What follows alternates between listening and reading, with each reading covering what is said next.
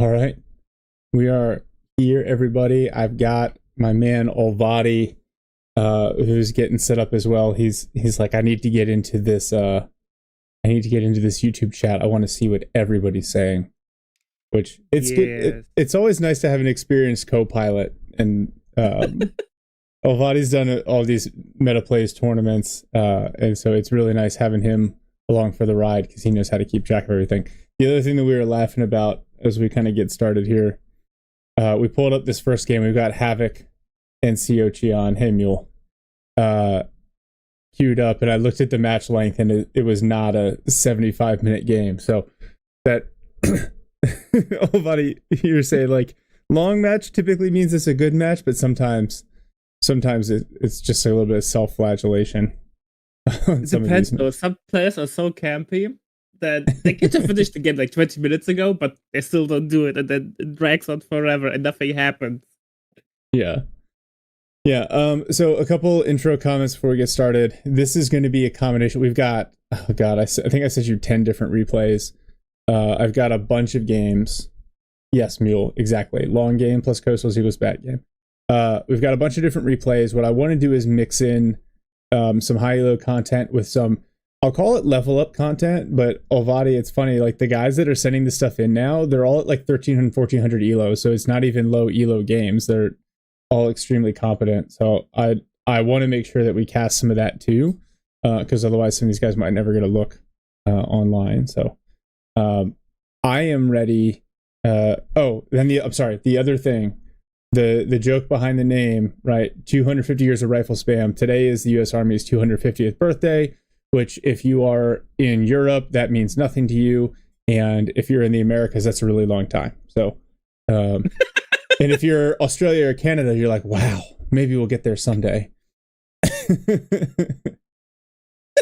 Yeah, Olvadi, I remember driving through a town in Germany at one point that was celebrating its 1,000-year anniversary, and I was like, get out of here. Yeah, my town is approaching, like in 5 years or 6 years, my town will also be 1,000 years old.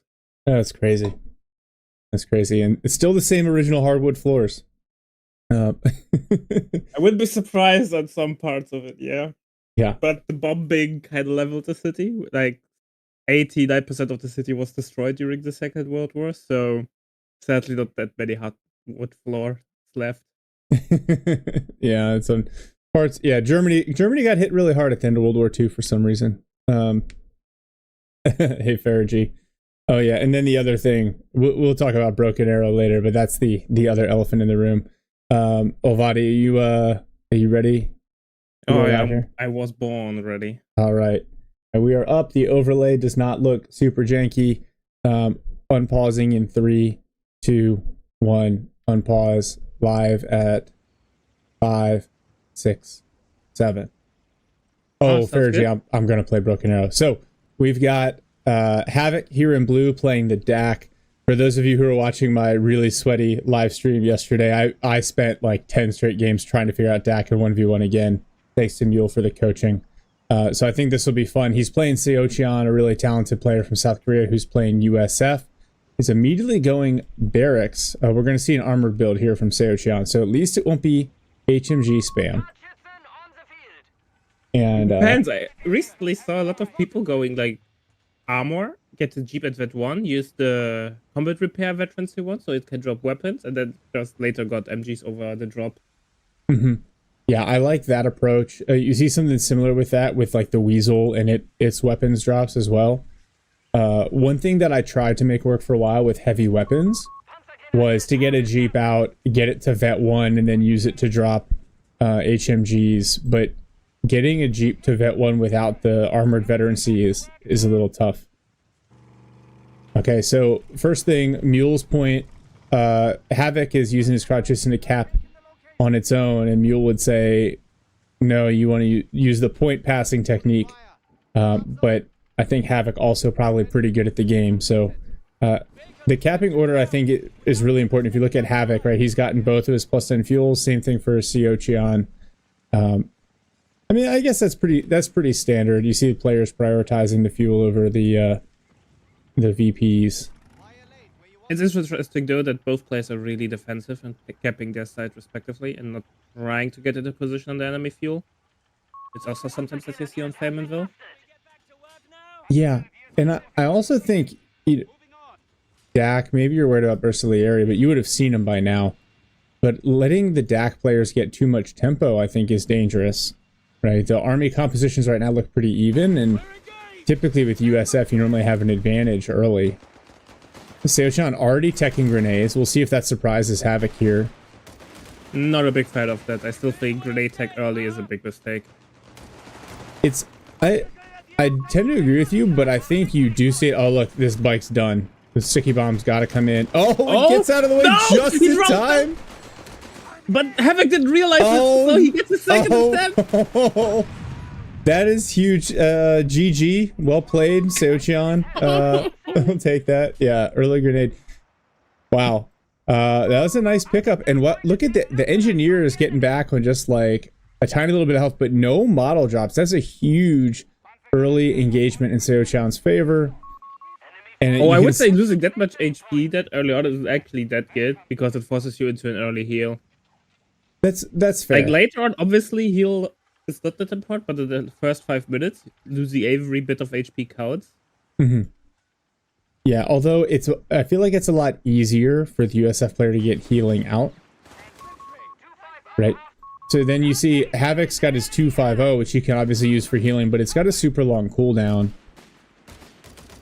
Seochan's rifle is going to dive the Pyos here, and honestly, they're just going to take a ton of bleed. And now the 250 is here for the combined arms bonus. Oh, nice grenade. Oh my god. Relic, please fix the grenades. Please. Oh boy, the ref was really low. Yeah, and P-grins are... Our USF player commit. Hey, the Wehrmacht player. God damn it. That player commits.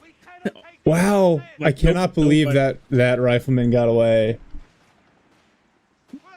Yeah, Mule's point, exactly what you're talking about, Olvadi, is like going medic before your third rifle and then pushing this aggressively. You're leaving room for Havoc to get back in the game here, which is exactly what's happened. That push, all that manpower he saved early by not getting bleed and getting the med tent out, he spent on that rifle squad. And yep, there's the 250 for healing. Havoc's got his tier 2 out. So let's see. Seochan's got his third rifle. You see him being a little bit more patient here. He's waiting until he's full up. He's not denying the fuel point. It's interesting. And MG from Havoc. I'm not a big fan of the DAC MG. But I'm just a peasant, so what do I know? Oh, so Havoc's gone Italian infantry, so we could see the Guastatori here. I think with that battle group, even though it takes you a while to get the CPs for the prepared positions, it's a little bit of an incentive to lean into team weapons. Yeah, fair enough. How much is it? 35% damage reduction on support weapons? I'm so bad with numbers. I'm sure it's something insane like that. Yeah. Rifleman sprint to try to beat. Look at the width of that arc, though. So 2 rifle squads going to get on the flank. Grenade forces the P-grens away.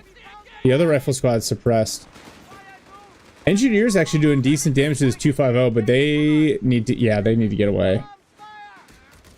Oh wow, the MG34 pivots now gets firmly flanked. Oh, don't set up. But there's no... Why no grenade? Why no grenade? He had the munis for it. He could have killed it easily there. Yeah, well, it's now retreating because the other squad... Lots going on here. That's probably why. As you saw, there were basically 3 different engagements happening at the same time. And Seochan's gonna... It's really funny. I feel like he's had a lot of pressure, and he's got decent muni income, but Havoc has maintained his half of the map and 2 of the 3 VPs. So, VPs are... Go ahead. Like, denying ammo for DAC is not that important. Obviously, you don't get the MG34 out, not that many mines. Mm-hmm. But your main tempo unit is the flak, so denying fuel is way more important than ammo. Yeah. Yeah, and so for Havoc, only playing 2 P-grens. There's the flak filling on the way. 2 P-grens and MG34. I think he's a little bit more resistant to the manpower bleed that we normally see be an issue for DAC, especially if they go infantry heavy. Yeah. Motor pool coming up. So Greyhound is an option in 8 fuel. Yeah, and Seochan actually sitting on quite a few CPs, so he's got some options here. He could also potentially go relatively soon for a Scott. Nice flank from the rifles, grenade onto the MG34. Still underwhelming kind of a grenade strike there. Wow, scouts almost go down to the Pigrins in the 250. So yeah, 2 simultaneous engagements. Havoc throws the Pigrins into the 250 so they don't drop any more models. And 3 rifle squads, a rifle platoon on the opposite side forces away the Pigrins and the MG34. But here's the Flakverling. Flakverling will hit like a brick. It has to. Like, it absolutely has to for Havoc to maintain his momentum here. And you see these rifles coming across. All right, that's it. Seochan's gone for the field repairs. I think he's waiting. He's got an AT gun out now. He's very close to that 3rd CP for War Machine, and I bet you that's what he is waiting on before he starts pushing out Greyhounds and Chaffies. Good old Chaffee spam. Yeah. Havoc, we're at the 8-minute mark, so he's got his half-track call-in available to him. I'm fairly certain we're going to see Panzerjägers here as soon as he has the manpower. It has to be Panzerjägers. On a map this wide? Yeah. Yeah. It's like going assault grenadiers is such a risky move. And instead he's gone Pack 38, so we're both wrong.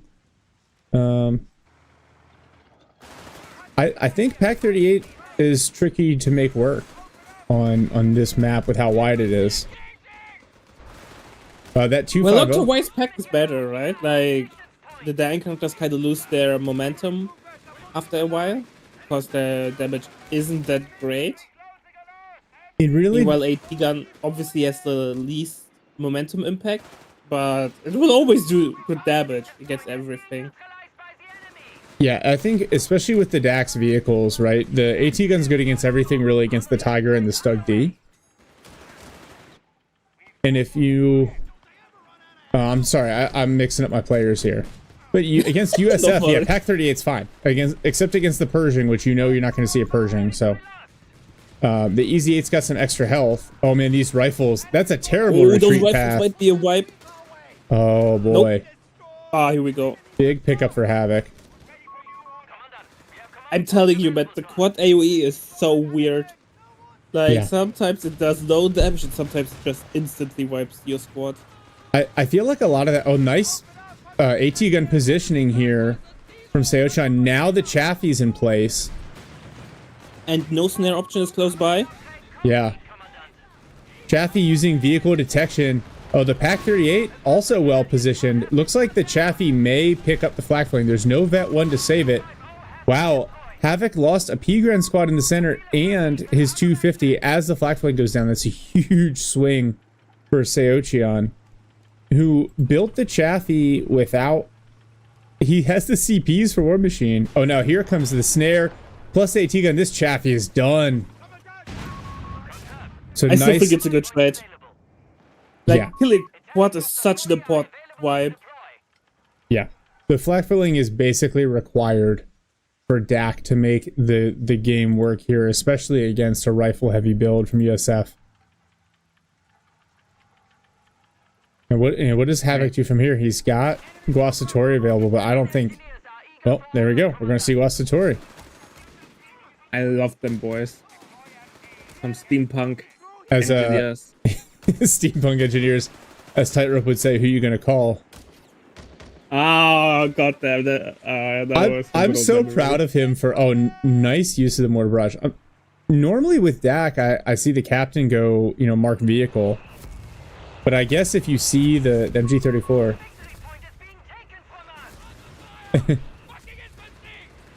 I think... Mule at my level, Guasatori are still very strong with the damage and the flamethrowers. Nice smoke on MG34s, but the Guasas are here. Oh, look at the damage from the Gustas, man. Yeah, and they are taking nothing in return. It's my favorite doctrine. Sadly, it's not that Another good grenade onto MG34, and Oh, okay. But prepared position comes in clutch. It's not even active. He doesn't have. Does he Isn't have that it? a passive? Oh, there we go. All right. Yes, I just saw that he chose it. I was like, he didn't even choose it yet, but he did. And look at the big brain move. No, he jumps into the half track to heal it. Yes, that's some in-game knowledge right there. MG gonna heal up to full health, but still, relic grenades, please. Toy grenades, bro. Toy grenades. And so Seochi on here, he's going War Machine, he's going Strength and Steel, he's going BARs for his rifle. So it doesn't. We're gonna see this Greyhound. What do you think about a 13-minute Greyhound? As Havoc is building his tier 4. Fine. Havoc doesn't have much mobile AT. Only one AT gun, so the Greyhound will have some that can do some damage on the flanks. Yeah. The only problem that I see is like Havoc is already taking tier 3. P3 is not that far off.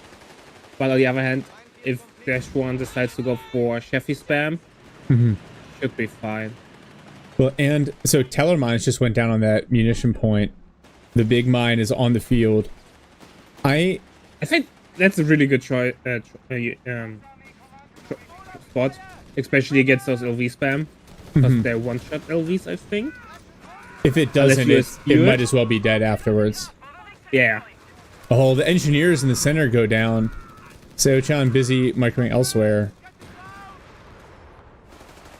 So my issue with the Greyhound is I feel like its gun is just a little too RNG heavy. Oh man, these rifles just kind of melt with the Guastas they're sitting in green cover. We can talk about Greyhound balance later. I have some thoughts. Oh, I'm interested. By the way, Havoc unlocked combat half tracks. Oh, well, these P-Grans... Like at minute 10. P-Grand squad knocked out, but this rifle squad is also certainly done. It's a shame the Glosses nobody can pick it up. Yeah. Another grenade onto the MG34 who just tanks it. Greyhound just sitting here. What's up? I didn't pick it up. Oh. Rifles what's going on? Yeah, this is such a chaotic engagement. And the Greyhound is going to chase the Glosses all the way back to base. The Pack 38 flipped around. Oh man, this Greyhound's got almost no health left. Smoke. He pops the smoke and uses the sprint. Oh, and now the P3's here. Oh, this is bad. This is bad. P3 is going. Oh, we will do the dance around the tech building. 250 knocked out as the Greyhound gets knocked out.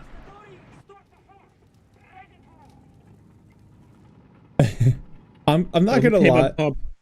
The rifleman went down, a bar was deleted. Greyhound got destroyed, but the Panzer Grenadier got wiped. And 250 traded Havoc out. is fine. Yeah, Havoc's army, like both armies are kind of small for this late in the game. It's been an aggressive game, which I really appreciate. And I think at this point, Seo-chan's just, he's waiting for the easy 8. He doesn't have anything else on the field. He's got the AT gun, right? But I think going for easy 8 is a mistake. He should not go full of Cheffy spam.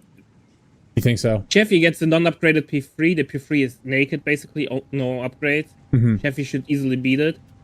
Havoc has a really small army, so if he gets 1 or 2 Greyhounds out with the Cheffys, he can just steamroll him. If he now decides to reinvest into more infantry or tier 4, he will just die.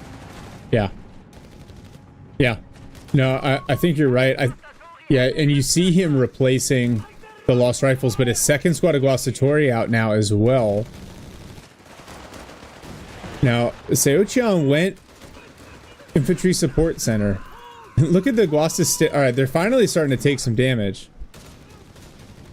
And see, we haven't seen any of the ISC upgrades. So I feel like if he's going to do, like as you're suggesting, Chaffee spam, a little bit more rifles, he probably needs advanced logistics as well for some of the experience gain, the veterancy. Otherwise, he's going to really struggle against the Guastas. Yeah, investing more into riflemen doesn't make sense against the Guastas. Maybe reducing the manpower bleed is obviously a good idea. Yeah. But I think now it's the time to rely on any sort of armor. Let it be heavier armor or light armor. but the Gustas basically beat your rifleman 2 versus 1. Oh, yeah. Yeah, look at this. Guastas versus 2 rifles and a captain, and the Guastas are not losing.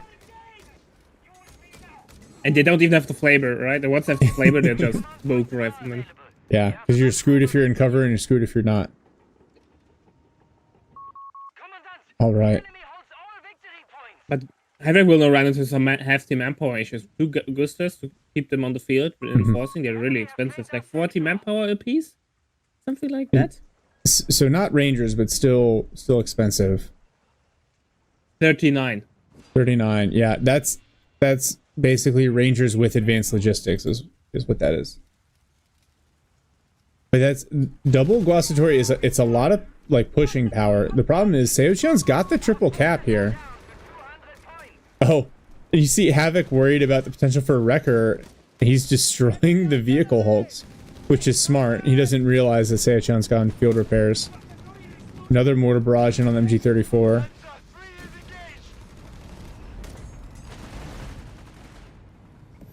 But I think, to your point, the biggest thing that the double Guasta manpower bleed is going to do for Havoc is keep him from investing in some of these other armory upgrades that will make the P3s really, really difficult to deal with. Yeah. Oh, and also no heal, right? So the Gustas eventually will start bleed more and more. Nice. Scout smoke, and now we're going to see a grenade on the MG34. Grenade will do nothing. Yep. It's so hilarious, man. Some of that is the prepared positions, but the grenades, standard grenades, are so lackluster at this point.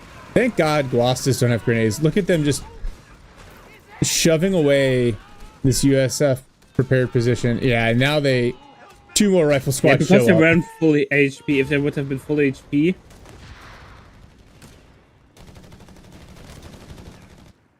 Yeah, so Seochan puts a lot of bleed on there, but he does not end up dropping the squad. Like, Guastatori damage reduction is so strong. Oh, the Kanona call-in. That would be cool to see. Yeah, so Mule's point is Havoc can do the Kanona call-in and use the truck for heals. That's a good idea, even though it's really expensive and I'm not sure if he needs the Kanona. There are not many support weapons to fire at. Yeah, it's just the one. Seochan is not listening to your advice and is going tier 4 with Easy 8 production. Obviously, it will still work out because Easy 8s are really strong, but I think if you went for LV spam, you could have finished the game by now. Havoc had nothing to hold against that. And those Guastatori... And they're going to run through this mortar barrage on the way back. Oh, well, there it is. Nothing happened. Oh boy! The big gun, the big league. The Kanona's here in the good league. I like it. I like it. I'm pumped. Anytime players like this do stuff that you don't expect, I think that's super fun. The 2-man Guasta squad pushing. Look at Seochan. Look at the tempo, though. And he's got scouts on the +10 fuel. He does have Havoc on the back foot here. Yeah, Havoc is in such a bad spot. But yeah, losing both Pigren squads and losing the flak filling, it's just so hard to maintain tempo, even with 2 Guastatori. Maintaining the strength to actually push. Oh boy! Well, there goes the captain. It was a single shot. Was that just an auto fire? Yeah, it's always auto fire. I never used the barrage on the Kanona, but auto fire is so much better because it's like pinpoint accuracy. That was brutal. Oh man, look at this. That's terrible. This is like, oh, here are his legs, and here's some more legs. Oof, rough. Now, all right, now we're seeing the base barrage. Cheeky. Yeah, but there's nothing to hit besides maybe the scout. But look at the spread. Yeah. Thank God it's not super precise. Although I'm not a huge fan of the base barrage in 1v1s, especially because where you can set up the Kanona, where it's basically unreachable. Another grenade. Ooh, Havoc lost his Pyos to rifles in the middle. Yes, to Gustav, so technically it's a repair speed. But you can really tell, like, the boosters have to do some overtime just to maintain a flood of riflemen. Yeah. And there's just so many rifles. There's still 4 on the field. Yeah, the Guastas, they are bleeding. Even with the P3 and Sport. Wow, that P3 must have put some extra armor on there because they have bounced several shots. I love this smoke shot. Thanks for the smoke. Yep. Yep. And oh. He threw a grenade on top of the teller. Alright, first CZ8 in production. Seochan's got the triple cap on. Havoc's got 3 minutes to figure this one out. Yeah, man. Not gonna happen. Easy 8 will, like... Yeah. There's nothing that the Easy 8... Like, there's nothing that can counter the Easy 8. There's one AT gun on the field, but the Easy 8 will just straight up drive around it and kill it. And the P3, without any upgrades, will just run for its life. Yeah, if there was a second P3 on the field, maybe. The Pac 38 doesn't have a problem penetrating the Easy 8, but it just has too much health. And now even these Guastas, if the Easy 8 chases, which you won't, Seochan's content to just keep the triple cap on, which I think is smart. Havoc down to a minute. Easy 8 rotating into the center here. That's free MG, by the way. Well, what's the free bonus? 20 damage reduction, 30% probably, but I forget the percent thingy. The prepared, look at that MG just hanging out in there. Ooh, big hit from the Kanona. So Havoc looks like he'll take the center here.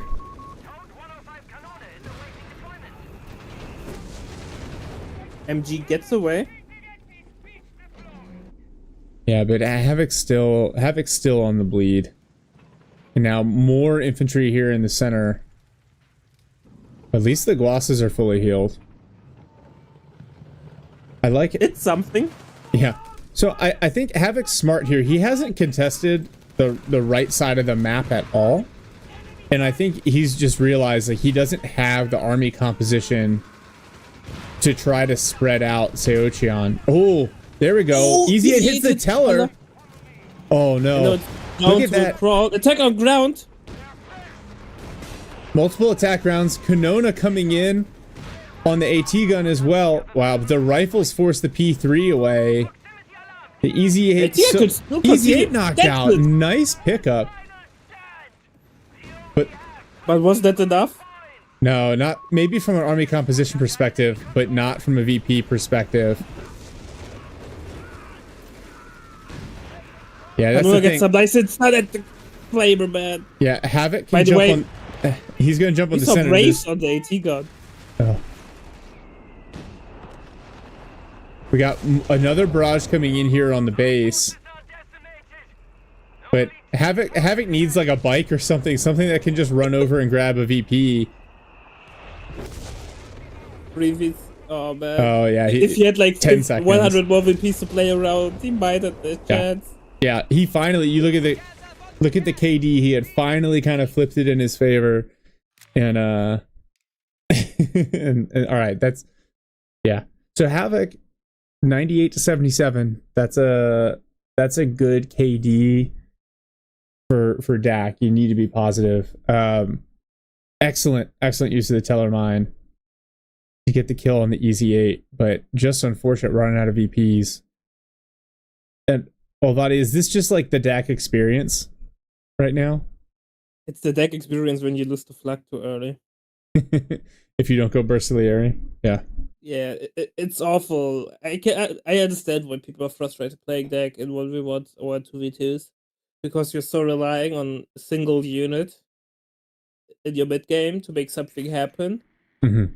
And if it dies, it's so incredibly hard to play from behind. Like, I would say no other faction has such a hard time playing from a disadvantaged position, because you need so much manpower for all the upgrades. Otherwise, your units are kind of mediocre at best. Mm-hmm.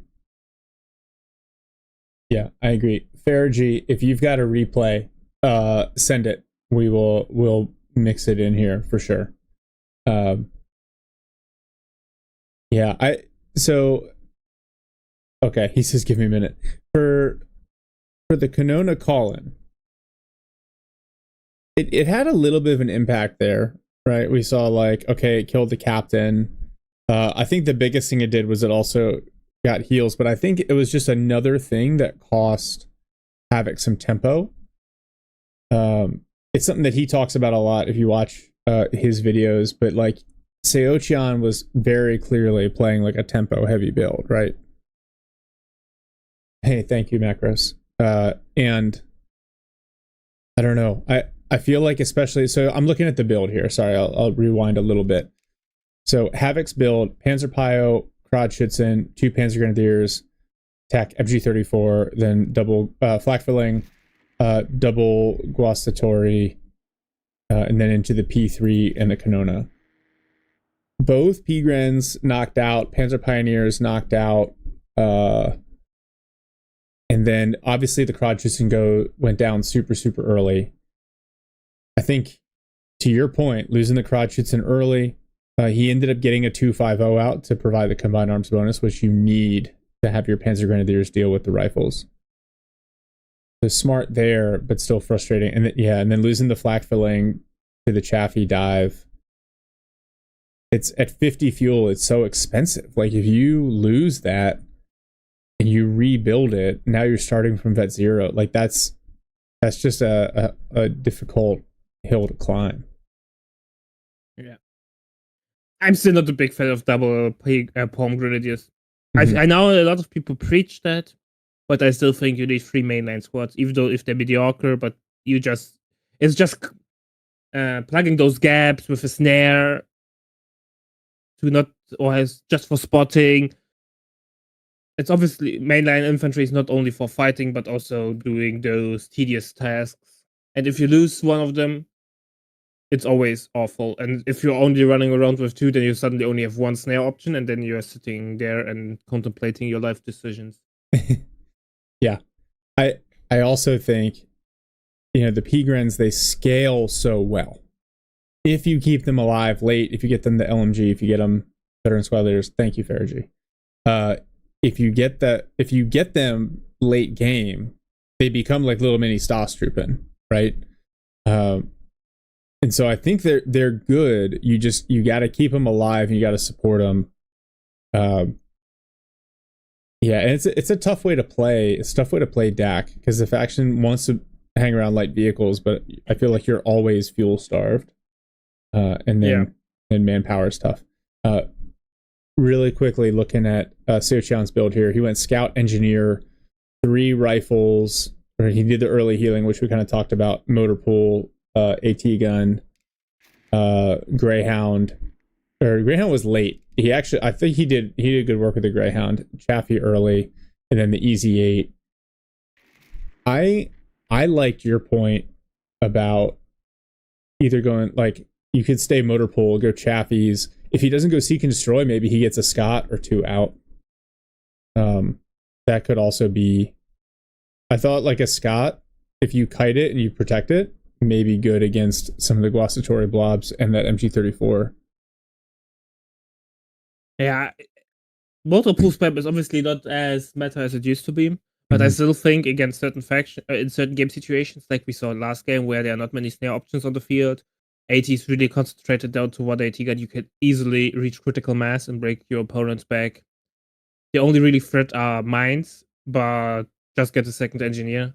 USF engineers aren't that expensive, one with 180 apiece. Yeah. And you have 2 sweepers running in front of the LVs spot for mines, and you just go in, and there's nothing that you can do when you don't have like, if you're below standard army size at a certain game situation, you just break apart. Yeah. Well, GG, well played. And actually, looking at the ranks here, Seochian, or looking at the Elo, Seochian 1827 Elo, Havoc 1892.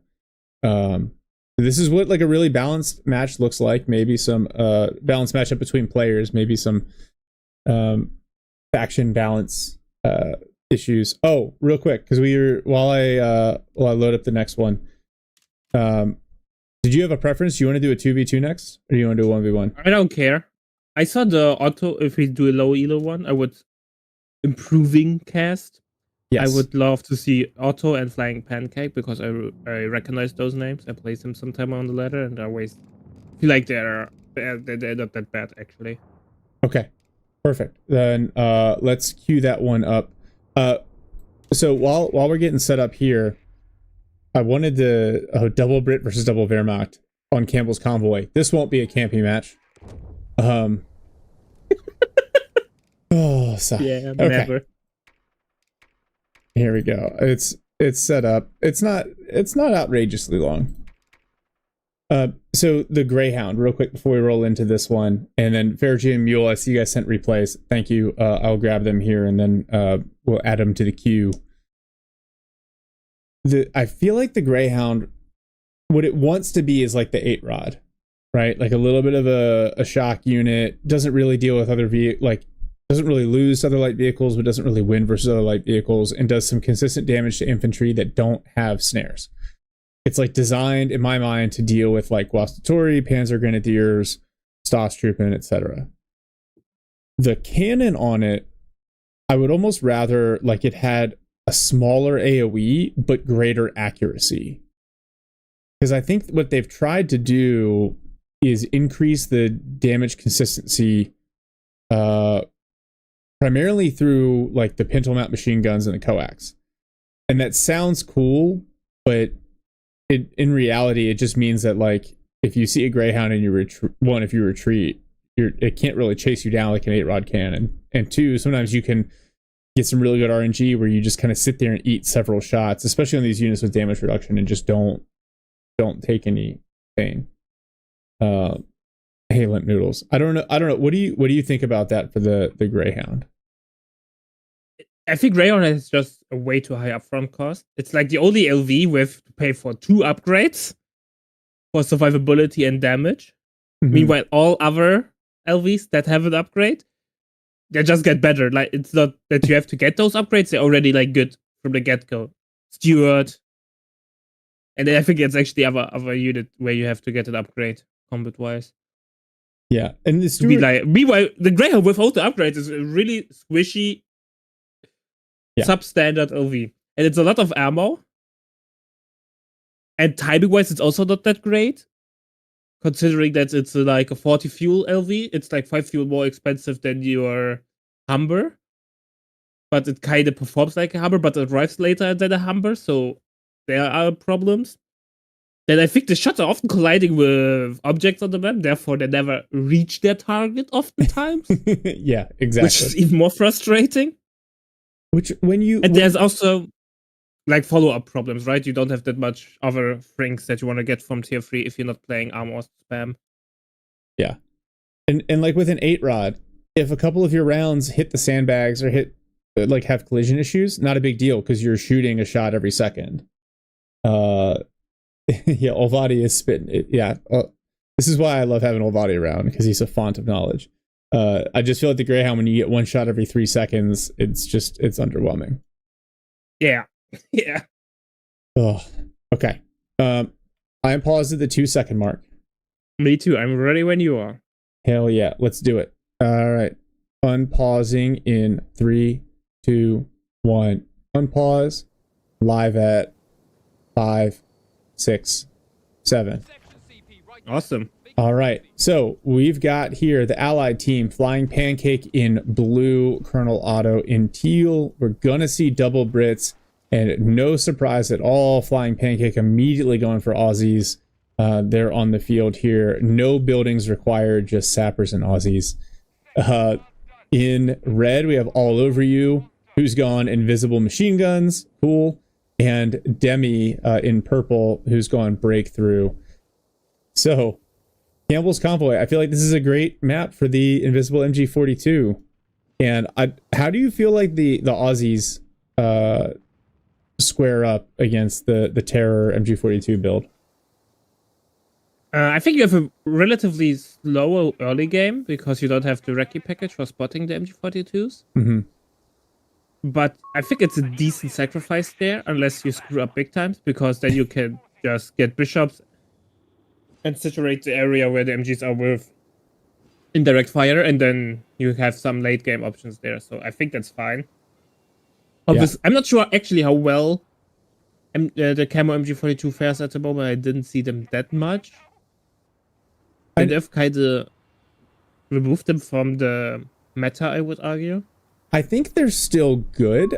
I think players just got bored with it more than anything else. Yeah, that's a good argument.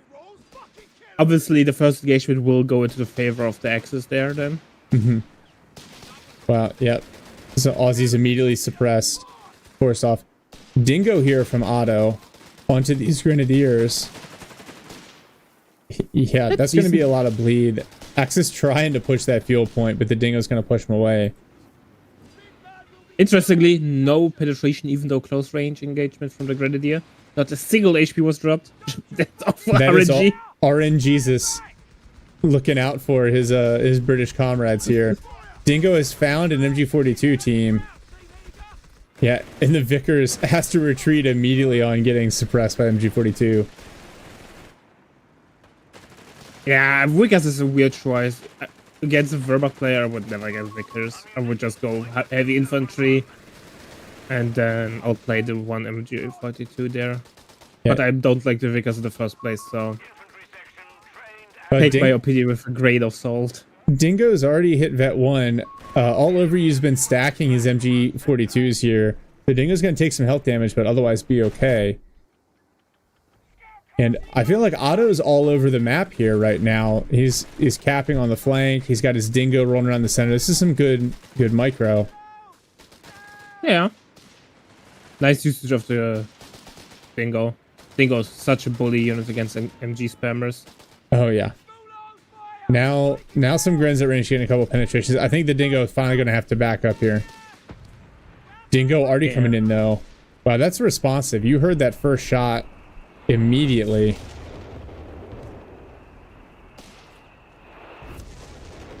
And look at that. The ally is now collapsing under this +10 fuel. So Otto's going for 3 sections as well as the Dingo. We see a lot of Grenadiers on the field. Demi has 3 Gren squads going for his tier 1 officers' quarters.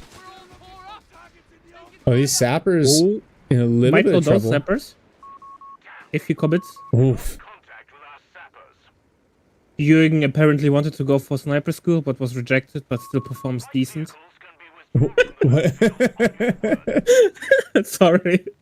Pretending to be funny. No, I see that too. Like every now and then you just have like one model hit all of his shots and you're like, okay. Yeah. Fair enough. Yeah, exactly. Yeah.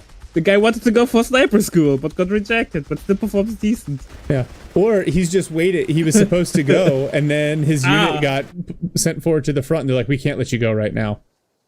Oh. Fair enough. Oh, so Otto's gone heavy armor and already refit his Dingo.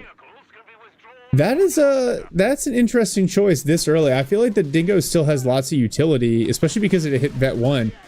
Oh, the Aussies collapse his pocket here, and Demi is just off the field just like that. I think the Dingo refit is one of the oldest tricks in the books, and it's still something where I'm not sure if it's a good idea or a bad idea, because Veteran C3 Dingo has a lot of vision, and vision is something you want to never skip on the 2v2. Being able to have spotting for AT guns, knowing where the enemy is coming from, is such a strong thing. But on the other hand, getting a tempo advantage by having the Dingo refitted and going for a fast LV is also not that bad. Yeah. Well, and they've had good fuel control. Now we see, yeah, the first Humber's on the way out. We see Flying Pancake also going for a Vickers. Rather than, well, I mean, what else do you get here? A 2-pounder, maybe, but it's double Wehrmacht. You're not as worried about light vehicles like you are against a DAC team. Nah, I would take up. No need for 2-pounder. There are no real threats. Humbers on the way. I would take up and then decide what to do after that. Maybe go for fast infantry training. In my opinion, Aussies desperately need it. to get their supreme damage output going. Mm-hmm. And then bishops, right? Like bishop combo with Aussies is just so good because you can then just go for the call-in Archer in the late game if something goes wrong, or you can use the supply run. So many options. Yeah, that's a pretty strong build right there. All right, the Humber here now, Colonel Otto, and he is going to go for this Grand Wipe, and he will probably, he'll get it. Black 30, Gren's pushing. Wow. Nice light vehicle micro. He smokes one MG42, using the Humber to abuse this other MG42. So good plays. Otto is not looking that peachy, right? Oh, but did he add 3 for 3 sections? I have to check. He had 3. So he had 3. So one of them went down somewhere. And actually, the map control, like, I feel like the early engagements have gone the way of the allies, but it hasn't translated into good map control here.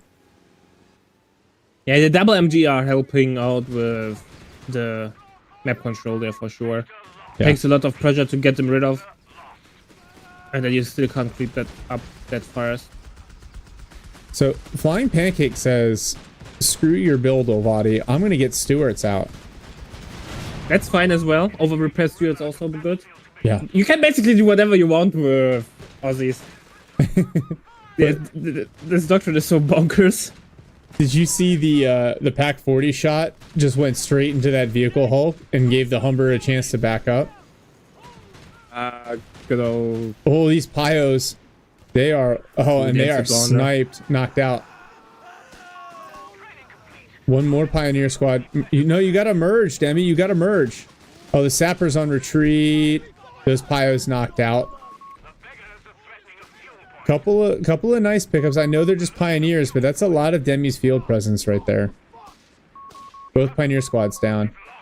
Yeah, you have to rebuild Pioneers, man. Sweeper, repair. Olvadi, because you're German, what is the actual name for the stick grenade? Stielhandgranate. Stielhandgranate? Stielhandgranate 24, I think. Okay. Thank you.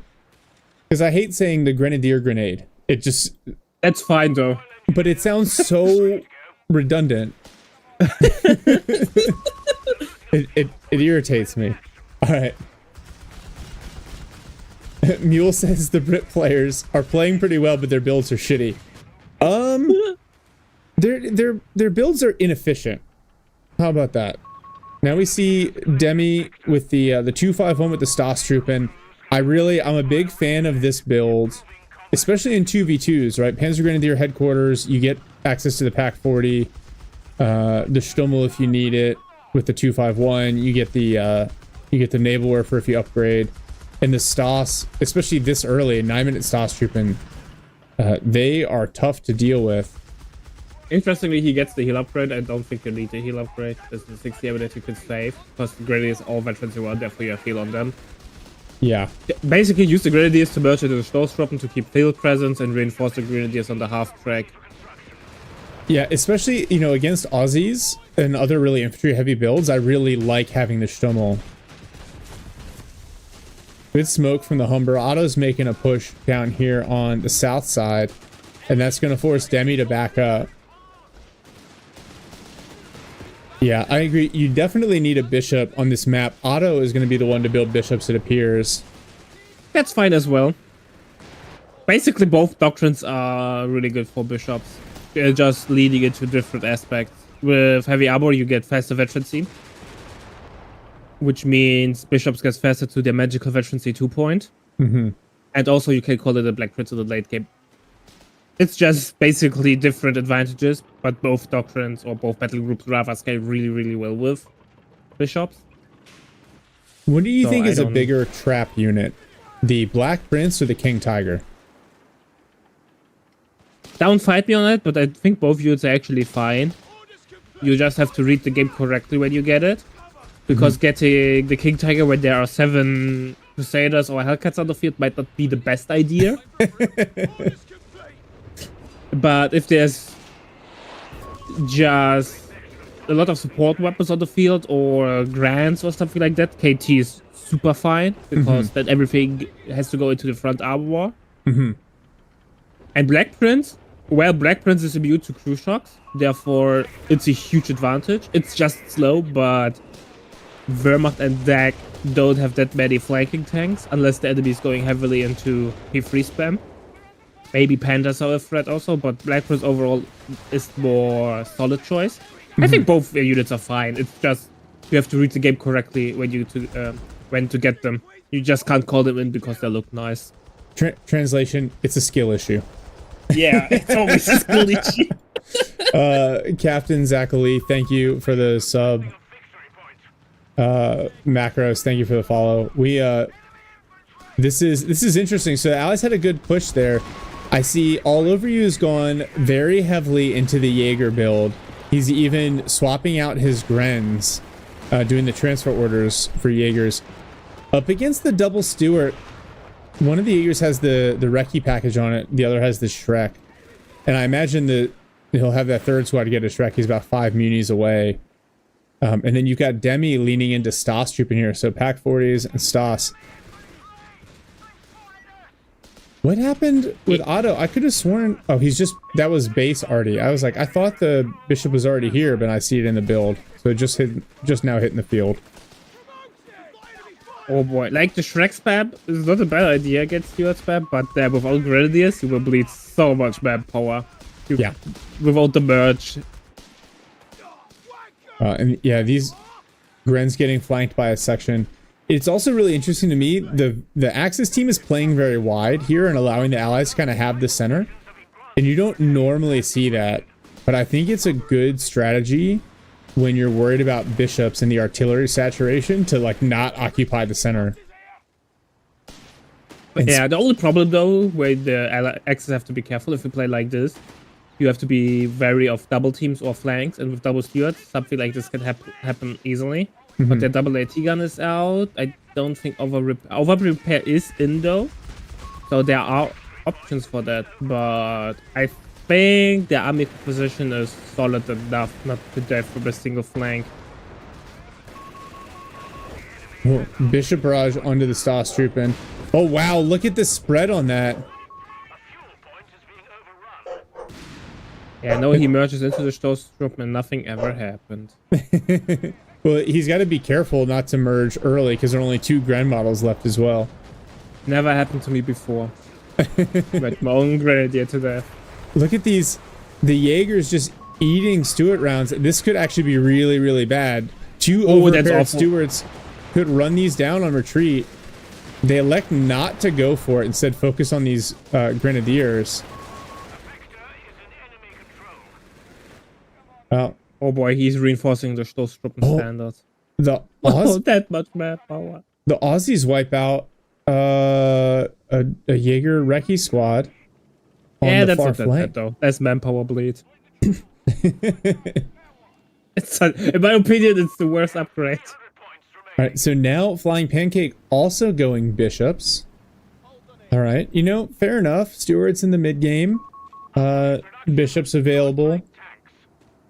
Colonel Otto thought about doing Stuarts. Ooh. Nice mine placement there. Pancakes, Stuarts now back for repairs.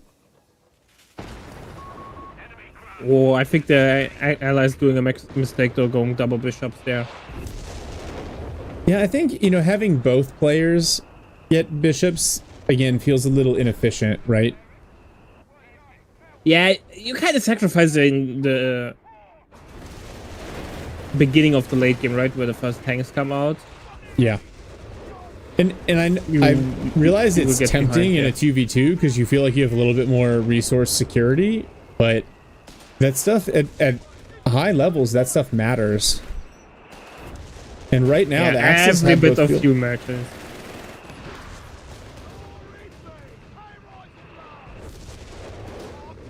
Yeah, nice merge into the Stoßtruppen. Stoßtruppen could return into the fighting. P4's on the field.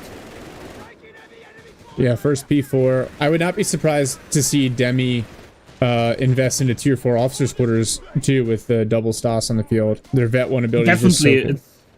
Especially with Tiger being an option in the late game. Having a Tiger veteran to run immediately on the field is a nice thing. Yeah. Aussies and Jaegers, that's much more of a fair fight than Aussies versus Grens. Here's the P4.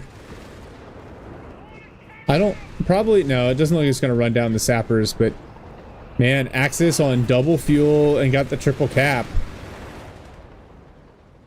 Things are looking Allies rough. a little bit sloppy there. I think Stuarts could be used more aggressively on the flanks. They should dominate it. There's literally nothing to contest them.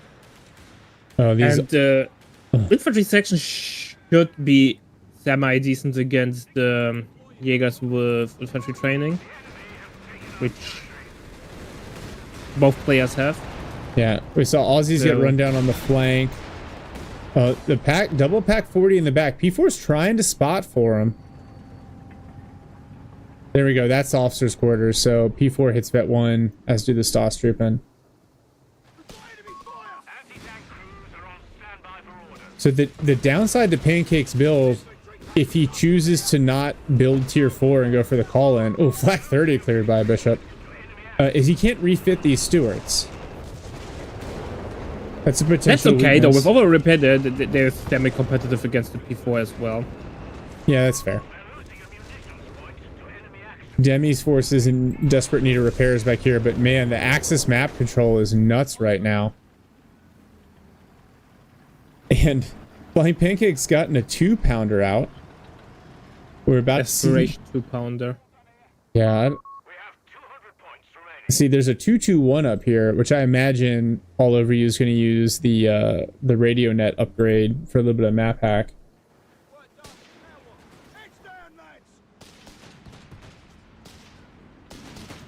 I think, yeah, map hack, oh, so good. So good. Yeah. Also, the attack move on the MG running straight into close range into the MG42. Oh, man. And annihilated. Bishop's kind of counter barrage on that. Wow. MG42 almost goes down, but it looks like it's going to get away. How many Jaegers do you want? Yes, please. Oh my god, that's the way. 5? And that not including the one that he lost earlier. Yeah.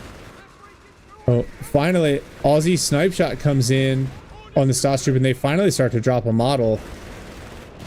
The Aussies need to be careful too with that P4 there. Double Bishop Barrage coming in. 1 pack 40 cleared. Now it's the time to go in with the Stuart. Go hunt mission on the P4. It shows butt armor. Or these Stas trooping. No, they're going for it. Oh yeah. Yeah. P4. Look at the damage. Yeah. One more shot. Oh, it bounces on the front armor, but that one doesn't. P4 knocked out. Nice pickup with the Stuarts. Well, 1 pack 40. I told you, man, Stuarts are so good against P4s. Oh, they're going to choose to destroy this pack 40 rather than pick it up. And now the Stuarts getting aggressive, supporting the sections here. Yeah, 3 of All Over You's Jaegers have the Recce package upgrade. So not a lot of hard AT now out on the field for the Axis. Well, there are not many targets in the first place. Only the Stuarts, and I think double Shrek should be enough. Unless you overextend. Yeah, that's the tricky part is, especially without Grenadiers, keeping the Jaegers on the field in a way that's meaningful. Because, look, you see these Bishop Barrage, if you retreat or force a retreat, yeah, more already coming in. Yeah, the artifacts will be a problem, though. Axis have to think about something to get rid of them. I think, you know, if I'm Demi, I'm considering the support elements tech for maybe some naval warfares. Nah, don't go nables against bishops. That's fair. Never do this, because the bishop hardcode is you. You get one barrage out, then the enemy knows there's a naval and you die. Oh my god. That's a throw.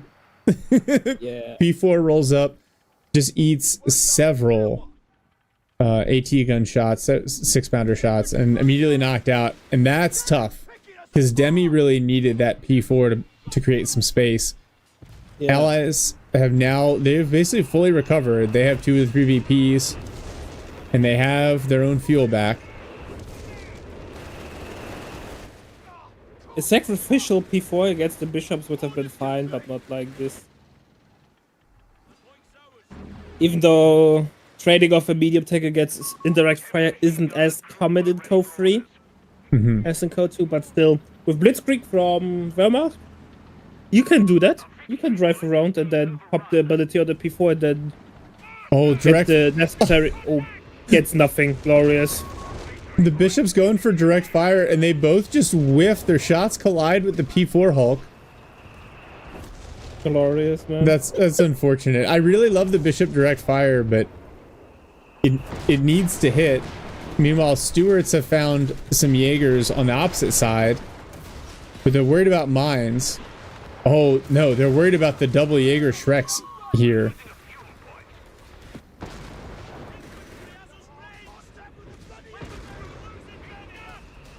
A lot of bishop barrages coming in. Yeah, look at these Jaegers push. Oh, look, another Vickers cleared by Stostrupen. Yeah, against Stostrup, you don't need damage. I wouldn't even pick it up again. Because Stostrup will just pop Veterancy 1 and you die. And then just immediately clear it. Wow. Stuart's on pretty low health here, but the Aussie's able to force away one of the Jaeger squads.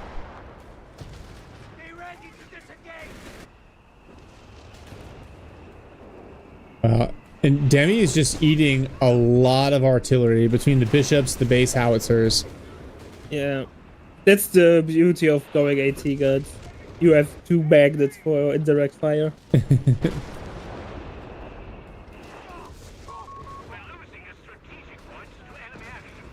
Cool. Still some big pushes here. Now with the Humber, I like this. Oh, this section could go down. Our KT players waiting for KT 400 fuel in the bank. Yeah, there we go. Direct fire forces the Grenadiers away. Oh, wow. He's got 400 fuel? Just looked at that. Meanwhile, his teammate's on 0 as he builds his 3rd P4. He needs those. Like, the thing is, you can't always stall into your late game heavy tanks. Because of this kind of situation, you will just get grinded down. Imagine if the Allied went for Crusaders to complement their build. One player went for Crusaders instead of Bishops. They would have died a long time ago because they would have never been able to get on the field. What's crazy, with 5 Jaegers on the field, even with some of the model drops, you saw a bunch of Jaegers get beat up on retreat by the Bishop. All Over You has tons of manpower. He is floating. As well as, obviously, the fuel. He's short CPs for the KT. He's taking decent engagements, and therefore he bleeds not much. But yeah, normally it does not work out like this. Before it's going in, before we die. And direct fire. Oh, it scoots out around the sight blocker. And it's immediately due back for repairs. I love the direct fire there from Colonel Otto. That's super sharp. Direct fire is so good. At first I thought like it's a beam ability, but man, I was never so wrong. Wow. The concrete bunker, man, it's such a waste of resources.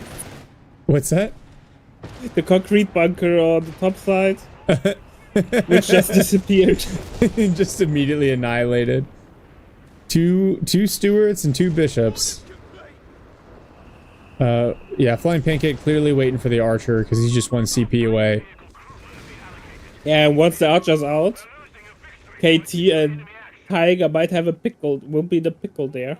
Colonel Otto's still got a lot of CPs to play with as well. Oh man, more Bishop barrages coming in. The flares from the Recce section, Pack 40 cleared. I feel like Demi has just been getting abused over on the side. And these over-repaired Stuarts. Oh, one actually may go down. Shrek's reloading. And one Stuart knocked out. That's a huge pick. Oh, a nice pickup. Not a huge one, but a nice one. An immediately replacement Stuart in the build. Immediately. I don't think that's necessary, though. No, I don't think so either. I think actually he's got the CPs for it. He probably just needs to unlock the Archer.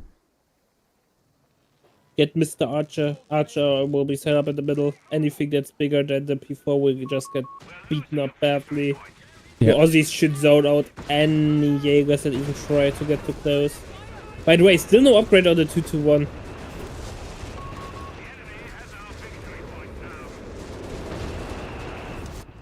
It had the radio net coming. Maybe he canceled it because he needed... it has. There's just no...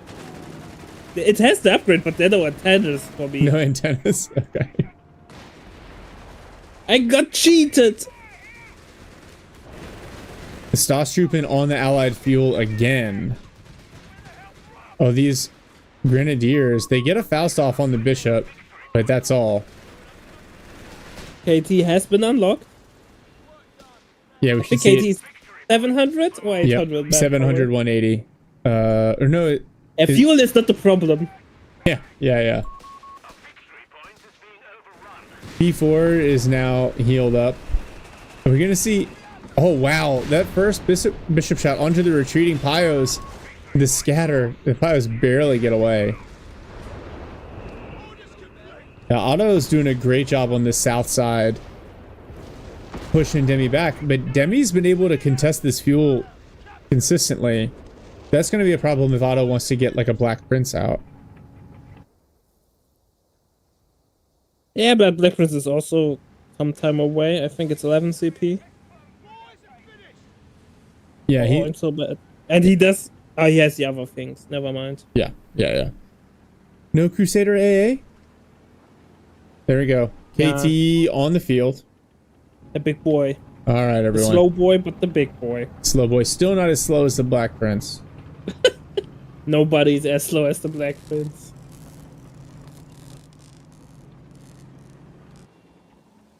And then, oh, that ping. That sound drives me crazy. I'm like, oh, he knows where all my stuff is. Demi's unlocked the Tiger. He's actually only about 3 minutes away from having enough fuel for that. Otto, almost. He's floating 1,000 manpower. God, it's so funny to see players stack up resources like this when I'm used to playing 1v1s where I'm like, I just need 5 more manpower. Yeah, 2v2 is oftentimes not the... CPs are often more the bottleneck than the resources. There we go. Otto got the Black Princess on the field. Archer here as well from Flying Pancake. KT finally arrives in the center. Oh, for the fatherland. That's yeah. good use. When I heard the visibility for the first time, I was like, what the F is going on? I'm sure. Oh. So the KT's in the pickle. Yeah, already. And stunned by the Stewards. Now Archer, it bounces the Archer shot on the front. Now you're driving faster than the turret. Oh my gosh, the turret can't rotate fast enough. Bounces another Archer shot. Stewards on the rear armor. KT still traversing the turret. Can't traverse fast enough. Archer's still shooting. Oh, finally, turret traverse catches up. Jaegers pop some smoke. Imagine those were 2 Crusaders. Oh, game over. Wow. So KT back for repairs. Good use of the smoke to save it there. Oh, sticky bomb. Oh, Grenadiers get annihilated by a Bishop barrage. That somehow doesn't kill the infantry section standing right next to them. P4 also back for repairs. Allies down to 25 points and on a double cap. They need to take control. I'm surprised that Allies have such a hard time getting VP control. It felt they're so ahead the whole game.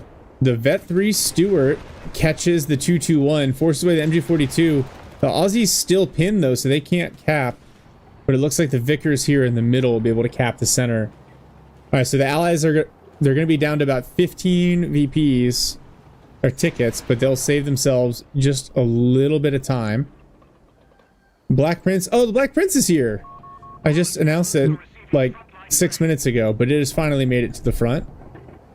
KT he takes 1 to 3 business days, right, to get to the front line.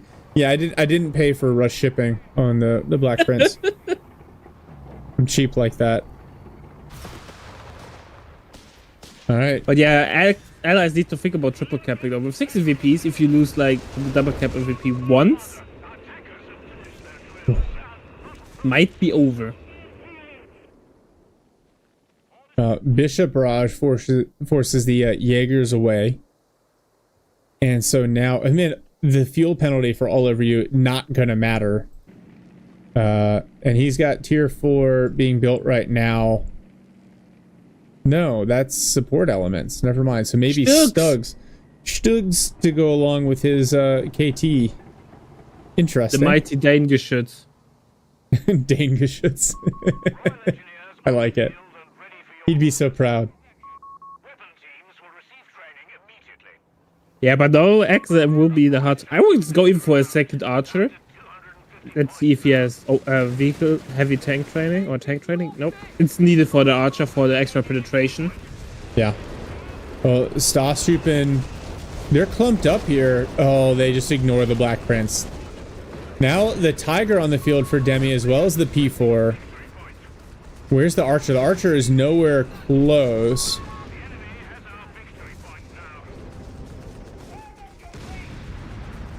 Vickers on the flank. Now the Humber comes up. That's a bad idea. Vet 3 Humber almost immediately knocked out. Black Prince doing work against the Tiger. Wow, and he's bouncing some shots. Yeah. Black Prince switches focus to the Grenadiers for some reason.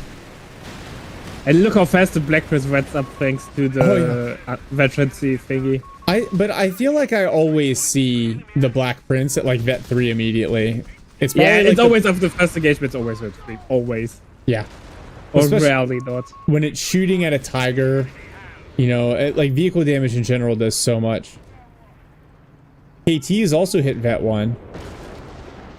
Important threshold to unlock its passive, where it takes less damage from the front. Mm-hmm.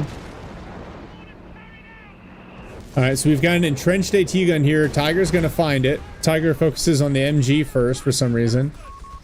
Tiger's bouncing the 6-pounder shots. And the 6-pounder cleared. But now the what was it, designate targets?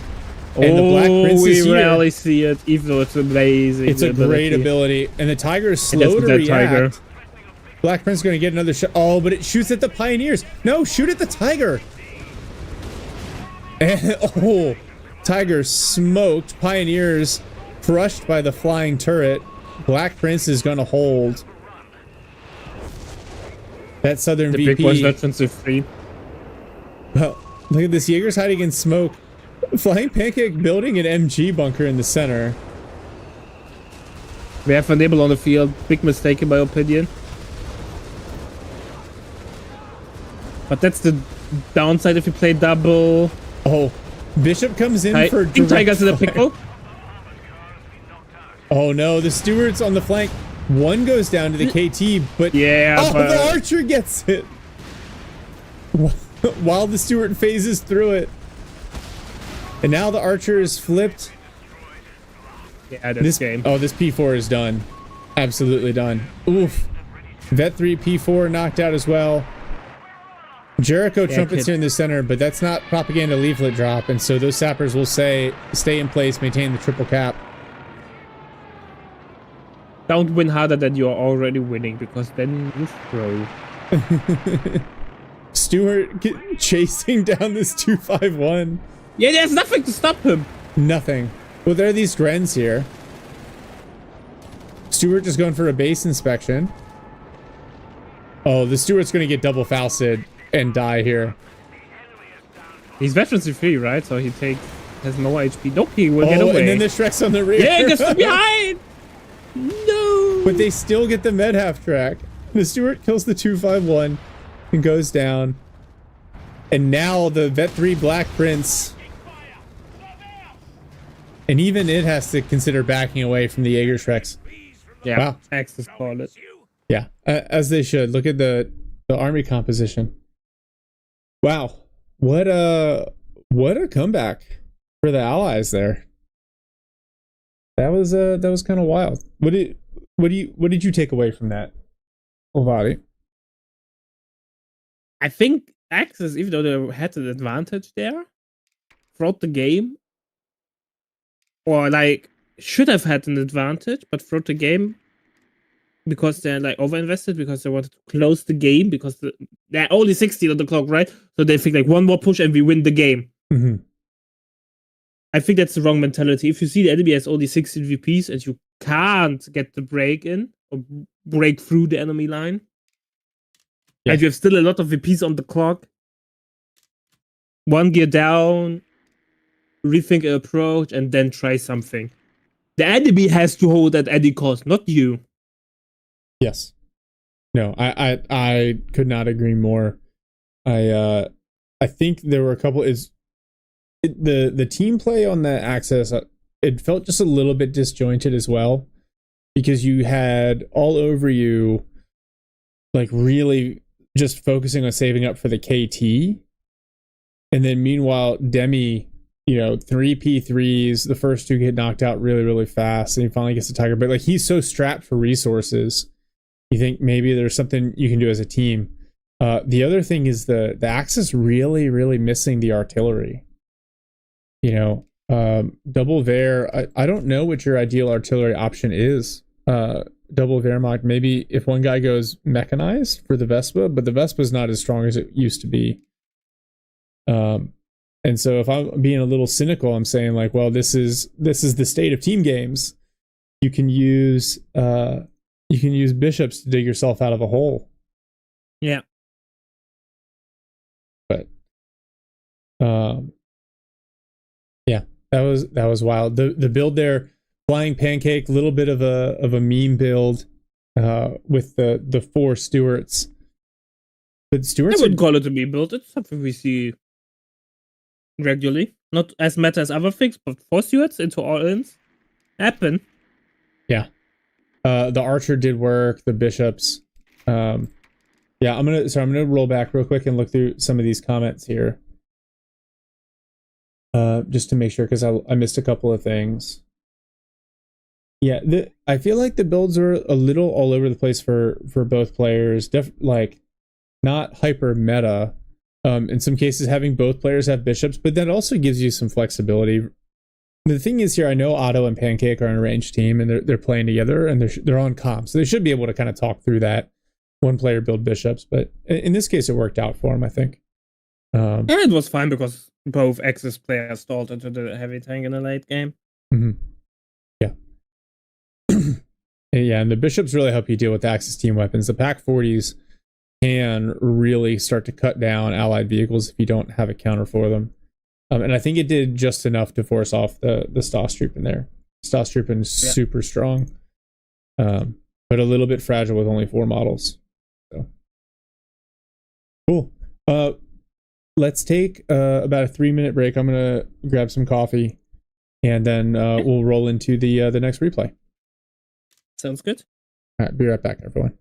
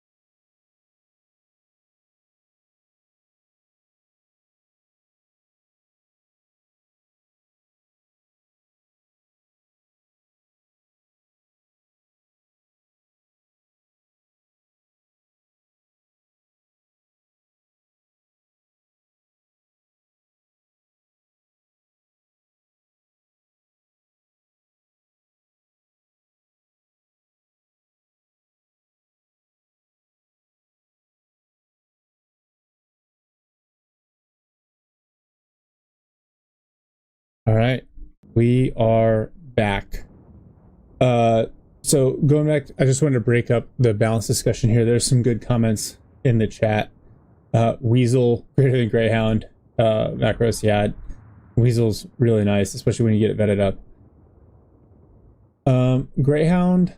So Liechtenstein says Greyhound's premiumness over the Humber is supposed to lie in its hit points pool and armor, but it still fears the exact same units, just with a tiny bit less sudden death syndrome. I think that's accurate. And the problem is... I like that. Yeah, but the Greyhound doesn't have the same utility that the Humber does, like with the flare and the smoke. And then Mule says he finds the Greyhound to be pretty balanced. So probably, like we were talking about before, probably a skill issue, you know? Yeah, the mandatory immunity tax is tough.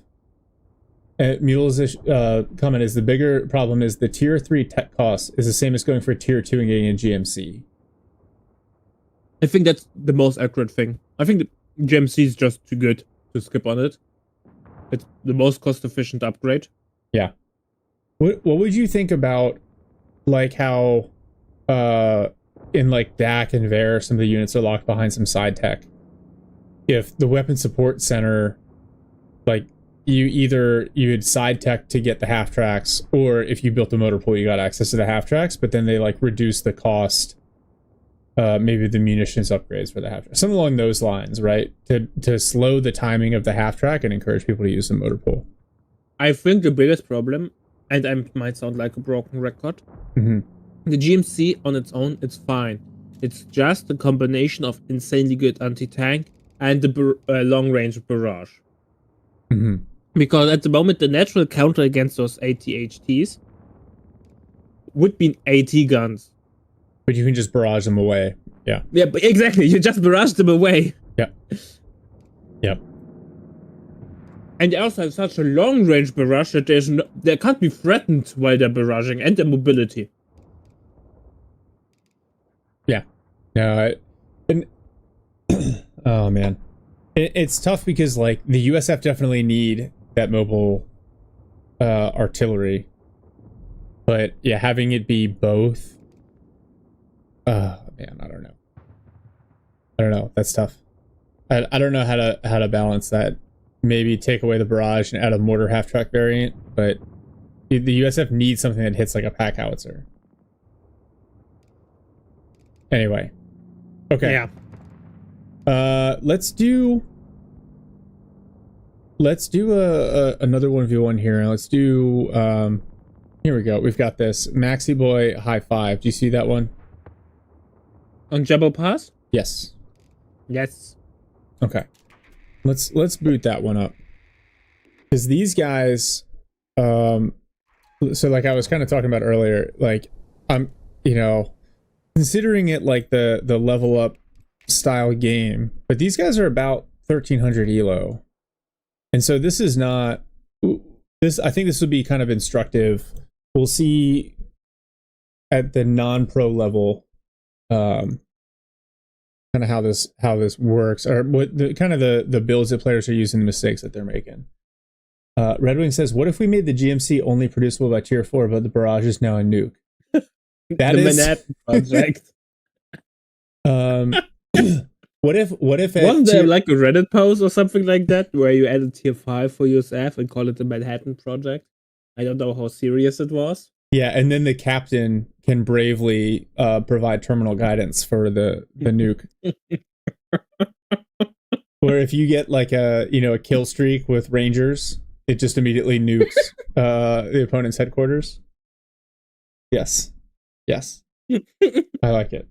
All right. We got my coffee. I'm queued up at the 2-second mark. You ready to do another one? You are. All right. I'm ready. Yeah, man. All right. Unpausing in 3, 2, 1. Unpause live at 4, 5, 6. Okay. Awesome. We are on Diablo Pass, and here in blue is Maxi Boy playing Brits. He's going for his second sapper. And he's locking in Aussies, so it doesn't look like we'll see a section command post anytime soon. Opposite him in red is High Five. And he's going double Pio and Kettenkrad into his infantry company.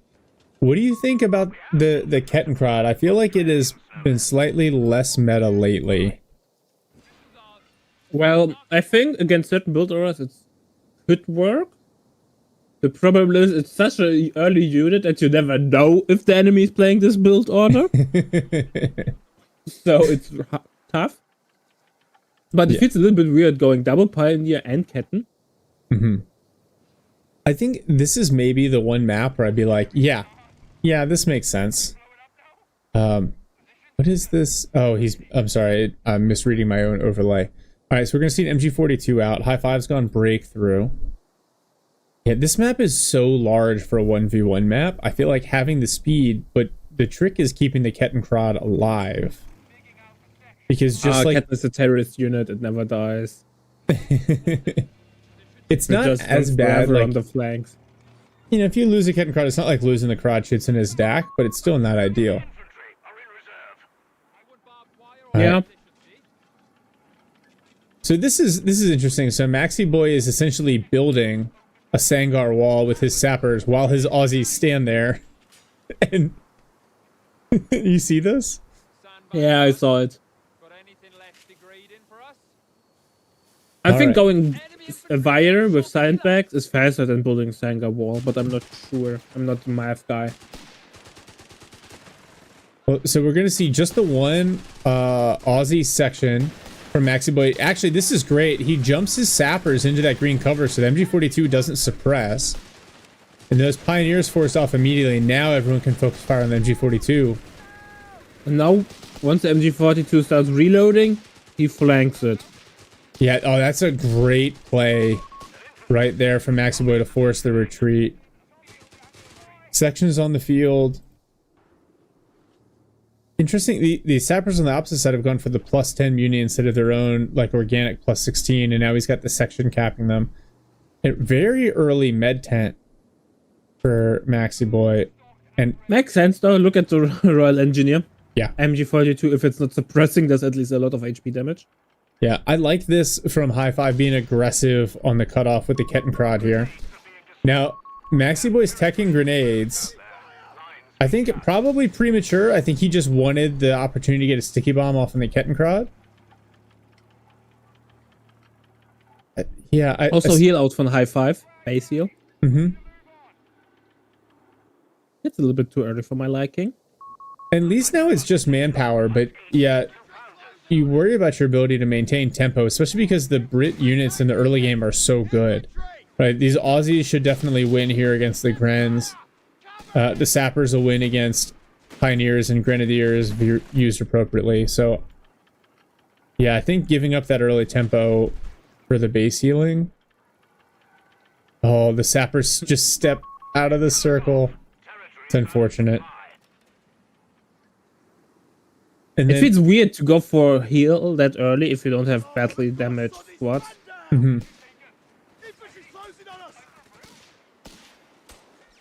Maxi Boy, meanwhile, investing into a dingo. A little bit late. Oh, nice rifle grenade. Wonderful nade. Beautiful rifle grenade. Now you should try to steal it. Yeah. Oh, but the Grens are going to get there first. It depends who clicks harder. Ah, Wemmer. That's better way. I didn't hear the audio cue. What? For the grenade. And so I wonder if High Five missed it too, if it just like didn't play. Now a dingo here. That was a nice play onto that MG42. High Five going Panzer Grenadier Company. I don't know how I feel about Panzer Grenadier Company on this map. If it's weird how he's playing, he gets really late second Grenadier and attacks me in the meantime. It's a little bit over the place. Where you feel like, oh, I have manpower, I need to invest in, but I'm already taking the next tech, so you could wait those 10 seconds and get the unit from this tech. Yeah. It's a little bit weird. You do see him reacting a little bit to the presence of the dingo, bringing the Kettenkrad back through his base. I mean, that's smart, because the last thing you need is the dingo just running that down for free. Actually, High Five's got the triple cap on. That's a good thing on this huge map. Yeah, that VP drain. And Maxi Boy's already down to 350 tickets. Even though he's got good fuel control, the VP drain is something he's going to feel very soon if he doesn't react.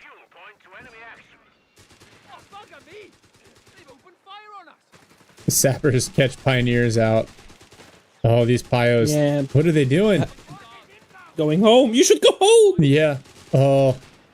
Yeah, there's no way they get out of this, right? Right? Nah, yeah. They got smoked.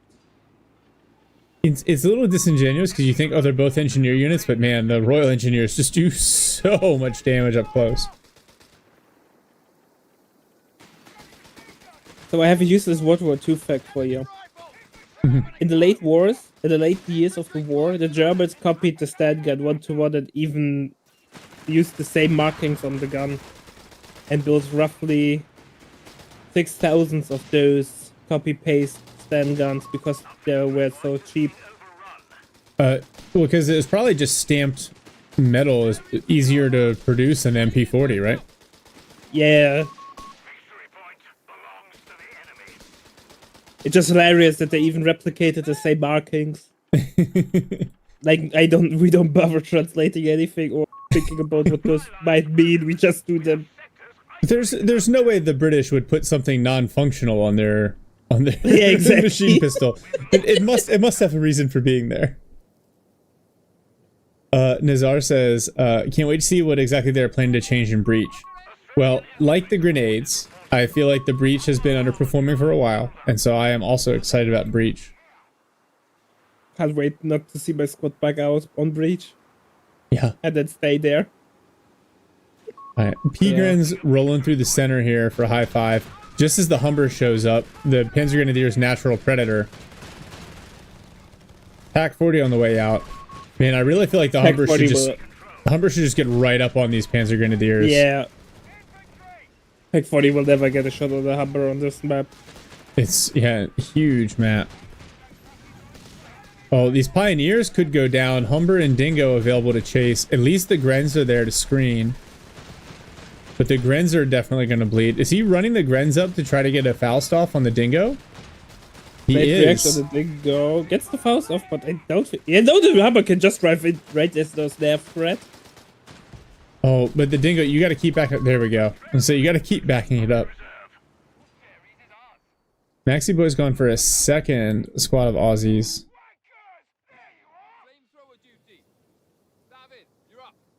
Oh, we have boy. I'm not a big fan of the boys upgrade, especially preemptively. And especially against, because you see Panzer Grenadiers, like what light vehicle are you concerned about? You know? A 251? Oh, nice smoke. Basically right in front of his face. A little bit of a panic smoke, not needed, but well, it's free, so it's fine. But yeah, boys upgrade is it's one of the upgrades that you only really get if you don't have any other choice, because it has zero scaling. Yeah. So here, this engagement, the sappers they're right outside point blank. The Grens are not in cover, so they're not really getting any bonus damage from the flamethrower. That's one of the situations where you just want the sappers to close with the Grens. Oh, the bundle grenade onto the section. Oh, well, but it doesn't drop any models. Relic. Relic. Insert Imperial Dane voice. Oh my gosh. Relic. Come on now. Like normally the bundle grenade's like a little mini nuke. Yeah. Pigren's forced off again in the center. This Dingo may just eat another Faust. Honestly, it's probably a good thing because High Five's been wasting all of his munitions on Faust that are not resulting in vehicle kills. Second AT guys on the way, but the first one never got a shot off so far. Yeah, it's just sitting in the back. It's well, it's hard to catch a fast unit like the Humber on this map. Yeah. So it's not fun. Kettenkrad gets caught trying to lay a mine. Humber and Dingo being teamed up together, so force that away. I think that's probably smart. Gives you some options, especially the Dingo. It's at vet 1, so it can start throwing some artillery down now as well. We have an AT gun on the field now from Maxi Boy as well. Mm-hmm. It's a safe unit there for sure, but I don't think it's needed. And now a second MG42. The AT gun might get the first shot off of it, the game. And there it is. It hits! Nice hit. Just panic smoke, but no, you shouldn't play around the fire that much. Oh wow, that one smoke grenade went up to the moon first. Are we gonna see a rifle grenade? Yes, we are. Ooh, but it doesn't. That didn't hurt as much as I was expecting it to. But not that much. Yeah. All right, 6-pounder is here and is like, "Hey boss, what do you want me to shoot at?" He will use it to destroy cover. Yeah. And well, the Humber's back at full health. Maxi Boy's got 4 CPs. I'd love to see the over repair. There we go. Humber forces the P-Grens away. So, high five. He's gone for rapid production. And he's got 220 fuel. He could tech up. Yeah, he needs to tech up. He needs to tech and he needs to get a P4 out now. Nazar, I agree with you. I think grenades are still useful. The problem, though, is that their damage is not scaled up with the damage reduction and the health increases in infantry, so I feel like grenades now are underwhelming. But yeah, the breach mechanic is 100% a meme at this point. Like, you see people use it, and it's not something you really need to consider. It's dangerous to use it, because if you're breaching, you can't cancel it. So if the enemy leaves the building, the animation still goes, and he throws a grenade on you.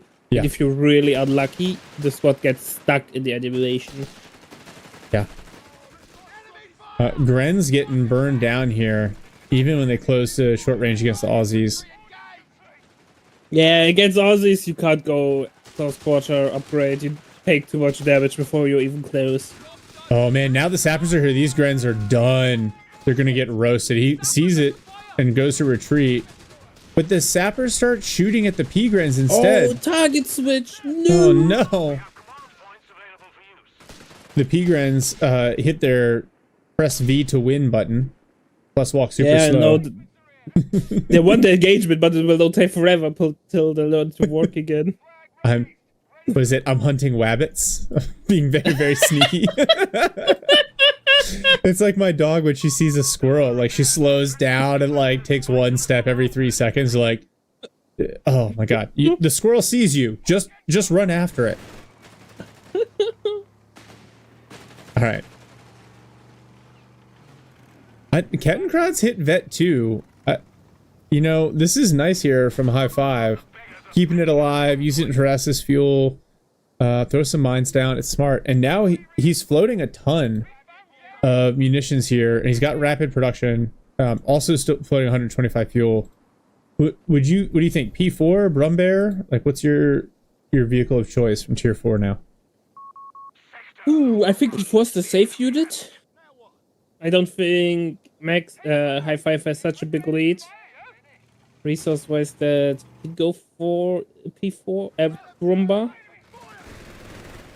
But I might be wrong there. There is no tier 4 from the Brit player yet. But P4 is a safer bet. Yeah, especially if you're potentially worried about Crusaders hitting the field, which at the 14-minute mark, if I'm playing against the Brit, I just assume that 2 Crusaders are about to show up and ruin my day.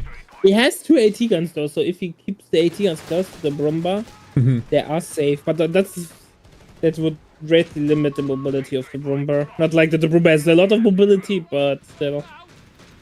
Yeah. P-Gren's taking a lot of health bleed.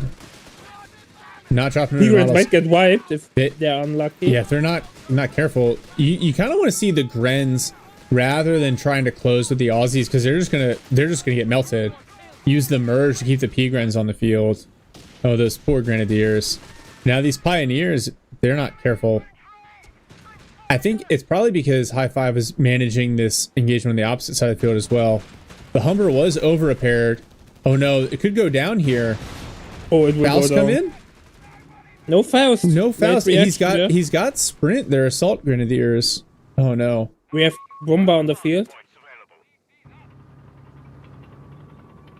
Oh man. Okay. So Maxi Boy clawing this one back here, and it looks like tier 4 is built now for the Brits. We can conduct supply runs to secure additional resources. I see he's unlocked supply runs, I'm sure, en route to something else. Oh no, he's doing it! We're gonna see a supply run! I was about to... super good, man. If you can keep it alive. Super good. Well, if you use it to the close point to next to your base. Let's see where it and goes. You have a spare manpower. And he definitely has spare manpower. First shot from the Rum Bear forces a mass retreat. 6-pounder rotating over. This, I don't know, this is a great idea. Closing. Alright, we're going to see a snare, but it's not going to be enough to crit. Oh, that section. Oh, but they're going to hang in there and try to kill the Kettenkrad. They Gets do. The vibe. Nice. And Brumbear's scared. Jesus, look at the aggressive truck fuel run. Does he know? He has to know. Like, there's an alert that goes out on the map. It's like the point gets pinged. But I think he just didn't notice. Oh, Maxi Boy's going Matilda. Okay. Well. So now neither of players will be able to penetrate each other. Phrasing? Are we not doing phrasing anymore? Alright. So, here we go. Humber. Oh, the MG42 doing a lot of damage. If it pops. Oh, it was the Pack 40 that was doing all the damage. Oh, there's the white phosphorus rounds. Oh, it's just barely going to get away. And the supply run is going to make it back to HQ successfully. It's so hilarious. It's that slow, man. Yeah. It's like comically slow. Right, like, it's a good thing that it's slow, but it's still comically slow. I want to see how much fuel actually shows up. So he's got... It will be 30 or 40, I think. It's a lot that you get. He's got 22. It's unloading right now. It's So a 26. 26. It's okay. I feel like that's underwhelming considering all the risk that went into that. But I have to say, it really depends on some maps. I don't know why, but on other maps, it's on the closer point, you get way more. What's the actual cost of that ability? 125 manpower. Yeah, and that I don't know that I would trade that.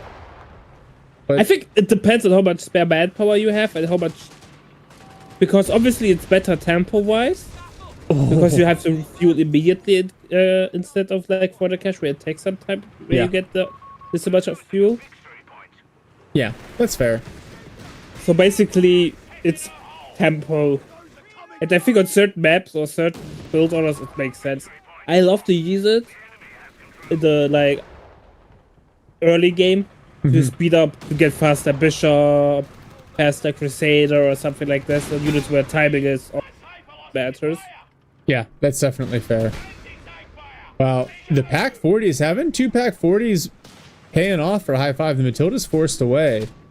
It's like Maxi's a little bit too careful sometimes. Instead of taking this engagement a little bit longer, he backed out with the Matilda. In the end, it didn't matter that much, but still. Well, Brumbear being an absolute menace. Forces away the Humber. What's that? Pack 40 got destroyed completely. Oh, by the boys AT. Yeah.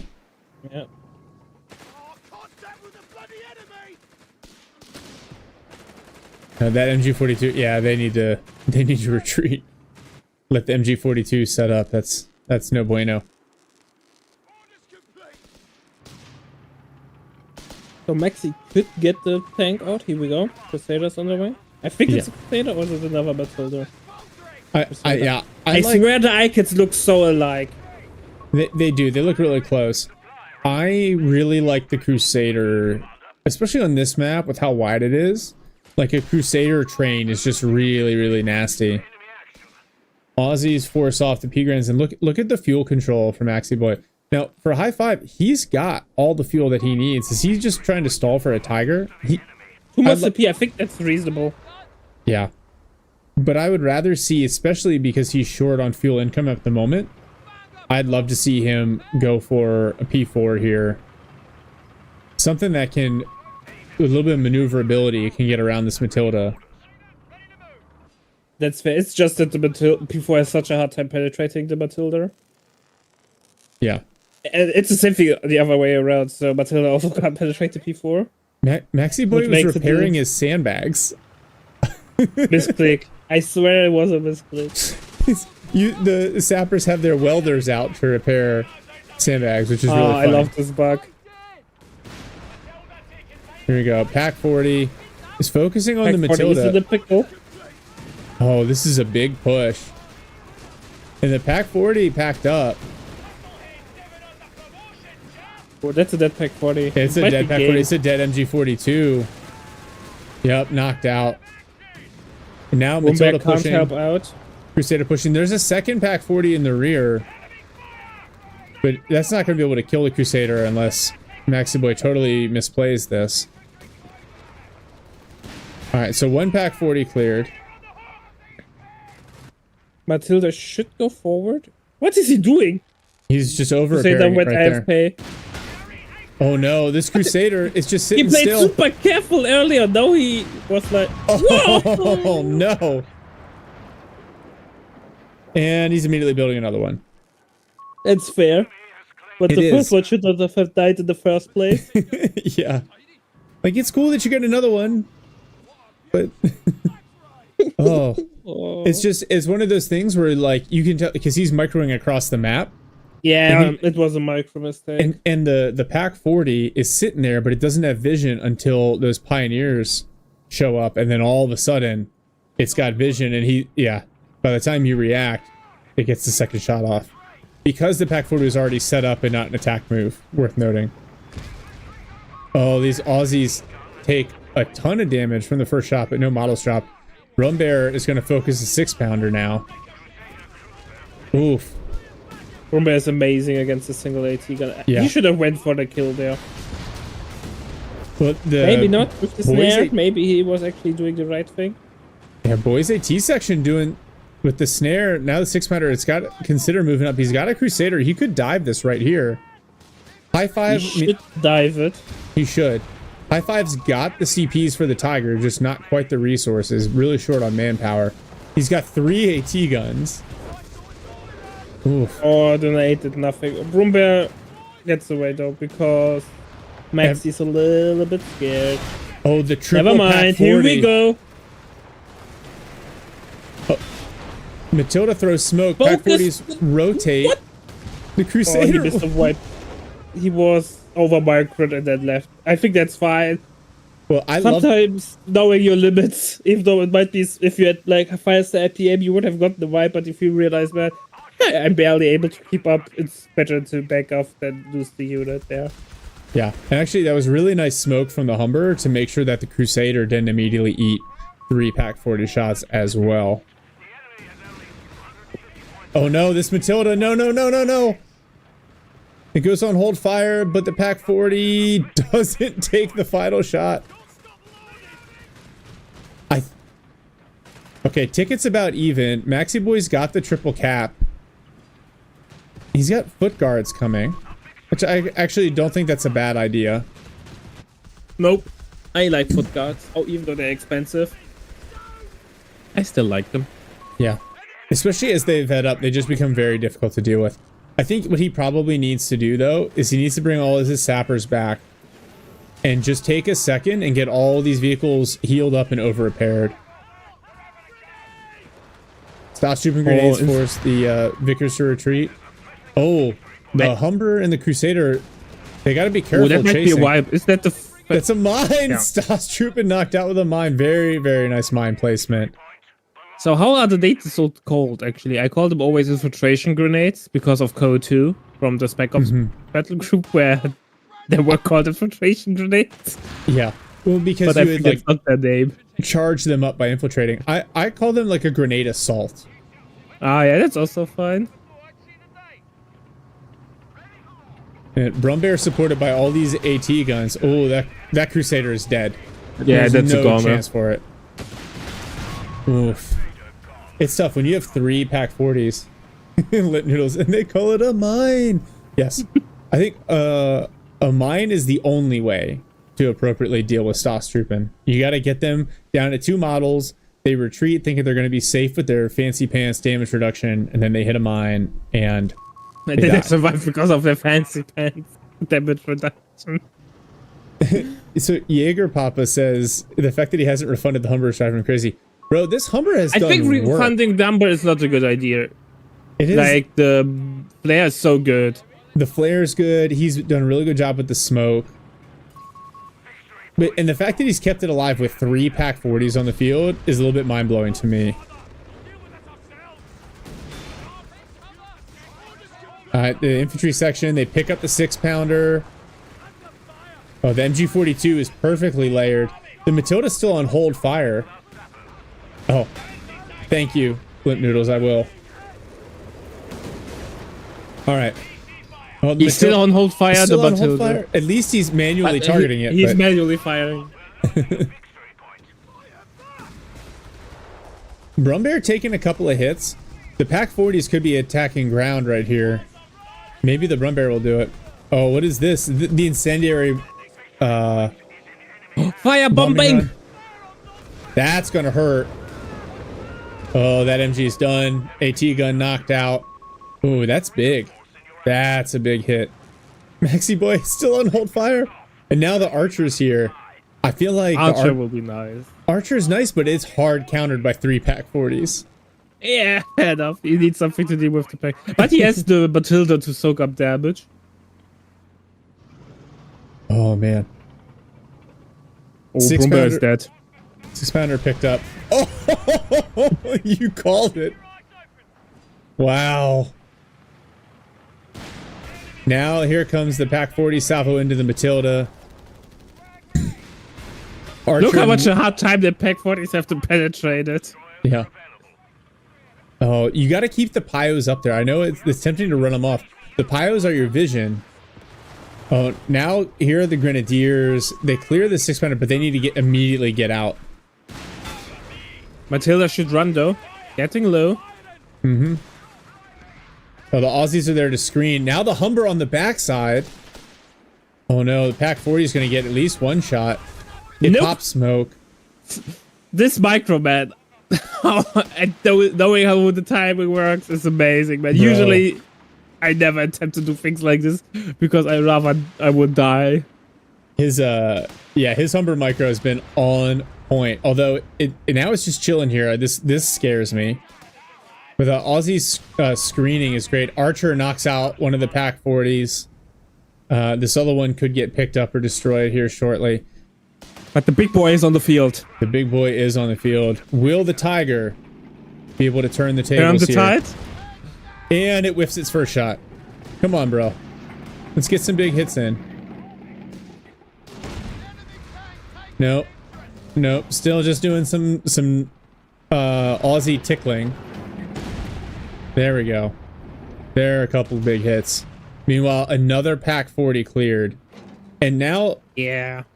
Suddenly, there's nothing... I think High Five is dead. Yeah, there's nothing on the field that can deal with this. 10 minutes earlier as well, so I might be wrong. Yeah.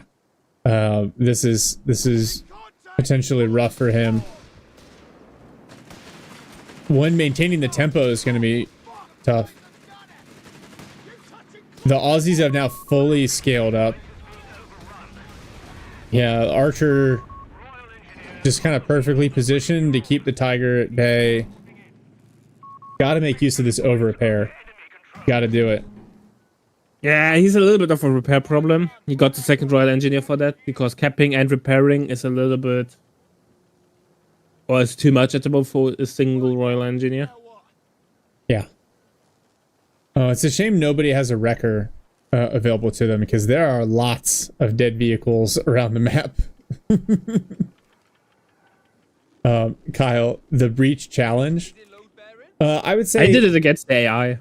Yeah, I would say just wait till the patch hits. I know it's like 2 weeks, but I think it'll suddenly be very easy. I have a feeling they're going to get Breach right this time around, or at least make it viable. I think it will be a niche ability, not still, but at least will be a niche ability with some usage. Yeah, with some... Oh, wow. The Tiger does a lot of work to these Aussies. Aussies has to run. Oh, P-Grens. Wow. That's a big pickup for a high five there. Maybe starting to turn the tables a little bit.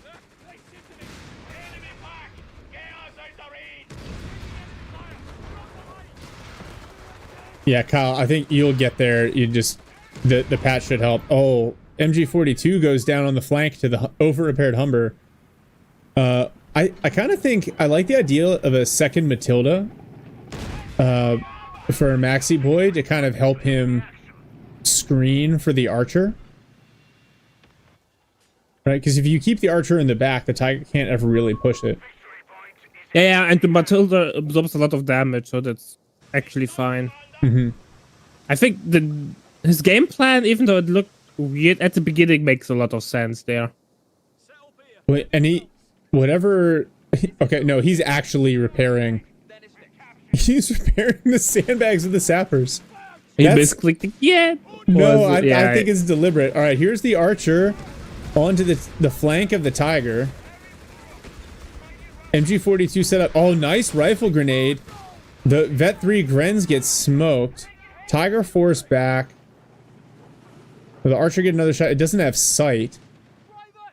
P-Gren's pushing up through the center here. And now the Tiger... I have to say, it's a little bit hilarious. Like, Humber Micro being so on point with the smoke, but then he's not turning off militarized vehicles on the Matilda. On the Matilda. Oh, no, the Matilda might be toast. The Matilda might get knocked out here. Oh, but the Archer... The Tiger's got to back up because the Archer's got clear line of sight onto the side armor here. And the Tiger back for repairs again. High five, he's got so much fuel. I feel like he just needs to start getting... Like, start cranking out P4s, man. Like, get something with some mobility. Use the Tiger as your damage sponge. And get the P4s on the flank. Maxi Boy's about to get a triple cap back on. And that's 2 minutes of tickets left for high five. And the Tiger's still not at full health. Oof. Oh, the Archer's in a really awkward spot. If the Pack 40 sees it, it's got to, like, rotate all the way out.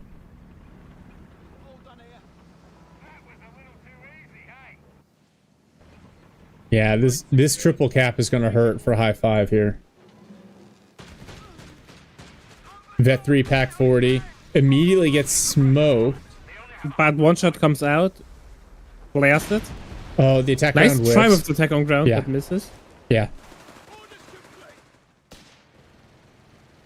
Now Maxi Boy... there's no recce. He has no recce sections. That's something I like. Yeah, to your point, I'd consider. Oof, Archer getting some shots off on the Tiger. I'd consider getting a section out with the recce package just for the flare and for the capping. Tiger's already back down to half health, but the Pack 40s doing some work. One cleared, nice rifle grenade, and the Archer just back for repairs again. Man, I feel like the Archer is a very, very nicely balanced unit, right? It's like a perfectly designed. It's a squishy, super heavy, super strong tank destroyer. Unlike some of those heavy tank destroyers we had at CoH3 that are so tanky, so good against tanks that it was frustrating to play against them. Yeah. Oh, Archer could go down here. Archer should run. It has a really fast reverse speed. Because it's really its forward speed. Wow. Yeah, no. But I'm glad they did it like this. Oh no, the Tiger focusing on the Matilda. That's not the right answer. Oh, now a second Archer on the field. Oh no, the Tiger. And that's it. He throws the GG. Oh man. I feel like that game could have gone another 5 minutes if High Five didn't dive with the Tiger. Yeah, that was a little bit too greedy. Oh no, and the camera is gone. Hold on, everyone. He died like a hero. the camera died as well as the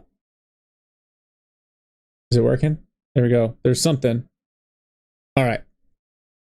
Yay. There's a camera. Okay. Oh, the tiger. I don't know. I'll push it over to you. I think most of my thoughts got hit en route. What do you think? I haven't watched that. Like what do these, because these guys sent this in asking just for a little bit of like advice or critique. So where do you think both players need to go from here? I think the AT gun choice was odd on this map because, like I said, it's such a large map. Against the Humber, you will never catch it. And it's kind of happened. The Humber never got caught due to its size. And then later on, the AT guns were decent. However, they kind of lacked decent spotting. And the Remmer player always went like in piecemeal. Like a squad there. And then he got double MP40 upgrade, which is odd.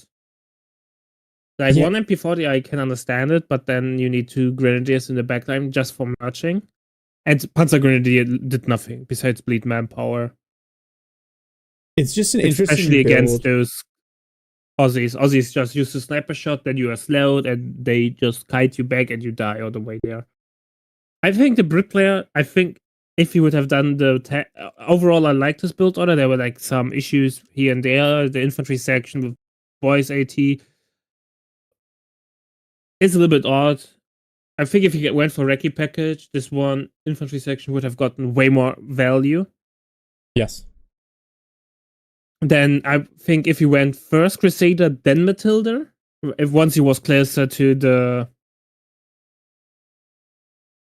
Archer, that would have been like a small optimization. Obviously, in the end, it did not matter. It was good, but it's just a small optimization. But I think it was still fine. Overall, I think what you can argue about, what you should not get, but as more like a question, what's your favorite thing? Mm-hmm. Don't get the upgrade on the Aussies because it does not offer that much DPS. It's expensive. And it's really expensive for what you get. Basically, the cost is not justified for what you get. And the Aussies are stock already amazing. Yes. That's, I think, one of the small things. Yeah. But overall, it was nice. Maybe reduce your micro from the Humber and put it on other units. So the ever living Humber. Obviously, that's a good thing, right? Keeping your units alive is like the cornerstone of every co game. Yeah. But sometimes, if you over micro a single unit, other units will suffer from this. Yeah. And then that in the end might even lose you the game. Obviously, in this game, it did not happen. But I think the World Crusader could have been saved. Matilda would have been more efficient. Things like this. Yeah, it's funny, right? Because at 35-minute game, Humber still alive, rolling around.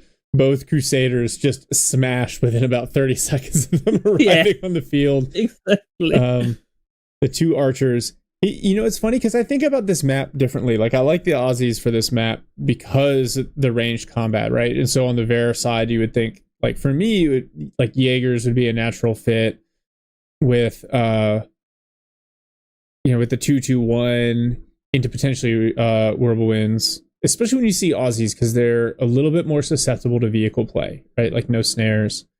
And maybe that's why, like, Maxi Boy went very preemptive with the boys AT section, because he's like, I've got Aussies on the field as my main line, so I need something to push off light vehicles.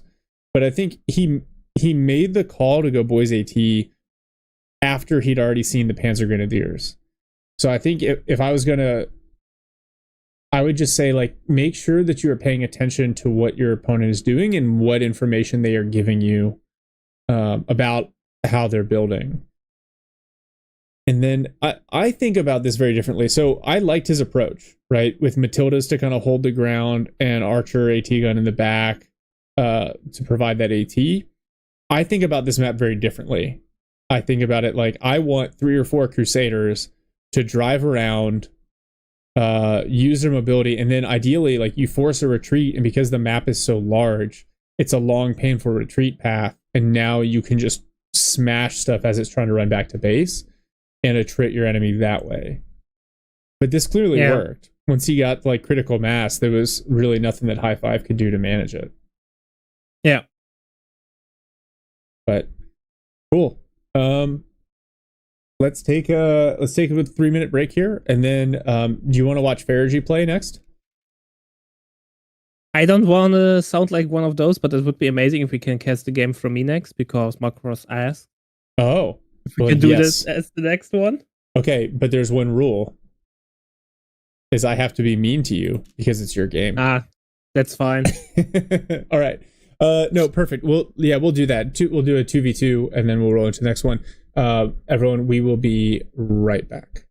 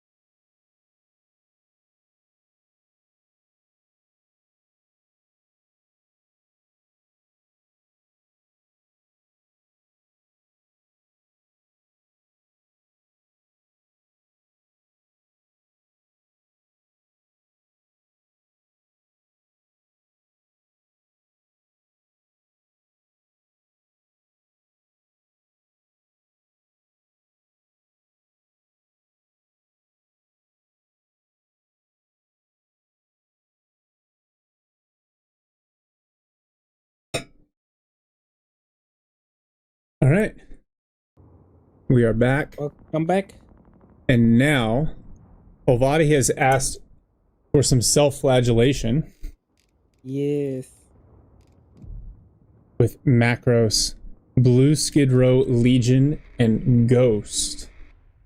Oh, this one could be, and Day 101, my favorite 2v2 map. All right, I'm paused at the 2-second mark. Give me a second. Give me.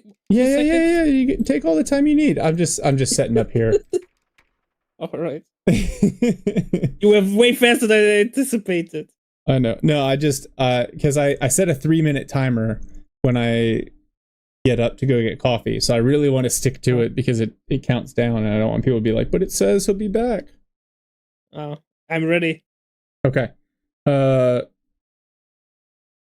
Do you have any context for this game? Is this an arranged team you played with Macros? Yeah, we play a lot together. We're trying really hard to be good. Sometimes it works, sometimes not. I think it's an interesting game because I'm like experimenting against MG spam. Okay. And I think I find a build that works. Okay. So I'm going to ask you this time around, because you played in this game, to just provide a little bit of your like thought process as you're going through, like what you're seeing, what you're thinking. Yeah, sure. Cool. All right. So let's tee this one up. Oh my goodness. Look at the elos here. Those are numbers I can't even count that high. All right. We're gonna unpause in 3, 2, 1. Unpause. Live at 4, 5, 6. Awesome. We have the Axis Unplayable team, TR Olvadi, our co-caster here in teal, playing Wehrmacht. His teammate Macros playing Dak in blue. Ghost from Vietnam playing Brits in red, immediately locking in heavy armored. And Blue Skid Row Legion going special operations here, purple playing USF with the Weasel out already, driving straight for the +10 fuel. All right, Olvadi, take it away. All right. My thought process at the moment at this game is, I heard the Visa, right? I was checking the bases, who I was playing against. You can do that in 2v2. And then I heard the engine of the Visa, so I knew it will build order. And I know that Skid Row that goes also for MGs. That kind of like forced, that's why I also cancelled my Captain. Because I knew, okay, there's a Weasel, there's not much to cap on this map. Not the best unit to get. And against MG spam, it's not really smart to start with Wehrmacht MG. Because you will lose and you will just slowly get pushed off the map, so you want to have more fighting power to flank the MGs. That's why I'm starting with Double Grenadier. So I think it's funny, right, on this map, so Skid Row, like, they know that this map is all about this +10 fuel here in the middle, and so they go grab it, but as soon as you start to counter cap it, there's nothing to contest you, and you're actually able to decap completely, and they never actually connected it, which means they never had any of the benefits. So now that they're kind of fighting over it at the 2-minute mark, no one has had the benefits of this +10 fuel. I think actually the 10-pointer is not the most important part of this map, thanks to Mule. Okay. I think the most important part of the map is the city. Interesting. There's a lot of resources down there. And that's also what I screamed at Macros. You have to get city, no matter what. You rather let me die than to help me. And that's why he's like focusing totally on the city. Because they are the most resources. If you hold both fuels, both 5-pointers, it's actually even if the enemy is able to get the 10-pointer. Oh, okay. So, yeah, I see what you're saying. I think the most important thing for me is the coordination aspect of it. Because if one teammate thinks I have to hold this +10 fuel in the center at all costs, and the other teammate is screwing around in the city, and then one of the two gets doubled, the game can go very, very quickly and get away from you very quickly. That's true, but I think having unit positioning and being able to spot when the enemy is coming is such an important thing. Especially since I'm getting my favorite Wehrmacht unit. Yeah, I love this. I see the sniper in the build and I'm pumped. Well, look at this. Ghost is just going absolutely nuts. And I love how, like, Macros keeps getting in the wrong building. And so now they're like sappers sitting on the roof shooting at these P-Grens. Oh, the garrison play here is just wild. So, yeah, playing city is brutal, but Dak is actually pretty good in city. Wehrmacht would have suffered a lot. Like, Wehrmacht has such a hard time in the city. Yeah. Well, Gren's trading really well against the scouts. The Weasel's already hit Vet 1. Yeah, I should have retreated way earlier, but I want to buy time. I want to buy as much time as possible because snipers on the field. I know there's a Weasel. I started to get officer quarters, so I have access to the snare right away. So every second that I fight now is trying to get time to get officer quarters in. Oh, because Weasel will die for the sniper 100% if I don't have snares. In. Oh, but wow. It's just gonna get away. High speed driving. Sniper chipping away at this HMG. Thank God the sniper's bullets are not also subject to damage reduction. Yeah. Oh, and Weasel goes in greedy and dies. Oh no. Yeah, he just tried to drive up on that sniper and got crushed by Panzerfaust. And that's also such an important wipe. No reinforcement cost. Oh, not reinforcement. Cappings. And less threat for my sniper. Yes. Now, the Dingo's still a big problem, and Ghost has completely routed the city. So, still looks like the Allies in the driver's seat here. Yeah, definitely ahead, but it's kind of a sacrifice I was willing to take. Sniper is a lot of Templars in the early game. Because it's not really a unit that wants to cap, it's slow fighting.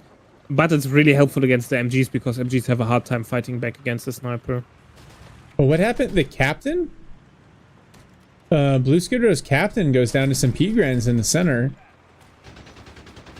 Now it looks like he's leaning heavily into the half-tracks.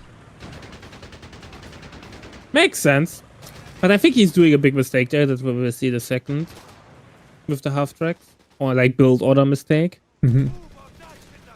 But yeah, no, sniper is such an annoying unit, right? There's no counter to it. I have always a Gren on the flank just to snare and spot for if something comes around. And I will just slowly ship away on those MGs. Yeah, nice micro there. Gets the shot off. Humbert and the Dingo are in a position to potentially threaten it, but just held off by those Grens. There it is. Now the sniper's taking some damage. But the Dingo eats a Faust for its trouble. Blue is setting up some 75 GMCs. Yeah, I think that's a mistake against sniper. Because obviously I don't have any ATs on the field or LVs or whatever, because I went for sniper. So he should have let them either be vanilla and bum rush me or get the quad and bum rush me. Yeah. He thinks about it with one of the half tracks, but the Grens are there and just the threat of the Faust forces them away. Macros has imposed some losses onto Ghost, so Ghost he has good control of the city. He was going to be forced back. Oh, sniper cleared, immediately recruited by the half track. Well, Blue was just, he was all over that. Yeah, that's why I love sniper against MG spam. You can clear the MGs relatively well, and that's why I usually try to combine it with the Captain because of the spotting. Because otherwise you have like to throw a Grenadier or a Pioneer down the drain to get suppressed as the spotting tool. Oh no, that I don't like that much. Double Humber. They knock out the 250. Wow! The Panzerjägers shoot from the flaming half-track and kill one of the Humbers. Well, that's what they are paid to do, right? Oh, that's wild. Because like it was still in its death animation, and then you just see two Panzerbooks of shots come out from it and murder the Humber. Now the flak filling's here for Macros. And yeah, to your point, Blue's gone both 75 mil half tracks. Really like to see. I know the quad 50. I feel like it's very niche. Like sometimes it just doesn't do a whole lot of damage. And so when you can only choose one upgrade, it makes sense to go for the 75 mil. But to your point, there's nothing here to counter the sniper. And you've gone mechanized and getting base healing out for your teammate. That's very classy. Oh, yeah. The Panzer Pilots were trying to put a Regal down. Oh no, this flak filling. Oh, they double up on the flak filling and knock it out. Yeah, and I think that's something actually the Allies are doing really, really well. They're really mobile, they're abusing their mobility and double teaming around a lot. Meanwhile, I'm really immobile. Yes. And also not a really mobile player in general. So that's really well played by the Allies for sure. You prefer to be the anvil? Yeah, I prefer being the anvil. Alright, so now we've got Special Service Force commandos on the field. Let's see, so we're seeing advanced logistics from Blue. I assume we're going to see the upgraded Zooks from him as well at some point. Ghost really leaning into the Humber. He's got he's rebuilt his second Humber. Yeah, he's a LV lover. The Pack 40 is set up in a really nice spot. Just needs some spotting. Tank Buster there as well. Oh, Humber's got to try to kite around. Oh, but nothing to follow up. By the way, AT gun tag was a misclick. I didn't want to go for AT gun. I wanted to go for Luftwaffe. I didn't realize it only after the tag was up. Well, now you just need to have this useful unit on the field. Sorry. We will see how useful it is. We will see. The sniper getting a little bit aggressive to start chipping away at this MG. Oh, the flare onto those grenadiers. Oh, that hurts. I like that you are soft retreating the other Gren squad, so you have something to support the sniper. And actually, the commandos, they're trying to wipe the Gren squad. They do. But that's probably what keeps your sniper alive there. Oh, this other Gren squad. Another flare. I think his sniper wasn't that annoying, though. You see what happens to my AT gun. Oh. It just gets... Oof. And the dingo, the Vet 3 dingo is going to tow it away. Ghost did lose an infantry section of the city though, so Macros, your sacrifice is not in vain. Yeah, but I was like, oh, come on, wait. Oh, and these SSF in this ambush position here, that's nasty. And Blue also going, he's got a second SSF squad out. The upside to this build, because he went infantry support center, you know, he doesn't have access to any of the truly heavy armor for USF. Wow, the sniper is going to do just fine against these commandos like this. Oh, the double 75 mil barrage. Yeah, but I played so much sniper in CoH3, but I don't hold indirect fire with a sniper. Alright, the Stug D Stas Troop and Colin. I love this from the mechanized battle group. Oh, that looks like a Regal that caught one of the Humbers out. So Ghost, he's built 3 Humbers, 2 are dead. Now he's got a Bishop coming. So Macro's doing good work, and actually these tank busters sneaking up here on hold fire. Shrek comes in. Humber being a detector. Oh, but no. They wanted the grenade assault. But I just realized Macros went for 4 pomegranadiers. That's really non-standard. Oh, this Stug D taking a lot of damage, but does clear the HMG. 175 mil. Oh, the Stas trooping. There's just so much anti-infantry firepower here. Now the Bishop trying to barrage, but just slightly mistimed. And I love this push. Always keep moving. Yeah, the Grens with the Stas. Sniper on the flank, going to help these Pioneers deal with HMG in the city. The Humber Flare is still such a useful ability. Oh, Gren's still trying to chase down a Faust, eventually retreat. Yeah.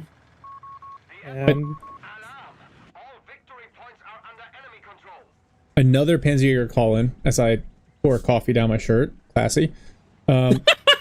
Yeah. Oh no. That's fine. Alright, Commandos in green cover versus Stas trooping in the open. Who will win? Wow, look at the range on that red phosphorus grenade. Yeah, but I'm not sure if it was worth it. I will deny the I will get the full cap, but I will lose a lot of manpower. Oh, just merge with Grens, it's fine. Yeah, I will do this. But yeah, but still. Alright, a second Bishop coming out for Ghost. And look at this good pressure between the sappers and the sections. But that's why your teammate went for 4 Panzer Grenadiers. Oh, nice grenade. Oh, the sappers just eat it. And don't drop any models. Yeah, man, toy grenades all over again. They're riot control grenades is what they are. Ah, fair enough. One section, Royal Engineers does go down. Oh, the 75 mils, they're going. And the marked target from the Special Ops Battle Group, the Stug D in trouble. Oh, even with the marked target. Nice delayed use of the smoke there. Now, Faust comes in on one of the 75 mils with the Stug D still knocked out. He knew I have 0 AT, so he went. It's well played. Yeah, it was a nice dive. And I'm assuming this 75 mil will get away. If the other one does, here's another Gren squad. Oh man, Ghost drops another infantry section. Oh, the pin shot from the sniper, very nice. Onto the SSF. This other 75 mil, I think the Grens are finally going to hunt it down. Yeah, but I don't have ammo for us now. Oh, is that the bishop bombarding the base? It is. That's bold. Yeah, but they're only my pioneers, so he is hitting, and he got scared and runs off. The Grens blow up the half track with their Car 98s. And I merged my grenadier to death. Ah, I hate that when I do. It happens way too often to me. Oh, you merged the Grens to death? Yeah. That's funny. More barrages coming in on the HQ. Oh, I think he has spotted your med bunker. Yeah, he's barraging it now. Now, the flare from the Humber. If these bishops reach that one and they get the direct fire, that could actually start to threaten these Palmgrens. Macros, though, doing a great job recapping the city here, maintaining the VP control. Oh no, we missed the most important wipes of the game. Macros laid in the city, mines on the S-mines on retreat, and nearly all the infantry from Ghost. Oh. While they were retreating. I saw that the section went down. I didn't see where. Yeah, oh. The S-mines. Yeah, they are savage. And then the butterfly, the Schmetterlings Bumpchen. Oh, the sniper plus the Stosstrooping onto this HMG, and it immediately needs to retreat. But look how close up these bishops are. Ooh. Yeah, I can't. In my opinion, if the enemy starts base barraging you, it's kind of because they're like targets on the field, which is a good sign. Which can backfire, obviously, but we don't have that. We have no support weapons on the field, right? So there are not many targets, and infantry micro so far was decent enough to dodge the barrages, so they kind of gave up on it. They're desperate to kill this sniper. 75 mil shooting, but it takes a fortunate retreat path. I think if it had retreated the other way past the commandos, it would have gotten knocked out. Yeah, they would have died. But I think that was, if the sniper dies now, it's not that bad. I have Stoßtruppen on the field that won, so I can contest the MGs. There are only the SSFs that are a problem, but the Stoßtruppen are relatively decent against them. I have T4 up, so snipers served its purpose and brought me into the late game. I have the tools to deal with the annoying units. Well, and now you have a Panther out. And Macros has a P3. And actually, the Allies don't have a ton of hard AT. They've got some 3 commando squads with Zooks. Did he get the upgraded bazookas? No, he doesn't have the upgraded rockets yet.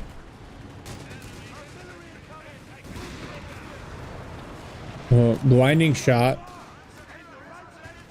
But in this Panther, yeah, you see the bishops like reacting and backing up. I'm trying to save the P3, man. Yeah. Oh, from the 75 mil. So slow. Oh man.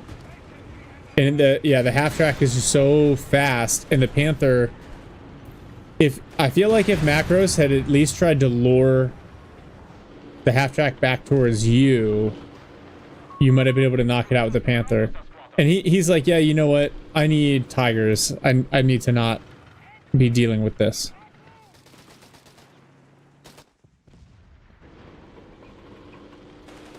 Oh no, this half track also going to go down to the 75 mil.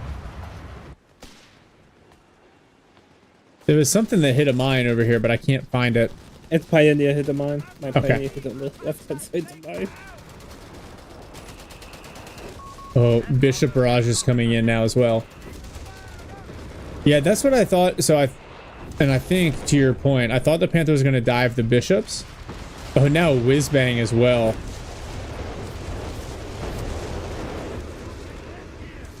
The problem though, when you move the Panther off to try to save the P3, you lost your opportunity to kill the Bishops. Yeah. Macros screamed help me, and I wanted to help. Sometimes you black out then when your teammate asks for help. Yeah. Now the Panther's going hunting here. A little bit of a risky dive. I don't know what I'm doing there. To be honest, I have zero idea why I did that.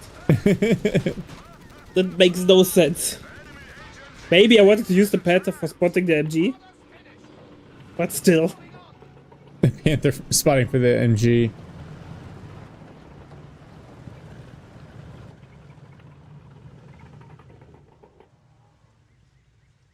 Man, we are really under a lot of pressure, man. It's so hard. It was so hard for us to get back on the map for quite some time. It's slowly shifting into our favor.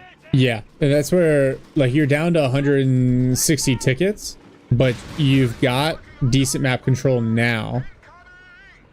What is this? Oh, this is the marked target from the Special Ops Battle Group. But there's, you know, I point this out sometimes with other players too. There's nothing here to follow up on this Panther. Right, there's nothing to chase it down, so the marked target... Yeah, but sometimes you use it as a defensive tool. Yes. To scare off the Panther or unit not to chase further. Well, and the recce ability that you basically get, the free recce from it is nice. But yeah, I would almost have preferred to just see the allies just wait just a second before activating it, because now there's a Hellcat on the field. I think Gren's supported by the sniper. The sniper used the pin shot Liberator, and then SSF just retreated. Alright, so Ghost now working his way back into the city. Second Panther on the field. This is when the Panthers start to get really dangerous, when you can stack them up. Oh, this Double P4 Panther, with the man. Assault Grenadiers. Caught out of position. Now the whiz bang. Oh no, Macros, no! I wasn't too happy when I saw this. Oh no, the whiz bang. The Hellcat is... What? Oh, with the double Panther counterattack, he gets the kill on the P4, but he's gonna lose the Hellcats, and now you've got a 75 mil and you've got SSF commandos with their Zooks out. Yeah, but I'm a scared little boy, But man. they just bounce, and they still don't have the improved rockets, which is part of the issue. Oh, nice. Good pickup on the Vet 3 Dingo. That's a bigger deal than you'd think. At the moment, my main goal is to keep the Hellcat numbers low. Because once they can easily reach critical mass, right? They're so cheap. And then Panthers do nothing against them. So my main goal is to keep 18 Hellcats on a low number so we can control them. Yeah, poor Macros. Both tanks that he's gotten immediately smoked. But look at this. This is really good pressure through the center. And the allies have all this indirect. But to your point, there aren't like team weapons for them to really focus on. Oh, except for this MG in this shack here. Oh, Panzerjäger. And then things like this happen. Oh, the Panthers looks like they're going hunting. Yeah, I tried to hunt them down, but I always get so scared. Found the Humber. One more shot, and the Humber is down. What's on the field that can really counter this Panther? There's one more Hellcat, and it's just commandos. Well, once the Hellcats reach critical mass, I think you were pretty decent there. Pretty good. But keep the numbers low and try to get veterancy fast on the Panthers to get their speed buffs. Yeah. Macro's huge push on the city getting a cutoff here.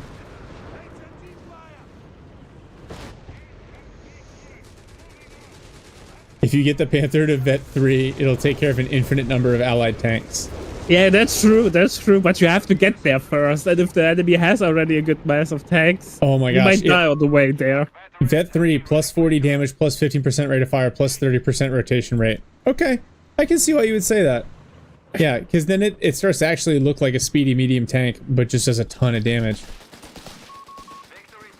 How can UKF counter Panthers? Not Stoßtruppen. Footguard is good because Panthers have shitty AI. Mm-hmm. We have the Archer, which counters basically every tank decently. You have... I think Crusaders are also fine if you can lure the Panthers into an ambush. 17 pound. There's so many options. Panthers really only good against... So... Infantry-based AT is more than sufficient offense.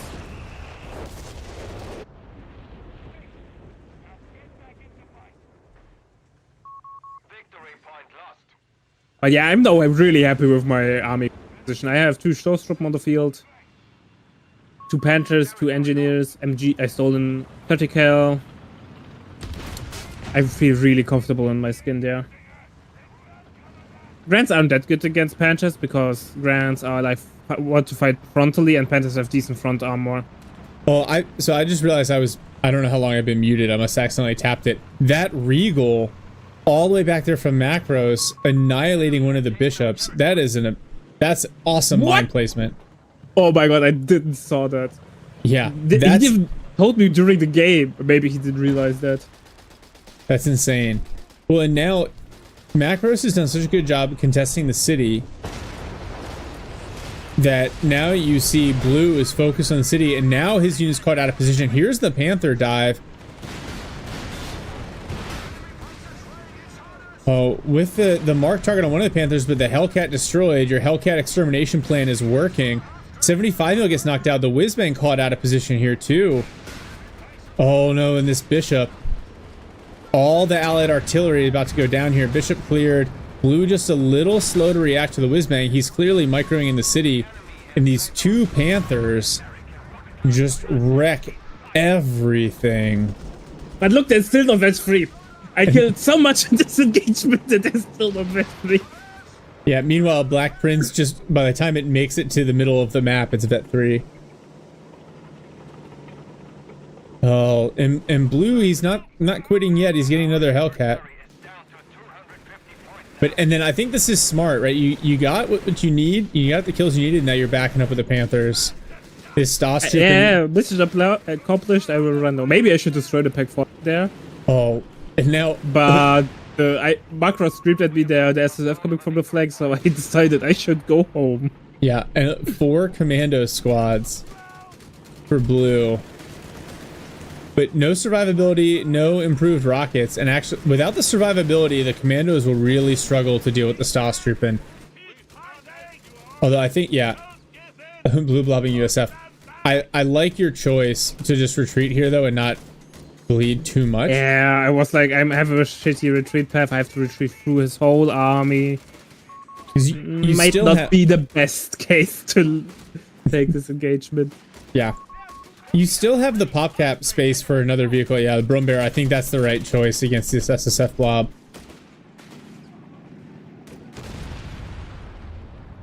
And now here's Macros' Tiger. He says, all right, P3, P4, they just got killed too fast. So Tiger, this will be the one.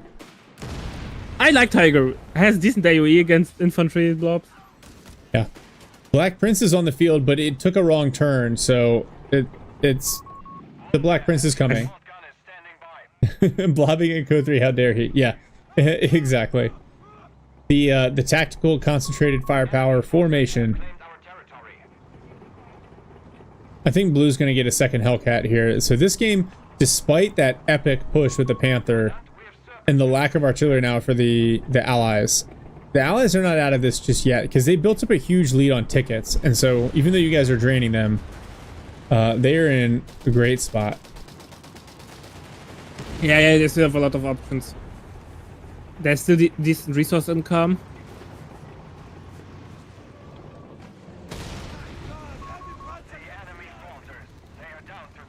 Yeah, but the good thing is, because I rarely lay mines, now I have like 300 ammo in the bank, so I can spam mechanized assault like a madman. Oh, that's beautiful. Especially the buff to the infantry.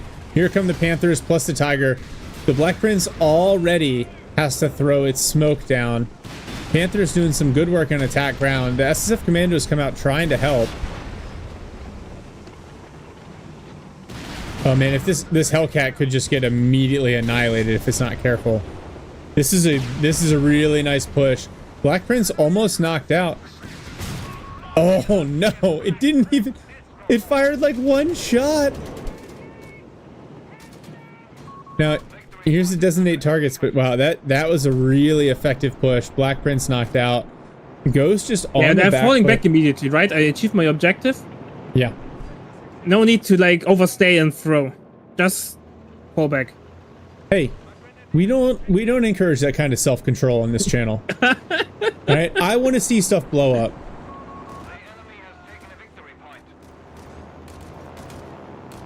Yeah, you know, is one of those 5 minutes where you have to clear mind and do actually the right things instead of just clicking randomly around. Yeah. Oh my gosh. SSF, throw a white phosphorus grenade to make sure they get the cap. But you guys are taking control of the city here.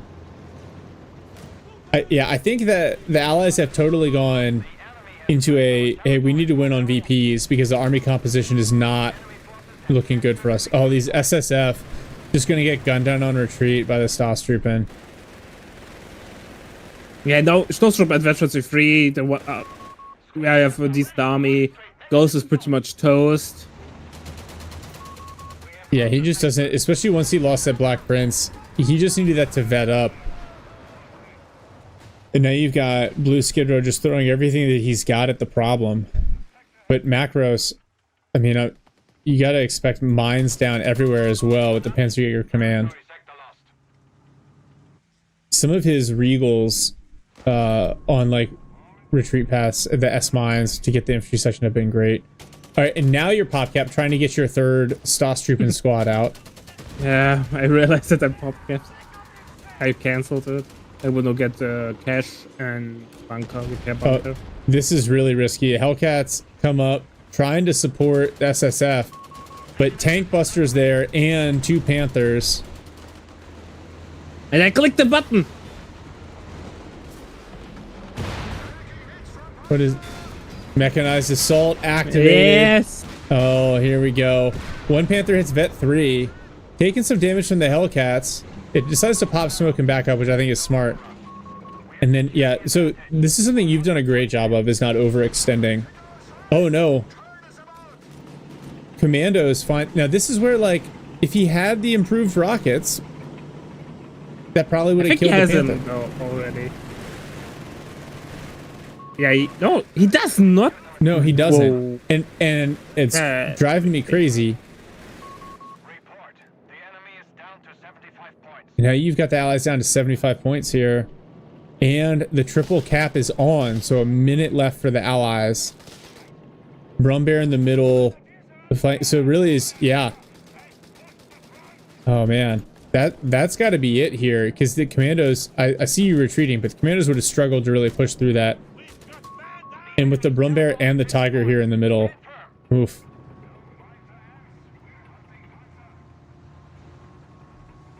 Yeah, now Ghost going for the 17 pounder, but just, I think, too little too late, unfortunately.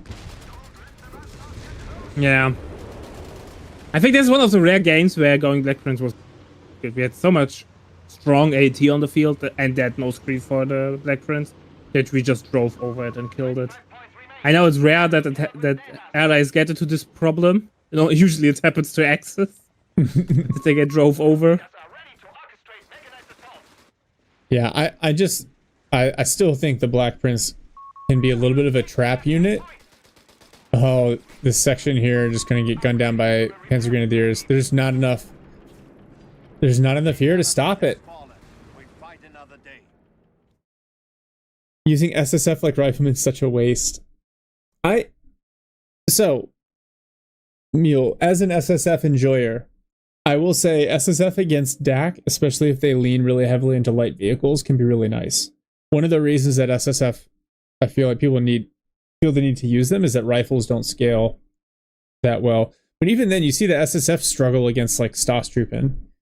And it's nuts to me that a 3 CP doctrinal unit struggles against a non-doctrinal infantry, like... Oh. Well, they need to have a downside, right? Like, otherwise they would kill tanks and infantry. And I fail to see the problem with this, Olvadi. Fair enough. Oh, okay. Well, just one more thing. So, what did you take away from this game? Whether it's about the map or about the composition, like what was your big, like, aha moment from this? I think that it's funny because we played the same matchup. No, wrong day. I'm mixing up and merging games together, which did not happen even on the same day. So what I took away, I think, is really important that City is such an important thing on day 101. Mm-hmm.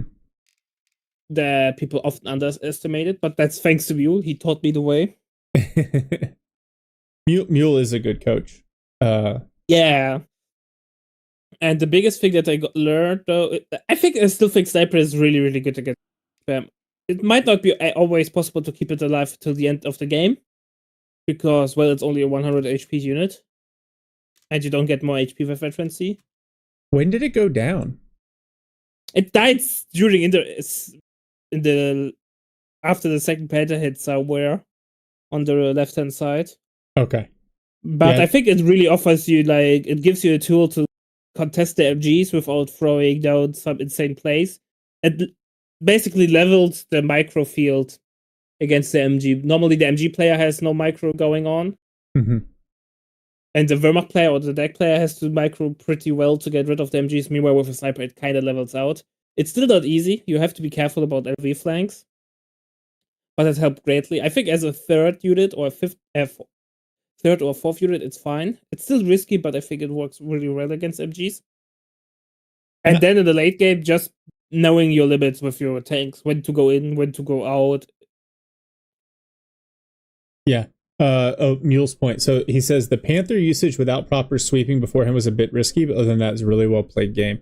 I agree with this. I think stylistically, you and Macros make a really good team. Because you really kind of held down the center. You were appropriately conservative. I think your like the timing on your pushes was really, really nice. And then you weren't too greedy. Whereas I think Macros, if you watch the city on the minimap, just constantly kind of went back and forth between Macros and Ghost. But Macros did a phenomenal job of laying mines and traps that really paid. Like whenever he was pushed up, in fact, like the Regal that killed the one bishop, that was huge. Yeah, it was just kind of a nice balance. The other thing I'd say is I like the sniper in the build against SSF because Blue played extremely like right into your hands with the sniper. He went Weasel and then he went HMGs into SSF commandos and 75 mil half tracks. To your point, like there's not a light vehicle now that you really need to worry about, and you had enough Grens on the field to cover it. And then the Panther play was really good. The Brumbear at the end of the game was smart. You used the battle group abilities really well. So definitely well played there. Yeah, especially if you think about it, we played 3 games against them, and that's the only one that we won. Yeah, but it feels good when you get one. Yeah, exactly. It feels really good when you get one. Yeah, I was joking with Chronosaurus and Colossus because like I think Skeng and I played them like 10 times, and the 10th time we finally won. I was like, yes. Yeah. Finally. All because like, you know, like one unit dies early, like we killed the Flakferling early, and that's just the end of the game. Yeah, the deck just dies because it lost its most important unit. Yep. Oh man. Well, thank you for including this one. This was fun. And it's nice to get your perspective going into the game. So that's pretty cool. Let's see here. We've got a couple options. I am good to keep rolling. I have time. You have time. Okay. I do. This is going to shock you. I do have to get to the gym today at some point, but that's pretty much all I got to do. So I have time. All right. Let's see. Awesome.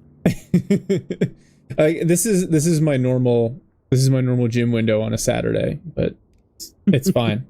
I'm a free man this weekend. All right. We've done this one. This one, let's do it's called Best Flamer Win of All Time. Oh, this will be amazing. It just sounds fun to me. So yeah. Let's roll with this one. Yeah, sounds good to me. So priorities on point. You know, Farah, it's worth pointing out that pro Counter-Strike players have human performance coaches, and they go to the weight room, you know, because they want to like work on their like core strength and neck stability. So when they are staring at the screen like this, their neck doesn't hurt the next day. Something along those lines. Yeah. And that's really all I got on there. All right, so I'm queued up, but I'm gonna take a quick coffee break here. So we will be right back, everyone.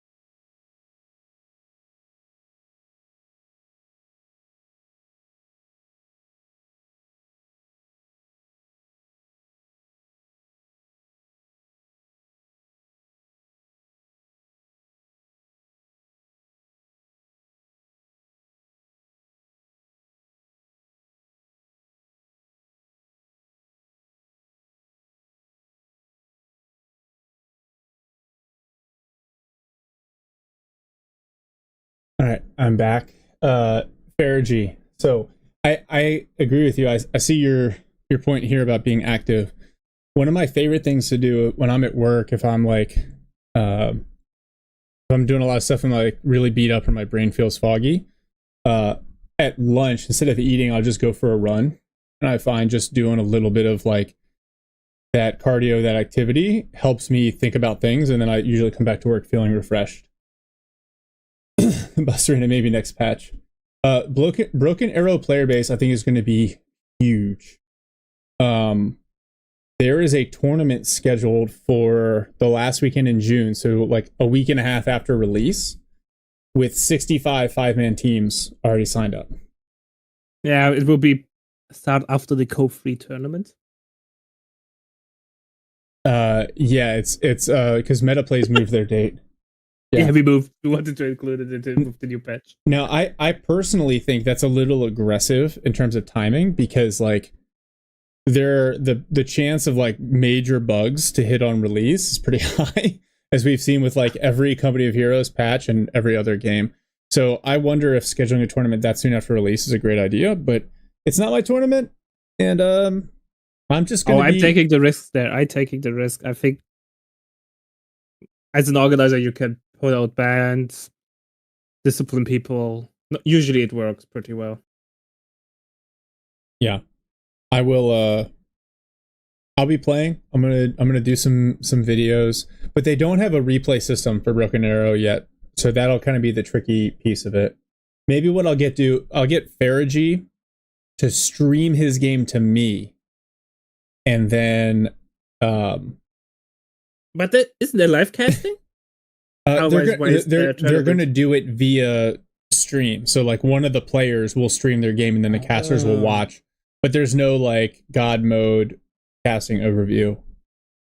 Paul, Gary, hey man, what's happened here? We're just casting some games. Yeah, Discord streaming can be good. My OBS doesn't like recording Discord streaming, which is annoying, but we'll figure it out. And then Faragi, yeah, as a general rule, I think if you eat less more frequently, it keeps your energy levels more constant. That has been proven out in the scientific literature, for sure. Okay. Broken Arrow is going to be fun. Well, we can definitely talk that as much as you guys want, because I can't wait to play. I played in the playtest last fall, and yes, I'm still not convinced if to buy it or not. $50 is a lot of cash for me. Oh, I gave in. I bought it like 3 months ago. I pre-ordered it. Fair enough. I've proven that if I eat a big lunch, I will take a nap afterwards. Yes. Okay. Are you ready for... I was born ready. Let's do it. Unpausing in 3, 2, 1. Unpause live at 4, 5, 6. In blue, we have Light playing the DAC, going for a second Pio and then a Krodschützen. The order is a little interesting. Normally you see Krodschützen first.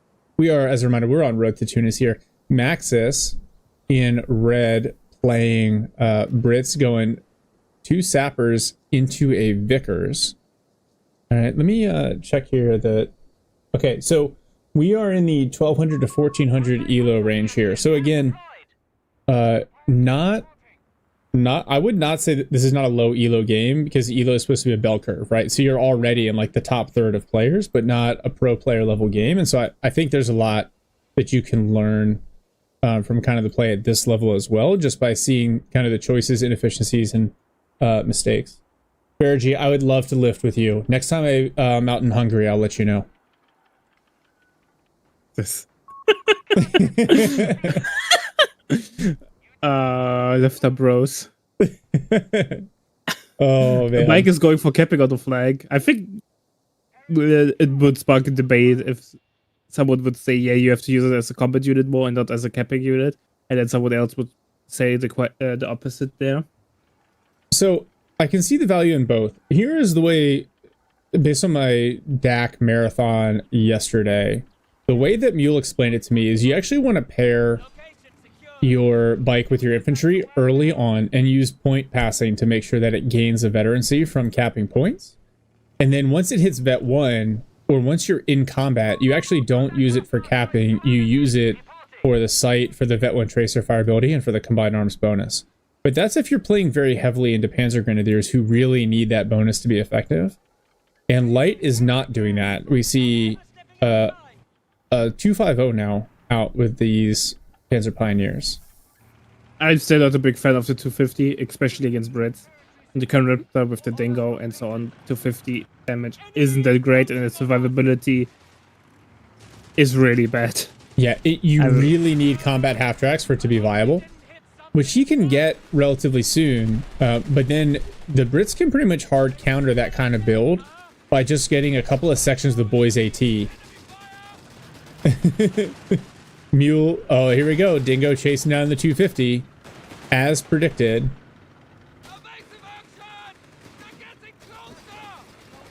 Wow, actually, Dingo. If he loses, he might win this. It would be a huge victory if he gets it. If he trades off evenly, it would be fine.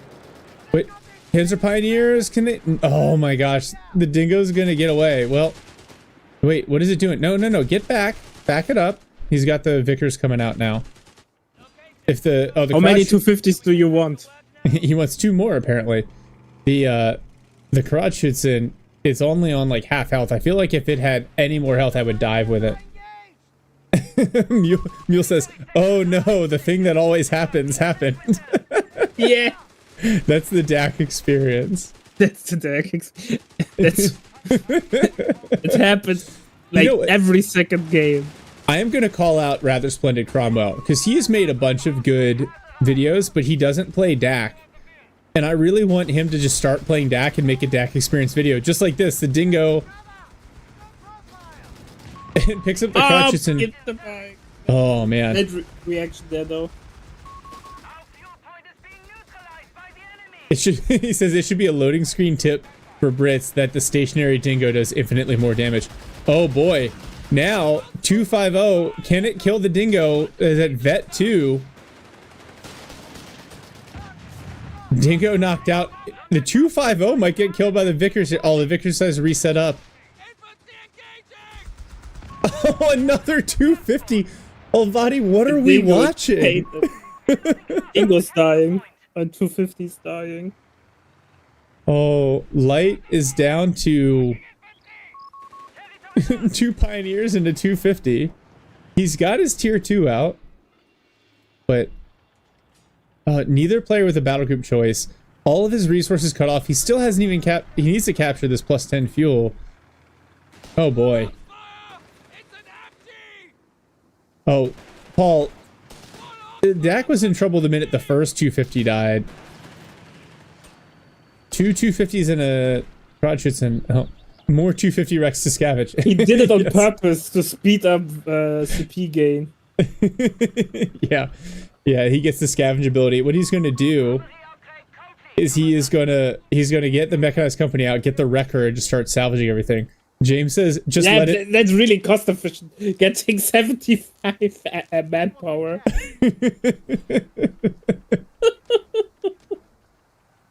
So, but oh man, I'm just trying to. Maxis, he's got great map control via the cutoff. He's got Boys AT on one of his sections, which I think is smart at this point because Light has shown that he is really leaning into this. Dingo trapped it. Maxis going for Stewarts, which I think is smart because a Stewart, you can base dive with a Stewart faster than you can with or more reliably than you can with like a Humber. You could try to close but Humber would close the game though. 2509. Maybe not. But the game is really old. Oh, autocannon with armored support. Yeah. Oh, so armored support battle group and then superior fire drills. I don't think the 2509 gets any buff from that though. It does. You get superior fire drill applies to the 250. It does. Okay. All right, Bank hunters are out. Yeah, Panzerjägers are out. It does not. No, I think it's 8 rod and above is what it applies to. I always thought it does. I always felt like a no-brainer to pick it together. Yeah, only coax and whole MGs get the buff. So doesn't it? Doesn't it have a coax MG? It should. Okay. Tightrope. Can we run a retest on the 2509 superior fire drills? Because I see. If you stop rolling around for a second, there is a coax there on the turret. Yeah, there is a coax.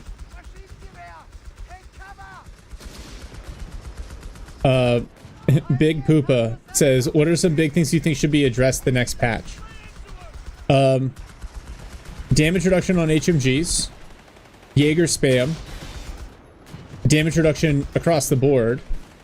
Grenades need to be rebalanced, and I think armored vehicle balance is a little out of whack right now. Oh, the Panzerjägers. The Stewart drives right up on them. A man could dream that Hellcat gets pop cap increase and Crusaders. Crusaders need a pop cap increase. And a penetration. The Crusader 2 needs a penetration decrease for sure. Wow, that Vickers just gets away. Oh, okay, the MG34 gets it. Wow, an MG34 did something good. What game is this? Is this CoH 2? I don't know. We will see. But Big Poopa, that's a great discussion. Remind me after this cast is complete, and we'll grab Olvadi as well. And look at that, they can't even pick up the MG30, the Vickers because MG34 suppresses. Mule says, why hasn't a Brit won yet?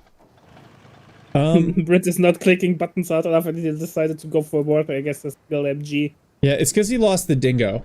You lose your Dingo, it's a early GG.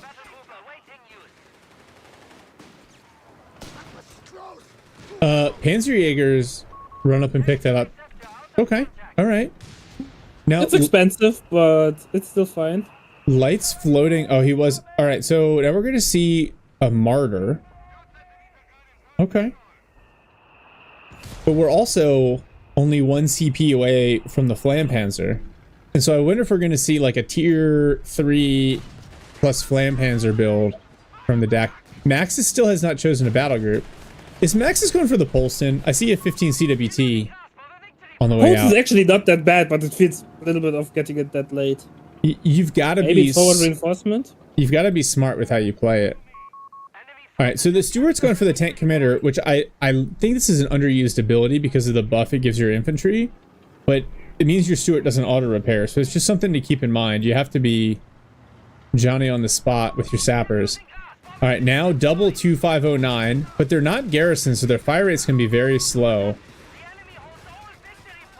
But still be really, really useful. Might bait the Steward into a Marder ambush. Oh, the fire rate buff from the Stewart commander on the Boys AT rifles might make them a great counter. Now the Martyr's up here, but the Martyr also needs to avoid this Boys AT section. And since we're in tier 3 for light, I'd also really like to see a Recce Tractor. It's something that I always forget to use, but I think they're really, really strong units. Yeah, forward reinforcement is coming in. Okay, so not the Polston. Lane. Yeah, I would be surprised getting ports that late. Well, Stewart takes a big shot from the Martyr. So, nice push there from Light. He's kind of recovered a little bit from the early game losses. Really down on VPs, though, and with the triple cap on, he's got 5 minutes of tickets left. Panzerjägers on a deep flank looking for that Stewart. But I don't think they will find anything. Nope. It says the Polston should just come out on the field at vet 3. Don't shit on the Polston. It's not that much play, but it's actually it deals a shit ton of damage against infantry. It's insane how good it is. No. Oh, those Panzerjägers. Oh, the Brents, they just get out of range in time. 6-pounder in the back. The only thing, honestly, the only thing I disagree with right now with Maxis is this mortar. I feel like the Brit mortar is a trap unit. It takes away from your tempo. I think with the Stewart on the field, you can bully that MG34. I would rather see a third infantry section. Light going for the support armor elements. Max is going for team weapons training. That'll at least help the AT guns, the mortar. He gets another Vickers. Yeah, I think Light should invest his manpower into the upgrades. Yeah. Survivability is really useful on the half tracks. Yeah, and actually, so he's gone. He already has vehicle survival and combat half tracks, and I think because he has support elements, he'll get the emergency repair kits now as well. Yeah, yes, he can unlock them now. Which is a really nice combination if you're trying to play very heavily into a tier 3 build. It's basically you get a free anti-tank gun shot. Liberator it might be. I'm not 100% positive though. I think Max's Russ is also in game. His name is played like this, but I'm not 100% sure. People change their name way too often in this game. I don't know what you are talking about.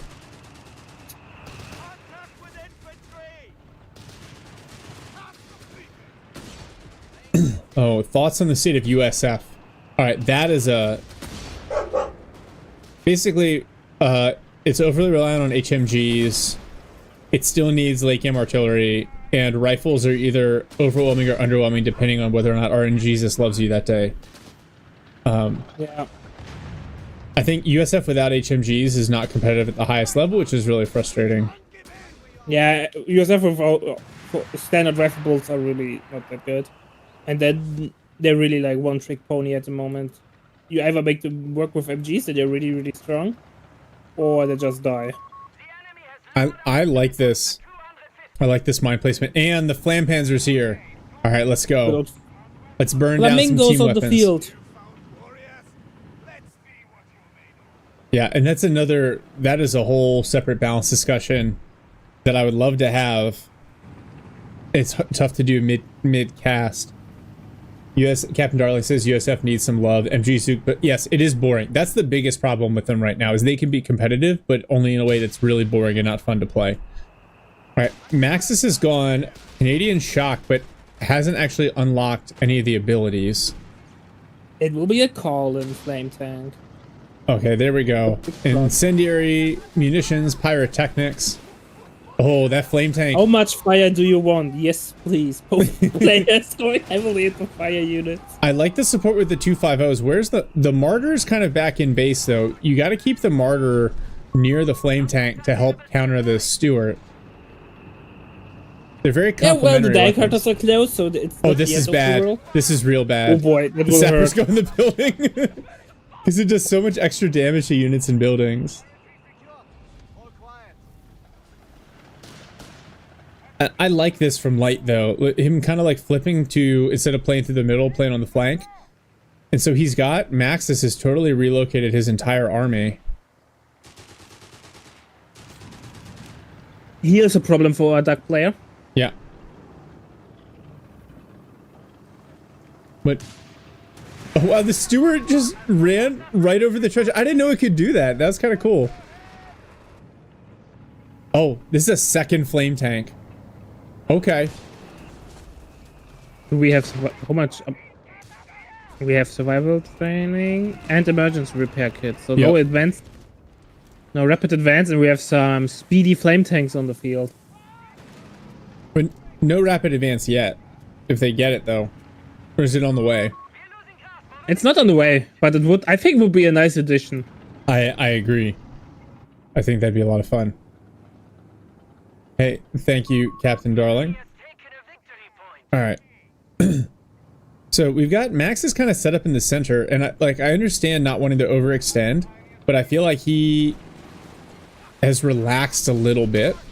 Now, I think if this is the Maxis that I'm thinking of, he's very good late game player. Wow, oh, that section just the double flame tank just melted. They just got. I think they could go all in. Mana in the backline and go all in, and the player will collapse. Yeah, because the steward can't really hard counter them, and then once they hit vet 1, they can button the steward as well. Alright. Panzerjägers versus sappers. That's not a good matchup. And then with the martyr all the way on the flank here, I think he was trying to lure the steward in, but with the Panzerjägers forced off. Oh, you don't want to close in with your Panzer Pioneers like that. There we go. No veterans you won though. Yeah, no vet 1. Nice hit from the martyr. The martyr's gotta be careful of these AT guns. Flame damage, man. Well, those flame tanks will self-repair. So actually, Light does a really good job getting them out in time. The martyr needs to get away though, because if it starts eating too many AT gun shots, it's just, oh, it's gonna wilt. It's done. Yeah. Oof. He died like a hero. Oh, shock troopers here with a Piat on the way. But look at these 2509s just lurking back here. I think going Piat is a mistake. Against flame tanks, infantry-based AT, not the best thing. Oh, nice mine placement from Maxis. Protects him from getting from the 2509 dive. Light's got another martyr in the build. I think it's double martyr, then rapid advance. I think so. I think you keep your Panzer Pioneers with your 2509s to get the fire rate buff. And you go for this. You have martyrs roll up the middle, and you have 2509s hit from one side and flame tanks hit from the other. And then maybe skill planes, but that's a little bit off still. And then skill planes, yeah. Yes, Liberator, that's a great call out.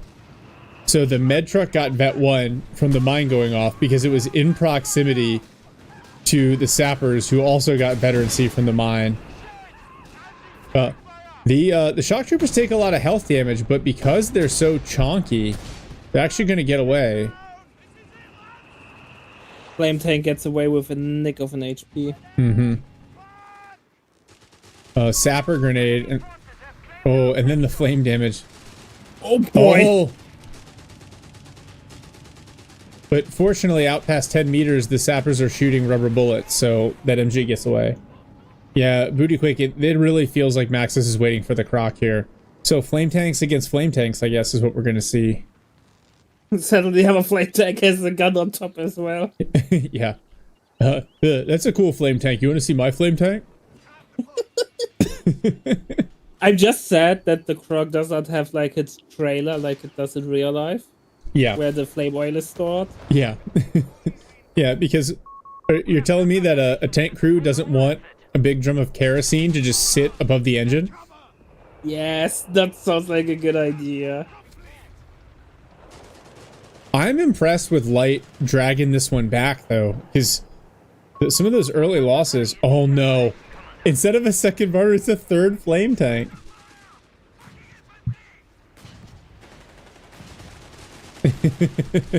Flame tanks on flame tanks. Dak need a half-track rockets. Difficult to... Yeah. Yes, a walking Stuka would be nasty, but I feel like Light is trying to avoid spending the fuel on tier 4. it's a bold strategy, Cotton. Let's... Oh boy, triple flame tank. Oh no! Look at this! Yeah, It just disappeared. Do you remember when the shock battle group's like, we play with fire? Like, oh well, so does the Africa Corps, bro. Who needs a walking Stuka? Look at this. Look at that. They're just gone. Captain Darling goes, that's not right. All right. Maxis, he's floating a ton here. He's just waiting on CPs for the Croc. It's got to be it. How much is the Croc get? I always am so bad with the numbers. 6 or 7? I think it's 600. It's actually not that expensive. But oh, you mean CPs. It's 7. Yeah. 7. Yep. 7. Oh, yeah. Fortunately, they got the shock troopers cremated right away, so yeah, no burial concerns. Left, man. There's nothing left. More shock troopers on the field for Maxis. I think they will suffer the same fate. Yeah, I think at this point, if you're Maxis, like what you need is Crusaders. You've got the resources for it. It does not care about fire. AT guns. Oh, he uses the blitzkrieg ability. I don't know how it's called. Oh my gosh, yeah. What is it called? Oh, here's the dive. Oh, more dead shock troopers. At least they didn't just melt immediately in place. Well, there they go. But now, hit that vet 1 ability. No, it's time to pop smoke and run. Marder should come into position. Yeah, this is where, yeah, if you pop the vet 1, the Stuart can't chase. Martyr's in position, as are the Panzerjägers. But Marder wasn't... Oh, it whiffed! The Martyr... Who's driving the Martyr? Oh, no. Panzer Storm, thank you. Panzer Storm, thank you. I'd be like, hey, Gunner... Oh, use Veteran C1! Use the Veteran C1 from the full HP flame tank. Yeah, you've got to use it. There's... Okay, Martyr's found it. And one more shot, and the Stuart's gone. Yeah. But now, AT guns, 3 AT guns. No, don't lose another Flame Panzer. This is too much fun watching them drive around and melt Canadians.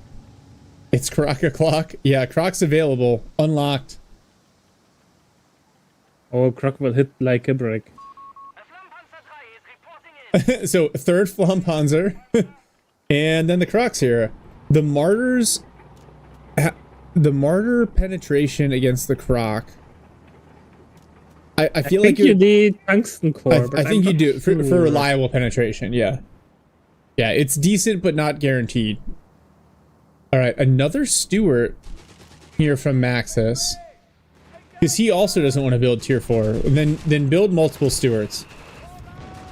I can live with that. I think Stuart blob and then drive around the map should be fine. Well, yeah, and with the tank commander buffing your AT guns is smart.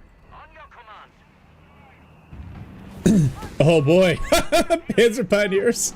Well, smoke.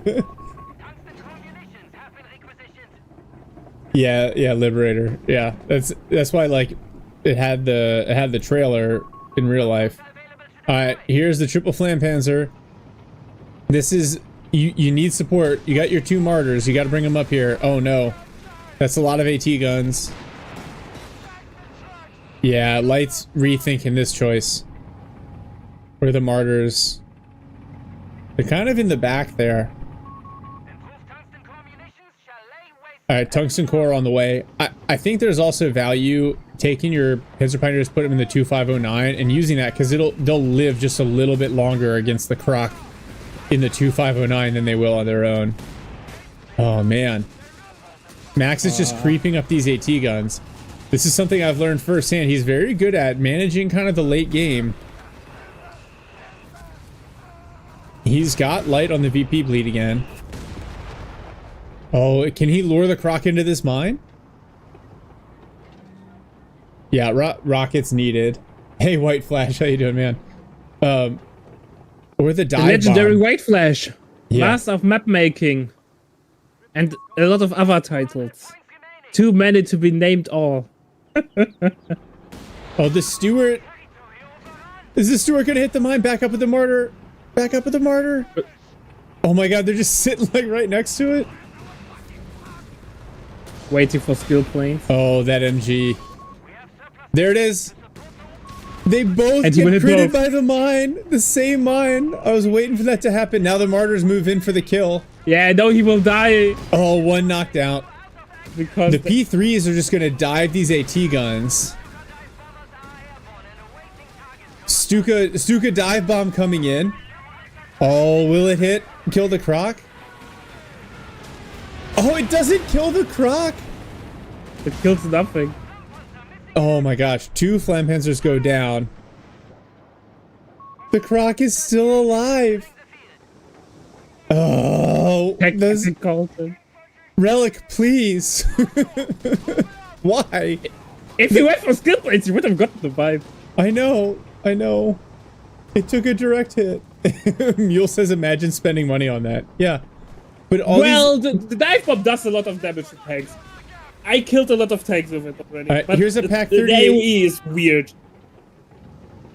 Pack 38 under the Croc. Has Come no on, come on, vision. come on. There it is, and it bounces. There's the kill. Here we Nice go. shot. Second shot does it. 1 Flampanzer's gonna get away. But Maxis is back to 3 6-pounders. And by the time he waits the 45-second cooldown on the Croc, he'll have the manpower for it again. Yeah. New Croc in 60 seconds. This is dead. Yeah, I don't know what light... Another Flampanzer. He's trying to get the triple cap on here. Maxis has so many tickets to sit on.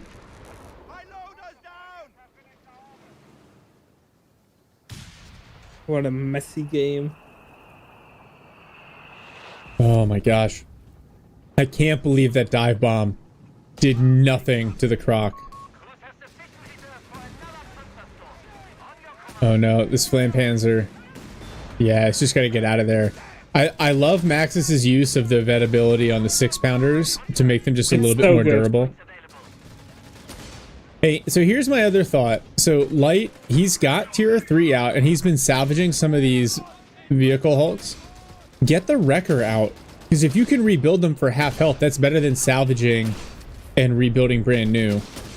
Yeah, that's a good point. Oh, the Bren section. Wow, Right, somehow the gets away? Panzer gets away. He paid his tithe for RNG's Jesus. Another Flampanzer. All right, the one trick pony. Yes, he is. He's using the emplacement on the vet one, and now yep, and another crocodile. So these guys taking the advice, kill it with fire, very, very literally. Very. Oh, I like the mortar half track. Could we potentially see the incendiary round from the mortar half track? More fire! Oh, they're gonna hit this mine. There are 2 mines there. Oh no, that's Not one using. dead He used Flampanzer. fast stop all the time, but now he's not using it. Oh, well, Stewart traded out by the Pack 38 and the Panzerjägers. Oh, this Croc on the field.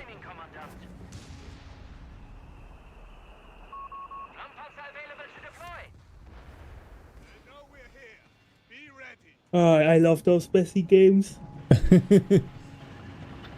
Okay, but I honestly think like what I would love to see is these Flampanzers just like go on the long flank and then just drive right up into Maxis's base and just burn everything down. Yeah, base killing the base would be hilarious. Yeah. All right, now he sees all the mines over here. At least he hasn't cleared them, but he's probably not going to drive up on them now. Oh, those Panzerjägers. How are they getting away? Oh, there they go. I was going to say, like, how are they possibly getting away again? Another martyr on the way out. And yeah, Max is just content to kind of hold the center here.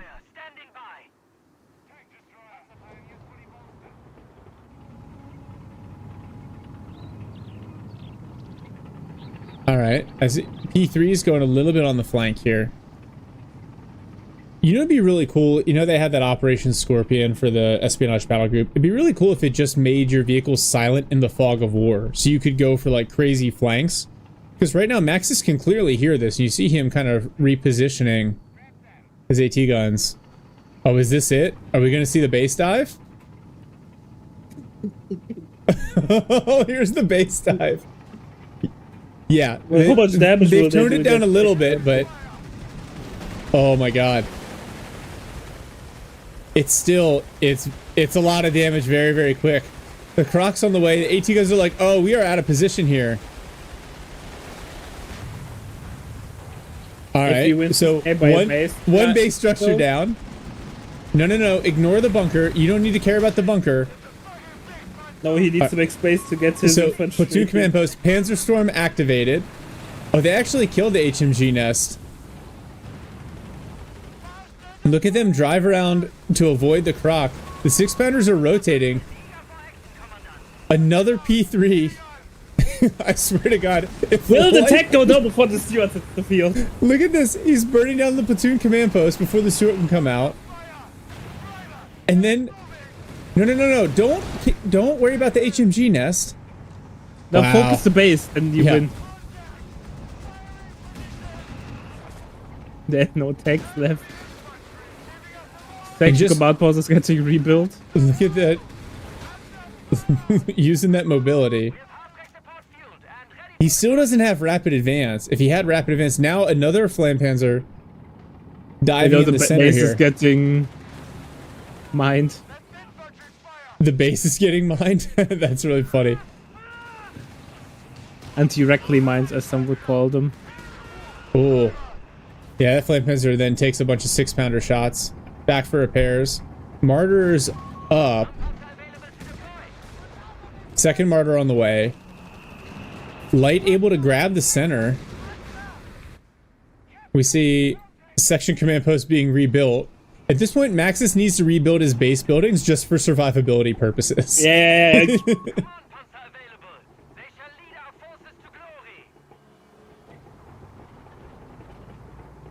Oh, man. What the mess of a game. What an absolute mess. Our victory point is being neutralized by the enemy. Maxis has killed 11 vehicles. 11 flame tank. Oh, so the platoon command post has been rebuilt as well. Another Steward on the way. Incendiary round on the section in the middle.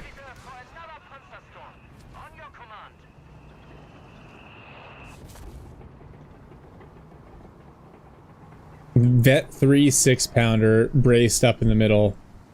Oh, man. Have fun getting rid of it. This is where... Oh, man. I feel like Light had his opportunity there. If he had just gone all in and sacrificed... Oh, a 4th Flampanzer. If he had just sacrificed his Flampanzers, he might have been able to burn down that headquarters building and end the game right there. Yeah. Oh, look at all these mines. Yeah, I think he was going to flank around that way, and then he saw all those mines. He's like, oh, that's a bad idea. No, he still hasn't used the Vet 1.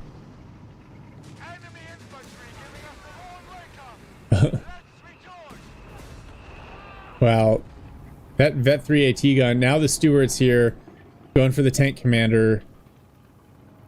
Someone should tell him. Someone should tell him. Yeah. Well, if he watches this replay, he will see 4 Flampanzers. Glorious. Down to 100 tickets. Maxis still has 350. So Maxis didn't put any... Oh, there's one mine on the approach there. But he mined up the east side approach.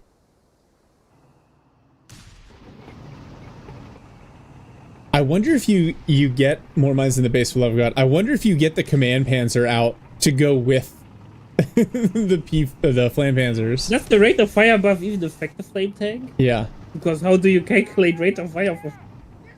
Alright, Panzer Pioneers sitting in the middle. As is the Croc. Oh, that grenade could do some damage. Yeah, the pyrotechnics. Alright, here we go. We're gonna see the... Looks like the big flank here. You just gotta avoid hitting that CP. Maybe he's waiting. No, he's just gonna drive right on this munitions point. Maxis has to see it. He's react. Not react. He's not reacting at all. He's set up the other way. All right, now 4 flame panzers coming in. Another HMG nest destroyed. Platoon command post is definitely gonna burn a little bit faster this time. Twice the DPS. Now Maxis is reacting. Everything's moving. Get that HQ building. Oh, and they're gonna drive around the backside using the building for cover. Yeah, I feel like you just gotta be willing to sacrifice. Where's the Panzer Storm? He doesn't have the munis for it. No. Focus the buildings. Focus the buildings. He's not hitting them because he's attack on grounding. Alright, 1 flame panzer destroyed. Headquarters knocked out. No height. Now all the AT guns come in.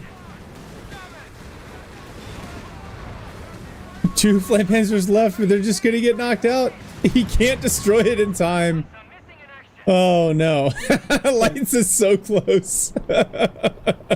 What a messy game, man. Oh.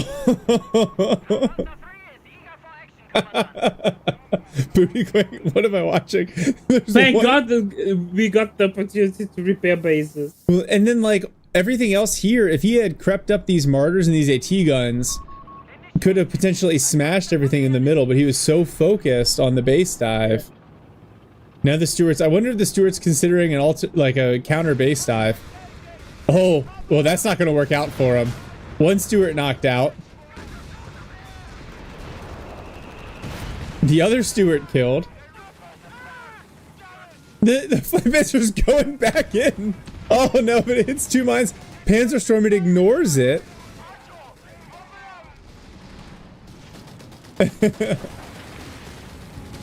Oh no. 1 martyr goes down. Flame Panzer trying to destroy the section command post.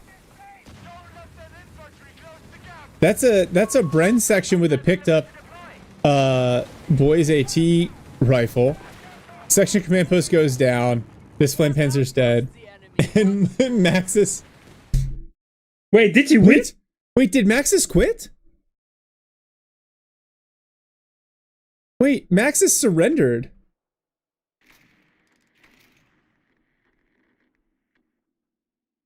Are you kidding me? What? And then Relic. Was that an annihilation victory? I think it counts as an, but the training center wasn't.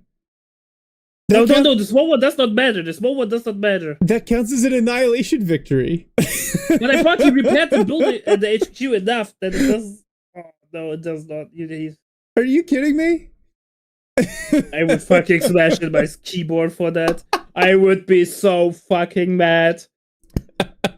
This is when you're like, just uninstall. Uninstall. Yeah, I would need to leave my computer just to cool down, but I would have been so mad. Turbo. Light one with the base destruction victory. Hold on, I want to look at the... Yeah, if he had kept his Stuarts in base and not thrown them away, he would have won that. 9 Flampanzers. 9 Flampanzers. Oh my god. Jesus Christ. Oh my god.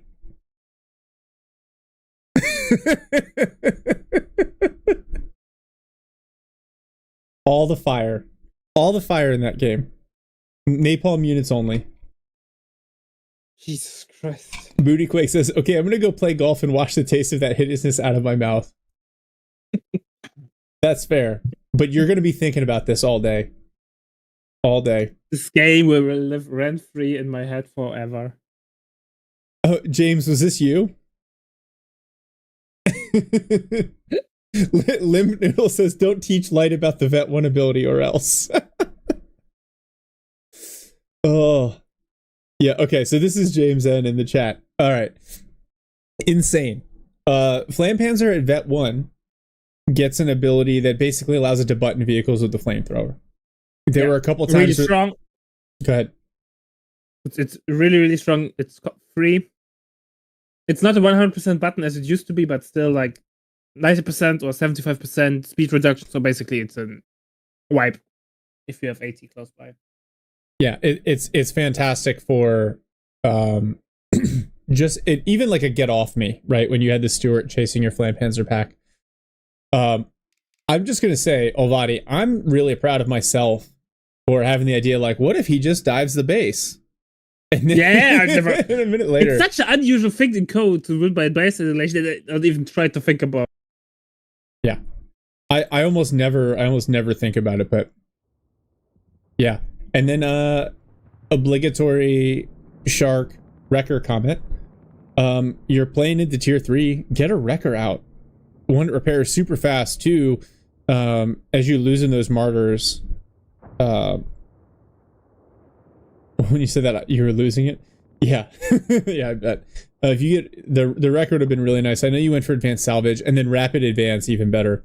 But good use of the Panzer Storm to drive through. Like, the Panzer Storm saved you at the end there, because you hit 2 mines in a row, but no engine crit, which is crazy.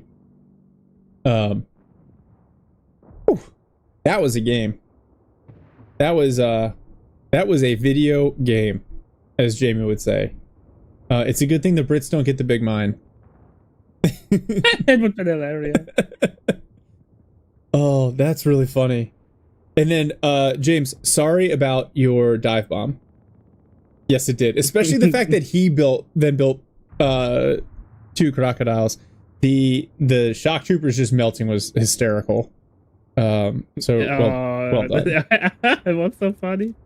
They're just like, shock troopers, we have 140 HP per soldier. We're just gonna sit in cover, and gone. And they're gone. All right. Oh, when he just walked away from the dive bomb, I would have lost it. Best flamer win of all time. Yes. Okay. I need a minute after that. Yeah, no worries. All right. I understand it. I might also need a moment there. Yeah. All right. Hey, James, use the vet 1. Oh, let's go back though. I want to go while we're just kind of chilling here. So a couple of questions came up, and I said I already kind of gave my quick answer during the cast, but Olvadi, what do you think should be addressed in the next patch? What's on your wish list? Oh, I have a really long wish list. Some of them are balance requirements, or make the game more fun. Other are to put units back on the menu, which we either never saw whatsoever, or should be back in the game. And maybe a quick disclaimer: I don't mind being like asymmetrical balance, that some factions have a slightly higher win rate than others, because that keeps the game fresh. Perfect balance tends to be boring after some time, because then it's all about hitting your timings, and that's boring. Mm-hmm. But I feel like all medium tanks, or generalist medium tanks, need to either resource increase or pop cap increase, something like that. Because at the moment, even though it's not as common as it used to be, but I think that's due to the heavy tanks calling. Tank trains are still too strong. Like 5 Crusaders, 5 Hellcats, 6 P3s, and so on. It's just not fun to play against, because you can way too easily reach critical mass. Yeah. I dislike that. So either like Crusaders need to go up a little bit in resource, combat efficiency go down, or pop cap. Not all 3 of them, but a combination of 2 maybe, or one of those things. Then I wish for USF verticals need a tuning down. Mm-hmm. Yeah. Then I wish for the buff of the Opel Blitz truck and the Breakthrough Doctrine, just as a meme thing, because at the moment it's not really good because it costs PopCap and it's basically a cache that costs PopCap. Nobody ever uses it. Mm-hmm. Then it's just more of a thing that if it's in the game, it should have at least some usage and not be absolutely useless. Yeah. And then there's some small things like SCG upgrade needs a buff. And I like your list here. I think I think the vehicles, like especially medium tanks and above, need a retune. I think they should smash infantry, but when stationary. Because like the idea that like Jaegers could just stand around while a Sherman is shooting at them is ridiculous. Just like patently insane. But maybe you like increase the damage when stationary, but drastically reduce the moving accuracy. So it's more about like if you stand there and try to trade with a medium, you get shredded. But it also, you can't have like the Crusader trains that just run down and wipe everything are also irritating. And then I think like tanks as a whole need slight damage tuning. I think the like 120 for regular tank guns, 160 for AT guns, and 240 for heavies. It actually doesn't scale the way you need it to, because the idea that like a Sherman can shoot a quad shoots and it just drives away, or a Tiger can shoot a Crusader and it just drives away. Like it needs to be a little bit more punishing. So I would actually add, if it was me, I would add scaling where like medium tanks do get like 100% damage buff to light and ultralight vehicles, and heavies get like 150, and then heavy tanks get a damage buff to medium tanks, just to even more emphasize if it like the idea that you can just drive Crusaders at a Tiger is like mind-blowing. But yeah, the medium tanks definitely need something. Maybe it's also the issue like CoH3 medium generals obviously we always do it because of timing and so on. Yeah. However, all entires weren't that common because you were getting snared at 75%. Mm-hmm. Meanwhile, in CoH3 you get snared either if you get double snared, so 2 fouls, or below if the snare puts you below 50% HP. That's true for all tanks, from medium to heavy. Yeah. And I think it's a good thing for LVs because it makes LV fighting less frustrating. Mm-hmm. So you can kiting is a little bit easier, and I understand it, but like later on against the mediums, it gives them the opportunity just to drive past you because you don't get snared. You get like cruise shot, but that's more of a gimmick than anything else. Yeah. Yeah. No, and the last thing that I'll say, Liberator, no, there's no restriction on Broken Arrow. I was streaming it during the playtest and nobody came for my house, my wallet. What I will say though is I would rather they do smaller patches more often. I think to your point about the asymmetric balance, the idea that this game is ever going to be perfectly balanced is laughable. It's always going to need some sort of adjustment. What I would rather do is see the balance just adjusted, whether it's every 2 weeks, every 4 weeks, whatever, just a little bit to keep it interesting and keep it from getting stale. Oh yeah, I'm 100%. I think a patch every month, smaller in scale. Like every month a small patch, which like just adjusts the stats numbers, and then every 3 to 4 months a big patch where if they have to feel to need to rework a feature, like like breach, like camo. Breach, camo. What did we got? Veterancy adjustments, whatever. Like those big things. But those things will be eventually done, I think. Yeah. And then those smaller patches to keep the game fresh, flowing. Even though I think the 3-month cycle is not the best, but not the worst either.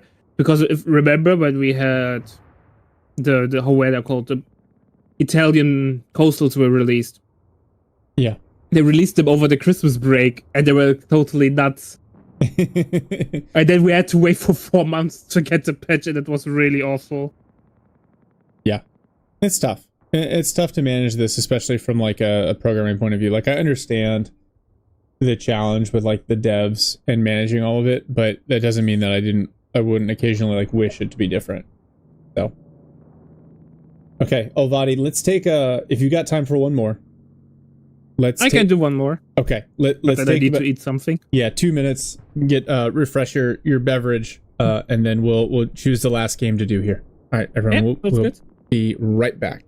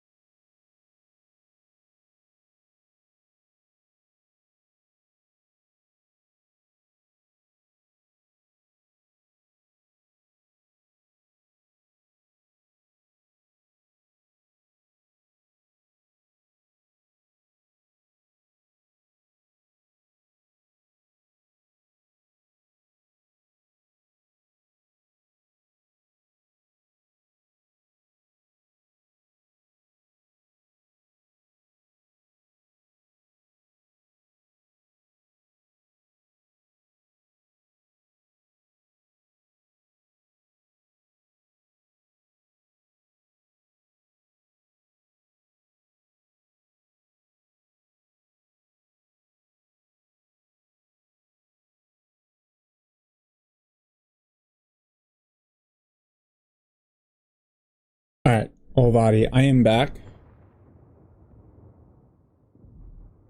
Sounds like he is not, which is okay. James, I'm glad you I'm glad you were here to watch that, because that was fun. Thank you for sending that one in. Let's see. We got a couple different options for the cast here. But because Olvadi's been a great teammate hanging out all day, so I will let him choose the last one that we do. I've got a bunch more. The plan will be to get some casts released this week. I will also be doing a fair amount of Broken Arrow. All right, I'm back. All right, awesome. I was just telling the group here. You've been a fantastic teammate hanging out all day. I appreciate that. So we've got a couple of options here. We already watched this one. So we've got a couple of 2v2s. We've got a 3v3. And then we've got what we have left here is Faragi and Ray is a 1v1, and Ghost and Mule is a 1v1 that we can watch. But I'll let you pick. And then whatever else I'll do this Did I download them? I forgot to download them. I need to download them quick. No, so you don't. Let me send them to you, because they sent them direct to me. No. While we were chatting, yeah. So, let me do this to you real quick.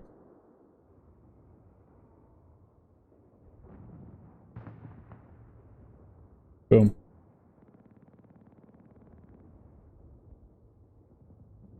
I think the ferry against Ray was played yesterday. No, 2 days ago. I have seen them because I did the casting stream as well.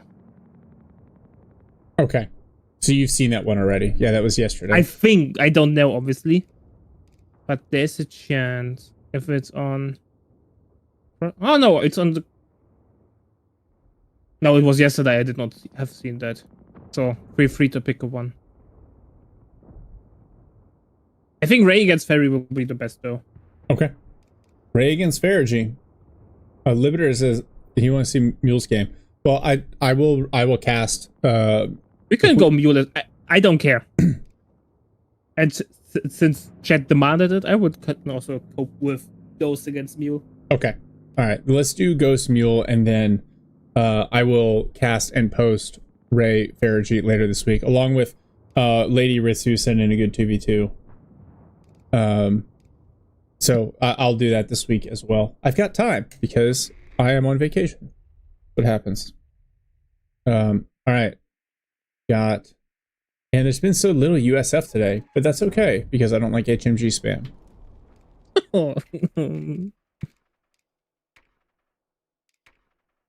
Oh, we are on Pacino Stalemate.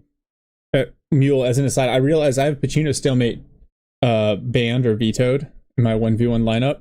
So next time you feel like coaching and you want to teach me how to play Pacino, we'll do that, and I will take it off of my ban list. All right, I am queued up here, Olvadi. I'm ready when you are. Let's do it. All right, unpausing in 3, 2, 1. Unpause live at 4, 5, 6.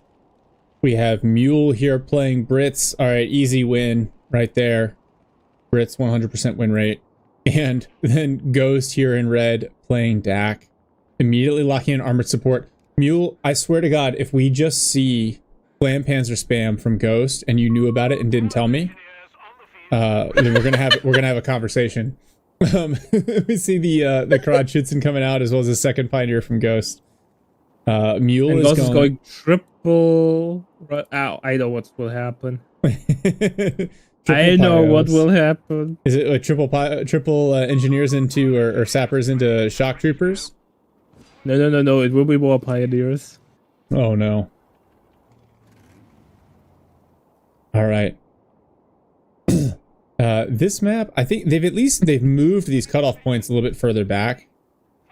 But I feel like it's still, this map, some of the resources can be very punishing. And I think they upped these to +10s on the far side, but so it's a little bit harder to get this cutoff, but you can do it. Yeah, I think they balanced it out. Yeah, with Toronto, I find like if you lose tempo, you can just get overrun and not end up having any fuel income. Okay, Ghost. Was such an awful map. I liked it when 8 rods were good. Because then I would just because you could wipe everything on retreat. Yeah. Because yeah, 80 were never in position. We're one of those. Okay, so section command post going up for Mule with only the 3 sappers. Only 3 sappers on the field. Okay, that is he's not doing the breakthrough pioneers with flavors. That I got teased at in chat or on Discord somewhere. I read about it as the new kind of abuses Brits. Oh, just yeah.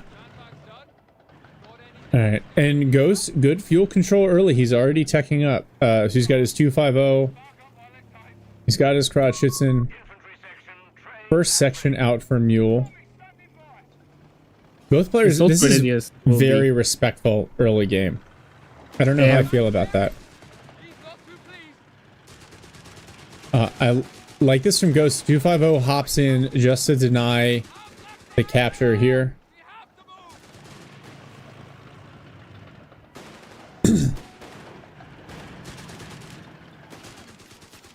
Nice dancing. They're trying to get Ryamo shots and Ghost in the meantime trying to deny that. Yeah, another sapper section coming up. Actually, those Stens, they're doing a lot of damage to the 250, but Ghost is going to back it out just in time. No combat half tracks just yet. Mule's got 2 sections on the field now. Ghost going for assault grenadiers. Yeah, I think we were going to see the good old double autocannon assault grenadier all in, throwing grenades left and right, and then going home again. I mean, it's a strategy that works. So the sappers lay a mine there. Ghost obviously saw it. Yeah, 2509 on the way already. You called it. And it looks like he's probably, if I guess, he's going to back this half rack up, throw assault grens in it.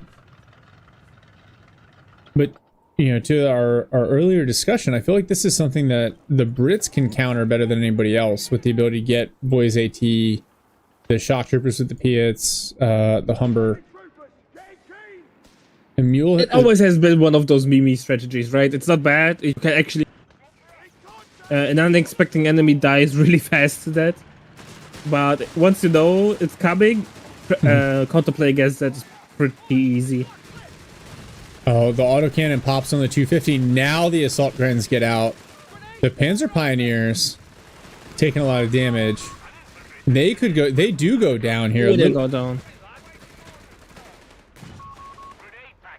And they hop right back into the 2509, who's going to chase these sappers.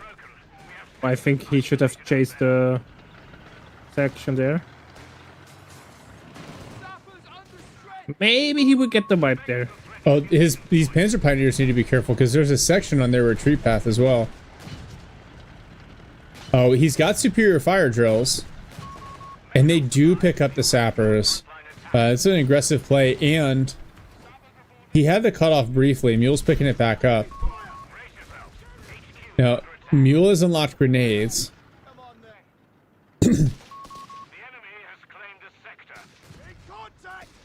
So sticky bomb onto the 2509.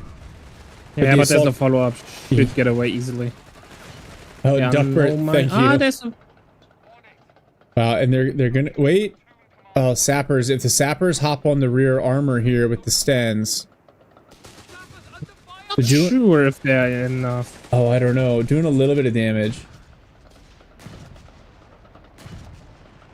Yeah, oh, he's pushing them nicely.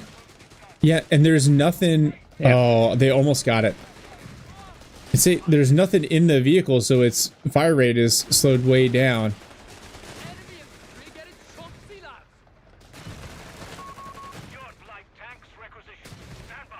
Oh, Mule going for Stewarts now. I like that. I like Stewarts against this build. Stewarts are generally great against deck.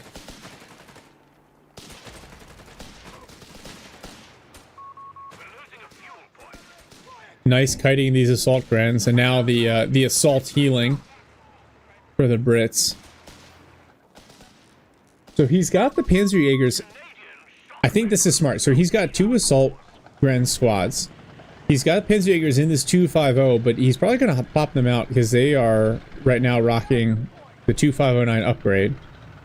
So as soon as his other assault grens are healed up, he can use this as a little, like, basically like mini 8 rods with assault gren escort. Yeah, budget 8 rods.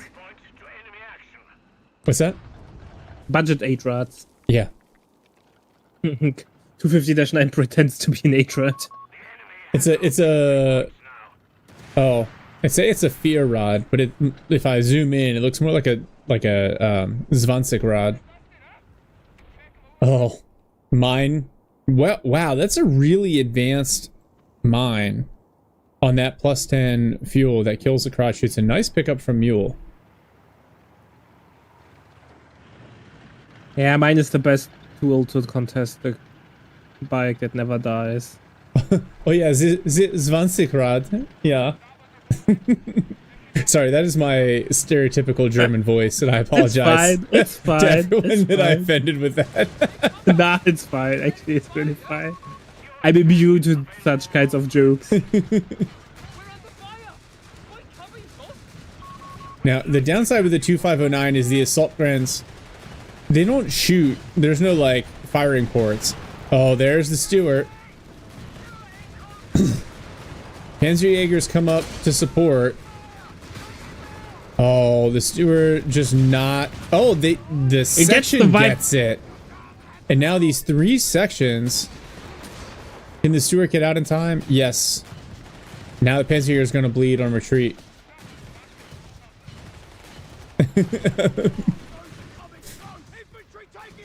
Oh, MG34 for Ghost.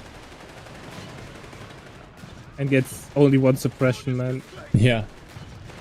Banify says you do better German voice than I can do. I lived in Germany for a couple of years, so I'm good at the fake German accent in English parody. Oh, where did you live in Germany? In Stuttgart. So you were, due to the army, you were in Germany. Mm-hmm. Yeah, and you know, like Stuttgart is, you know, Schwabia, so it's a very specific Yeah, accent. it's an awful accent, man. Even Germans have a hard time understanding it. At base. You can always tell when an American was in Germany and he says which town he was. You can immediately tell if he was in the army or due to other reasons in Germany. Bane of Fire says Schwäbisch is not German. Schwäbisch ist nicht Deutsch. Ist kein Deutsch. Nein. Oh no, these assault grens. They're the pickle. Yeah, at least the P-grens are here to support them. Oh, a couple of whiff shots from the Stewart. And Stewart's back for repairs. Second Stewart on the field from Mule. Schwabia. I love the comments in the chat. Suddenly everyone's ganging up on Schwabia.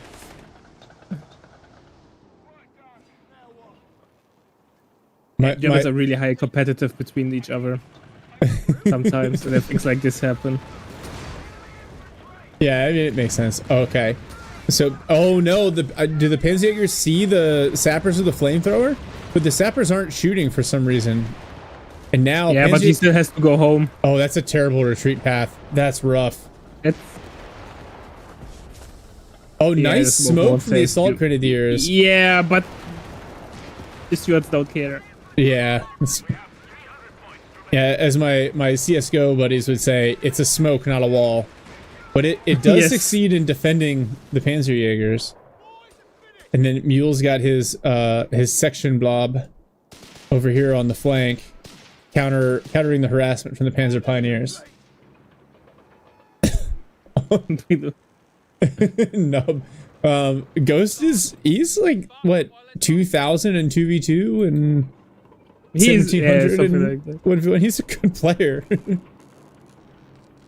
As someone player would say, 2v2 elo means nothing. It doesn't, but like don't forget that once you get your elo above 1600, your units fight 10% harder. And then for every 100 elo point, it's like 1 more percent, like 1 more percent, yeah. right? And that's when 2509 straight into the mine. And the Stewart's coming in for the kill here. Panzerjägers are there, but that does not save the 2509. Oh, tear gas canisters. The game is skill to win. Yes. Concealment is not cover. That is a fact. Well, the sappers are going to be busy, but when they can't see you. Think about that. That's what artillery is for. Yeah, exactly. Oh. Now, but the P3 arrives, and I have been totally ignoring the teching. Ghost has had great fuel control. And actually, if you look at the tickets, Mule is down to 290. So despite the KD... Oh. The section did pick up that assault grand squad, but... Mule's doing well from a KD perspective, but a little bit behind in terms of tickets. And a little bit from a tech perspective, I think. Yeah, he still doesn't have his tier 4 up. It's all the investment in the Stewarts.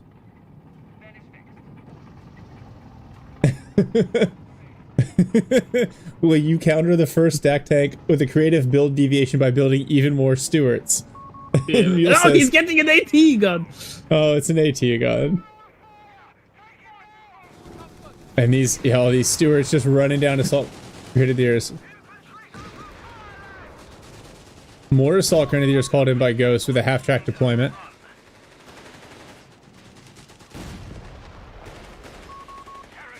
What is... I'm checking the tech. So Ghost has very little invested into his DAC army. He did the salvage, which I think is interesting. Salvage is because you unlocked it from the battle group. Oh, that is the battle group salvage. You are correct. Yes. Yeah. I love the upgrade tab. The battle group unlocks also show up for no reason. Yeah, especially when the icons or the functions are similar. Yeah, it makes it even worse. Yeah. All right. The sappers definitely saw that mine go down, so they're going to avoid it. With the 6-pounder in the back, this P3 could actually be in trouble. Sappers definitely. I wonder if they're gonna. No, they're gonna dodge the other mine there. I like the ghost mine placement, and he's harassing mules plus 10 fuel again. No, you know what? I'm thinking of the icon for the repairs nub from the armory, the advanced field repairs. It looks very similar to the salvage icon from the battle group. Oh, grenade assault onto the AT gun. Oh, and it's a mine. And that sweeps the mine. Achilles. Thank you for the raid, amigo. Now the 4v4 players can see some skill there. Keppa. Oh, the sappers find the mine. Second P3 here. The sappers getting MG chipped has away. to run. Oh, and the MG34 needs to run as well. Oh, those assault grens. God, this is just chaos here in the middle. 6-pounder recruit. Thank you, Achilles. I appreciate you, man.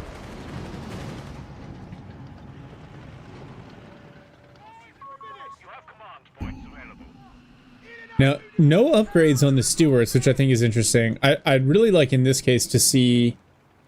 see you later, Achilles. I'd really like to see the tank commander upgrade on at least one of them to get the buff to the AT gun, to get the buff to this section. Now... And giving him a buff to himself. Yeah. Now we've got Mule going for his tier 4, so probably not going to see a croc raid. Yes, I did Liberator because I'm a broken man. Look at the map control from Ghost is really, really nice. And so Mule here is going to continue to be on the bleed. The fuel control for Ghost is insane. We see emergency repair kits has been tech now. I wonder if we're going to see armored reserves. No, T3 can't hurt you. It's so hilarious. We shit on the P3s, but then once after all the upgrades, they start shitting at us. Well, the stewards just found and bullied the 250.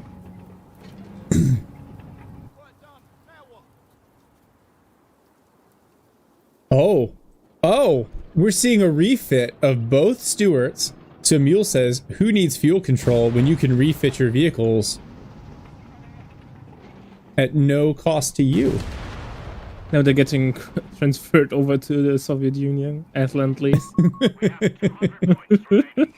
Meanwhile, the Soviets are like, what are these? Don't tell us you guys think these are tanks. These are not tanks. Actually, the Soviets were not really impressed by them. That's true. They're No, like, why are you like, giving us this? Yeah, stop giving us your garbage. All right, P3's rotating a little bit, and we see foot guards and then a Crusader in the build. I say, we have guards on standby. But I recently learned that the grants, or how were the American once again called, not grants. Grants and lease. Lease. It depends on the Lease. configuration. Yeah. Those ones in the Soviet Union, they were used as like an IFV. Yeah. Basically because they were hatches on the side and they were so spacious.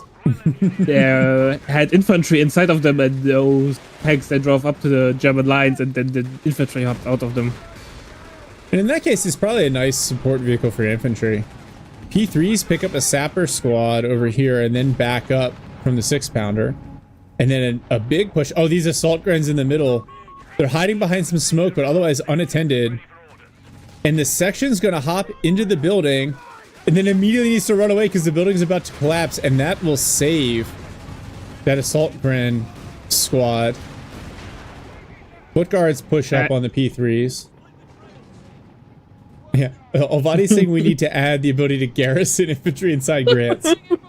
It would be hilarious, but imagine like There's a foot guard inside of a Grant, drives up next to the KT, and then just and suddenly jump out. And it can shoot out of the Grant on the move, obviously. Yeah, even better, man. Oh, another sapper section killed.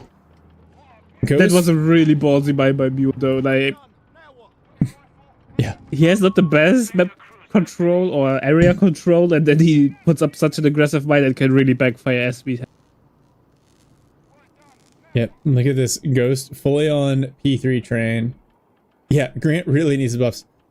Didn't you know the Grant was the greatest tank of World War II? Yeah, man, it was so greatly appreciated by the British and the Americans. Oh, God.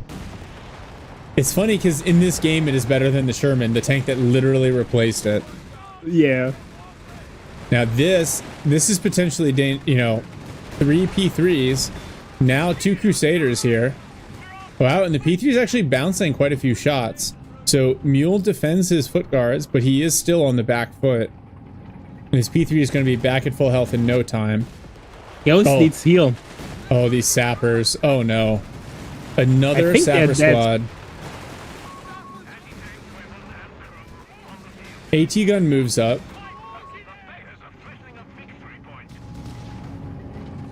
Oh no. Another P3 on the way. Oh, these Panzerjägers. Oh, they get gunned down though. No issue there. Yeah, I think Ghost does not care. He needs every pop cap that he can get. Thanks.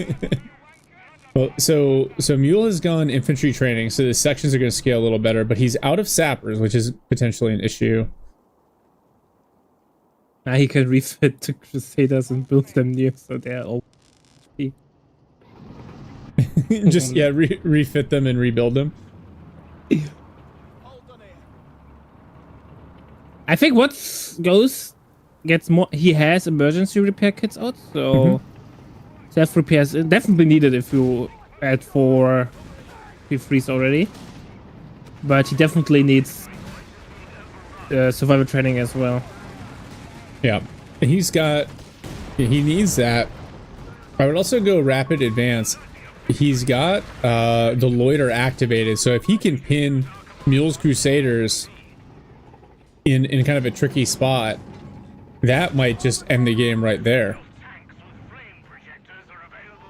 Mule has unlocked the Crocodile, which does not appear to me to be the answer to the problem that he is dealing with. Interesting. Like, what is Mule planning? He's not rebuilding Engineer. He's refitting the Crusaders. So it will be Croc action. Croc or Grants? I think Grants would be stupid. Or not stupid, but not a good choice. Pardon my French there. Okay. I think because Grants get easily overrun. Yeah. And there's not that much infantry on the field for them to deal with, but then that also means the Crocodile doesn't make a ton of sense. But we'll see how he uses it. Crocodile at least has really nice armor to deal with the P3s. Croc eats P3s for lunch. Mule says. But is he able to eat 5 P3s for lunch? Or is he then... will be he stuffed? And then Matilda. And explodes. No, only one. Alright, we'll see. I think the Croc definitely needs a speed nerf. It needs to move more like the Black Prince. So 1 to 3 business days till the front line. Yeah, and Ghost, like you pointed out, is pretty much pop capped. Maybe room for one more tank. In nature, the Croc is the Panzer's natural predator. Alright. Well, maybe we'll just see Ghost go for a base dive here. Matilda as well, which will struggle to pen the P3s, but they will also struggle to pen the Matilda, so... Yeah. Interesting. Yeah, Paul, I agree with you. This is... Now it's time to proc Panzer Storm and go in. Or just recruit the 8. Yeah, here we go! The button has been clicked! Oh, Panzer Storm.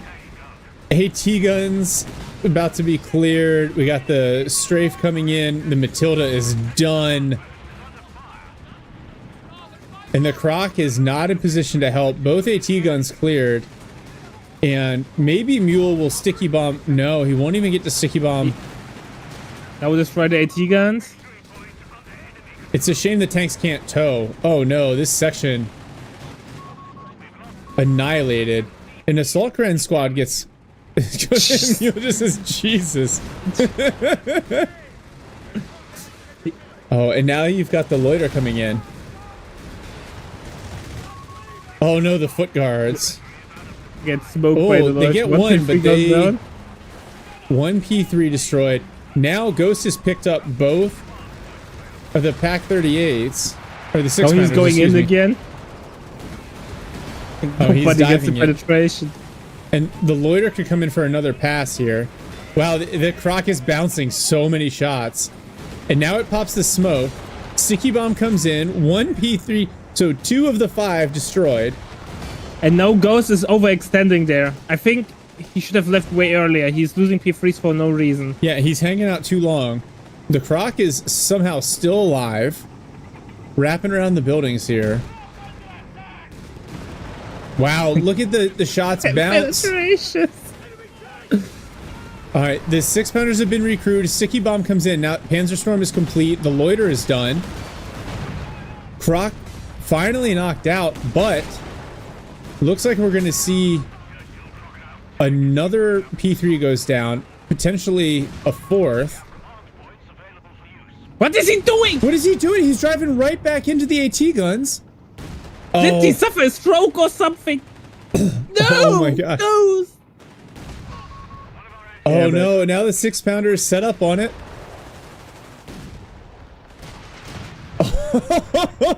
How did that happen? How did... Like, look at this. Mule, please tell me... Oh, Mule can't do it. I was gonna say, he got a wrecker and just salvaged all these vehicles. 5 P3s and now the 6th arrives.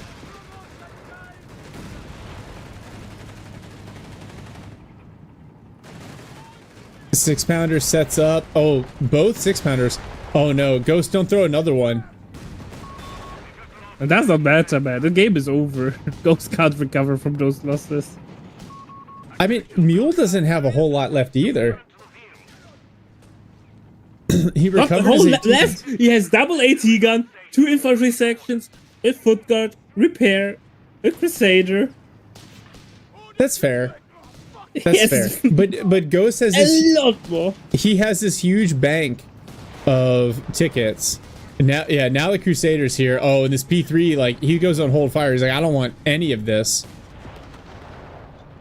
And Ghost went for the assault grand call in with the 250. Number 1. Now look at army size. 44 to 32 Popcat. Ghost still, he's like, oh, maybe I can just close this out on tickets. Oh, these assault grands are in trouble though. Crusaders right on top of them. Oh yeah, they are done. It's so hilarious, right? The Croc. Imagine this would have been the other way around. There would have been a tiger, and there would have Crusaders. The tiger would just would have lost immediately. Loaded in the sack. Yeah, or the Black Prince instead of a Croc. The Black Prince would have lost. Yeah. That's what we were talking about. Like so the mediums and the heavies just feel totally out of whack. Yeah, it should not be like this. Well, Mule, you have taught me that when in doubt, just call in a Croc because it wins.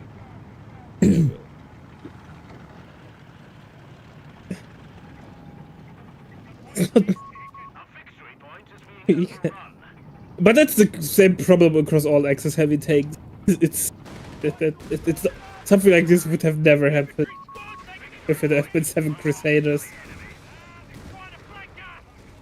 See, and Ghost still hasn't invested any of his manpower into some of the other upgrades. I think that as soon as I saw the Croc, I would have thought about the tungsten core ammo. But at this point, you know, he's down to 2 P3s. The double 6-pounder though, oh, they whiff. There's one. He doesn't have smoke. He has emergency repair kits, but no vehicle survival package. So that's another issue.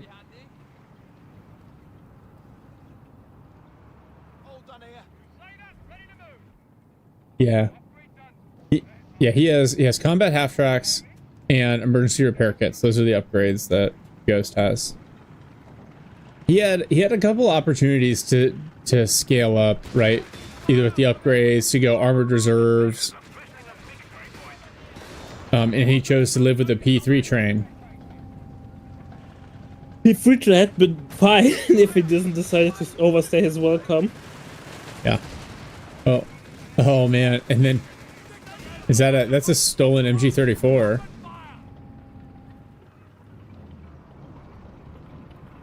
And then yeah, 2 Crusaders here. Oh, bullying 1 P3 plus the foot guards. Oh, but the P3's bouncing all the Crusader shots. Now tank training from Mule.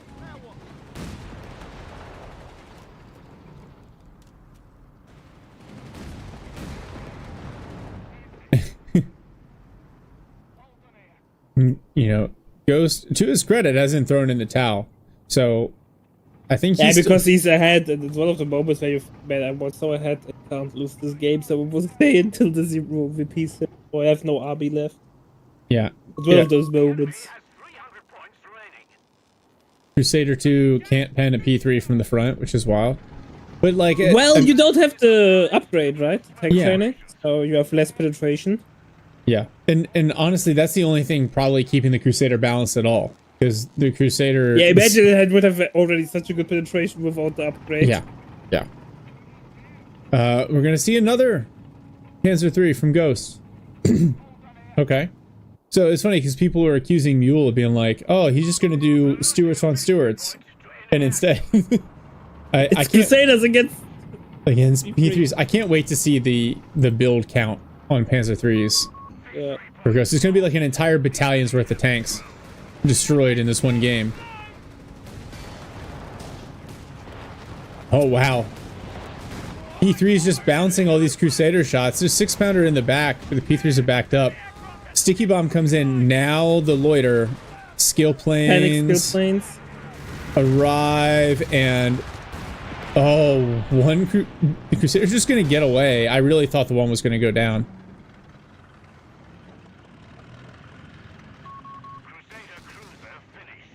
All right, now a 3rd Crusader here.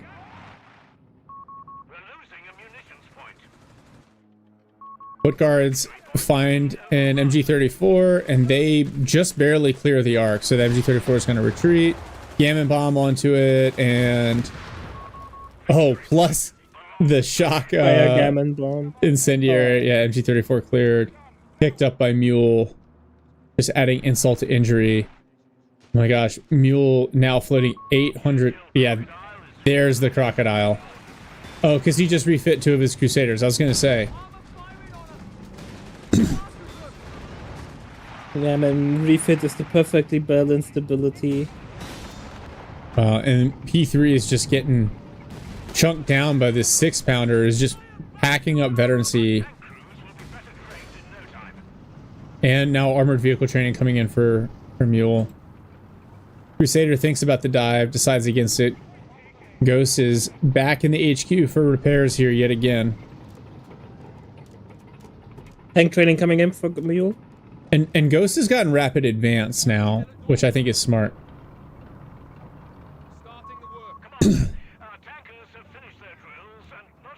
Yeah, the flame grenades are, I mean, they hurt. It's a battle group ability. I would consider maybe adding a cost increase with them just slightly, but they're just really powerful. I don't know that they're like overpowered or broken. The thing is though, they don't actually do more damage on explosion or have more AoE or whatever. It's just in the post. Add this fire puddle. Yeah. And I think that's the problem. The tick damage of fire is just too high. That's fair. That's fair. Alright, Mule's about to get a triple cap on here. P3 train headed to the West VP. Croc and Crusader are set up on the east side of the map. So that'll deny the triple cap and ensure this game goes on for at least another 15 to 20 minutes. Yeah, but I think Ghost will have a hard time. Camera went out again. All right, thanks, Liberator. I'll mess with it after this. The P3s I'm so glad that I'm not the only guy who has constant technical issues on his stream. And just the camera every now and then just quits. But it's fine. It's fine. Nobody needs to look at me. Look at the game. That's why we're here. Alright, a 4th Panzer III. Oh boy. Well, this stolen MG34 forced to retreat.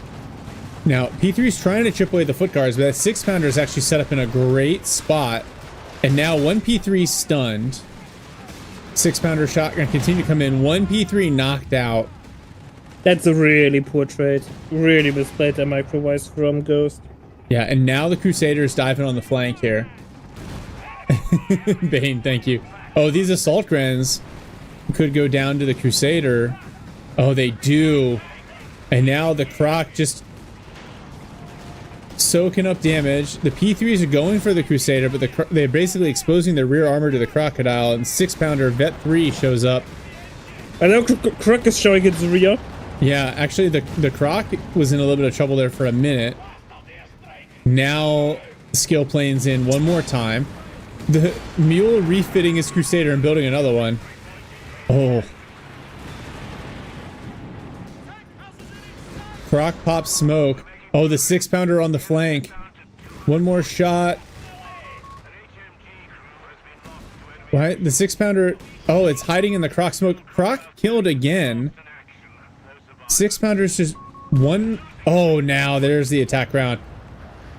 Both P3s destroyed, and Ghost throws in the towel, saving us from the inevitable 10 more minutes of P3s and Crusaders going at it. How many were built? Oh, many were built. Hold on, I'm almost there. Let me for Bane of Fire, just for you. Gonna reopen the camera here. All right. Yep. All right, we got it. There's a camera. Another good day for the 100% win rate faction, the Brits. All right, let's take a look. 9 Panzer IIIs, 4 250s, and 9 Panzer III. Oh. That's a lot. It's funny because you refitted your Crusaders and never counted as a lost unit. Yeah, how many did he built? A total of 5.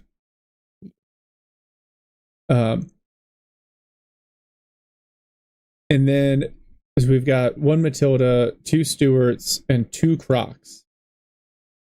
Oh, the Crocodiles. I like in their role is like the damage sponge, and the gun on the Crocodile is a 6-pounder, right? Olvadi, like I'm not making this up. Oh, I don't know, man.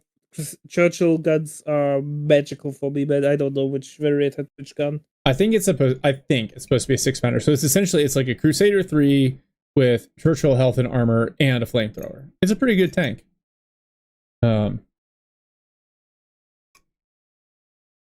Bro. Ghost feels like someone he did not pay stuff. Like Mule was like, "Where's my money?" Fair enough. Ghost 1700. I mean, that's rank 26 DAC player against rank 12 Brit player.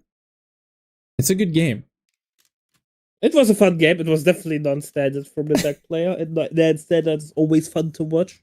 He got those P3s out so fast. This is the difference, I think. Like, apart from me not having the micro deal with that, I think my gut reaction would be like, okay, I've got 2 P3s. Now I'm going to get armored reserves. I'm going to get the rest of my armory upgrades. I'm going to get like a P4 out or a Tiger. No. That's the thing with DAC or DAC tier 3. You really have a game plan set there, and then you stick with or deviate rarely from it. If you go for P3 spam, you do it fully. You commit. You will never take up. You get 10 P3s, get all the upgrades, and then you run around. That's fair. If you say I want to play Tiger, then you have to build completely different in the mid game.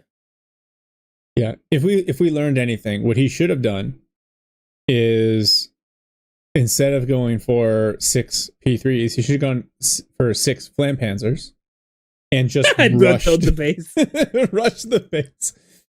That'd be one of those things where like you just yeah, Paul says it's a bad idea to rely your late game on single style or single unit because it makes it counterable. Yeah, getting tungsten core and smoke instead of the 7th Panzer III makes some sense. Yeah, a little bit more like I think more reliable penetration, the ability to pop smoke and like because even though that's more HP. Yeah, and a guy like Mule, a guy like Ghost even will attack ground through the smoke, but you're imposing a micro attacks on your opponent that gives you a chance of getting away.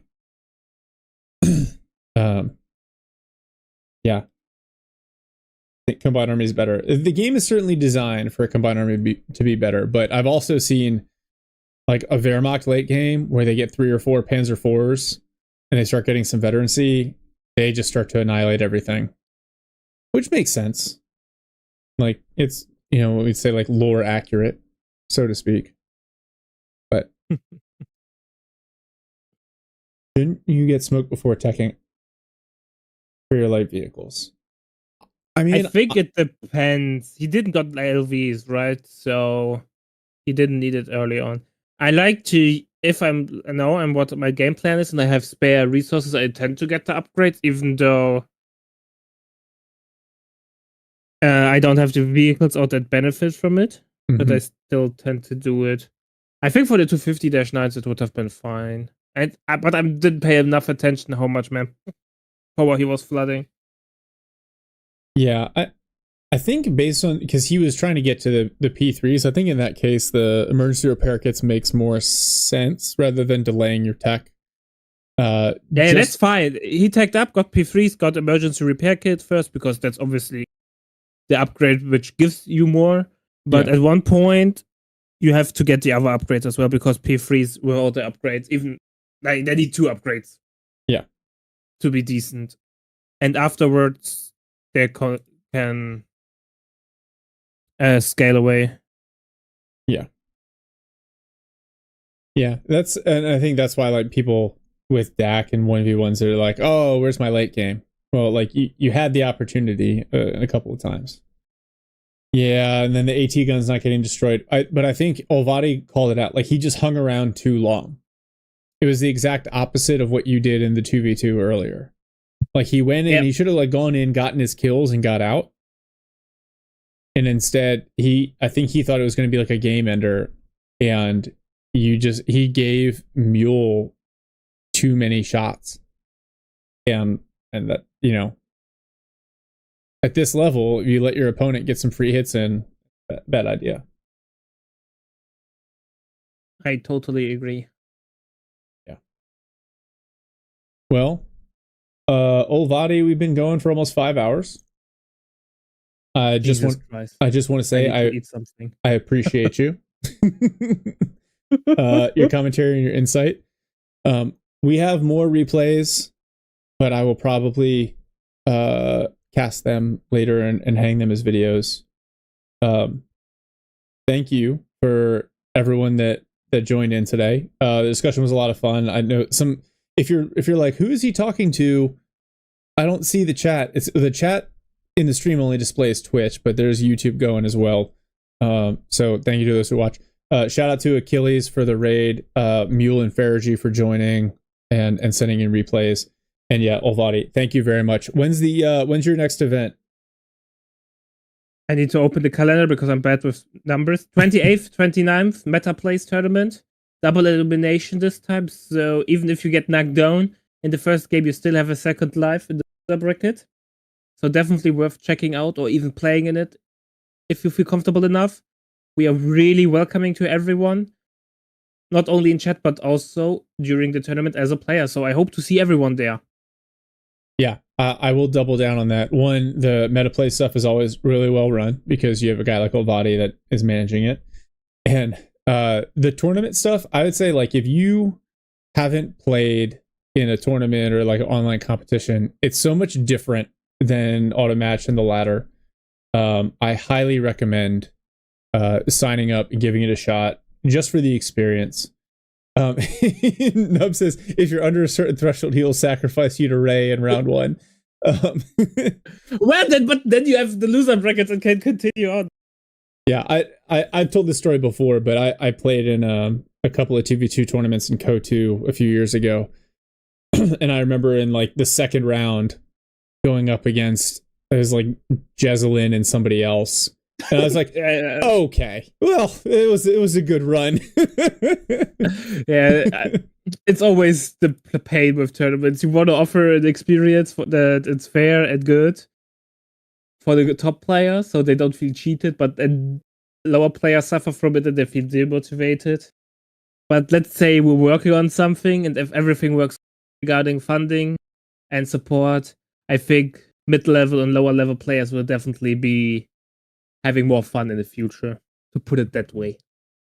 Yeah, so one, there will be another Shark 2v2 tournament. It'll be this fall. I'm going to try to time it with the new battle group release. And that, what I'm going to do is extend that out a little bit so that we can get more teams in and have more games in the run-up. The other thing is, Olvadi, maybe we should talk about this off stream at some point, but I would love to do like kind of an entry-level player tournament to get people some reps. Yeah, sounds good. Yeah. Well, thank you. Thank you again. Thank you to everyone else for sending in your replays. This was a lot of fun. And now, as Faragi does, I'm going to go to the gym. Olvadi, please get yourself some food.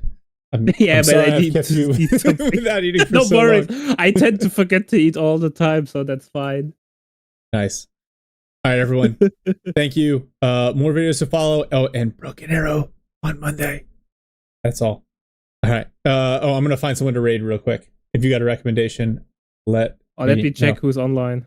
Yeah, thank you, Mule. It was fun. I have no idea who you should raid. Oh. I don't know any one of those guys. Okay. All right. Well, I'll figure this out here. And oh my gosh. Yeah. That's fine. There's a guy named we'll do Flex 127. I've seen him before. So we'll raid that. Thanks for hanging out, everyone. Yeah. Thanks for having me. Bye-bye. Of course. Later.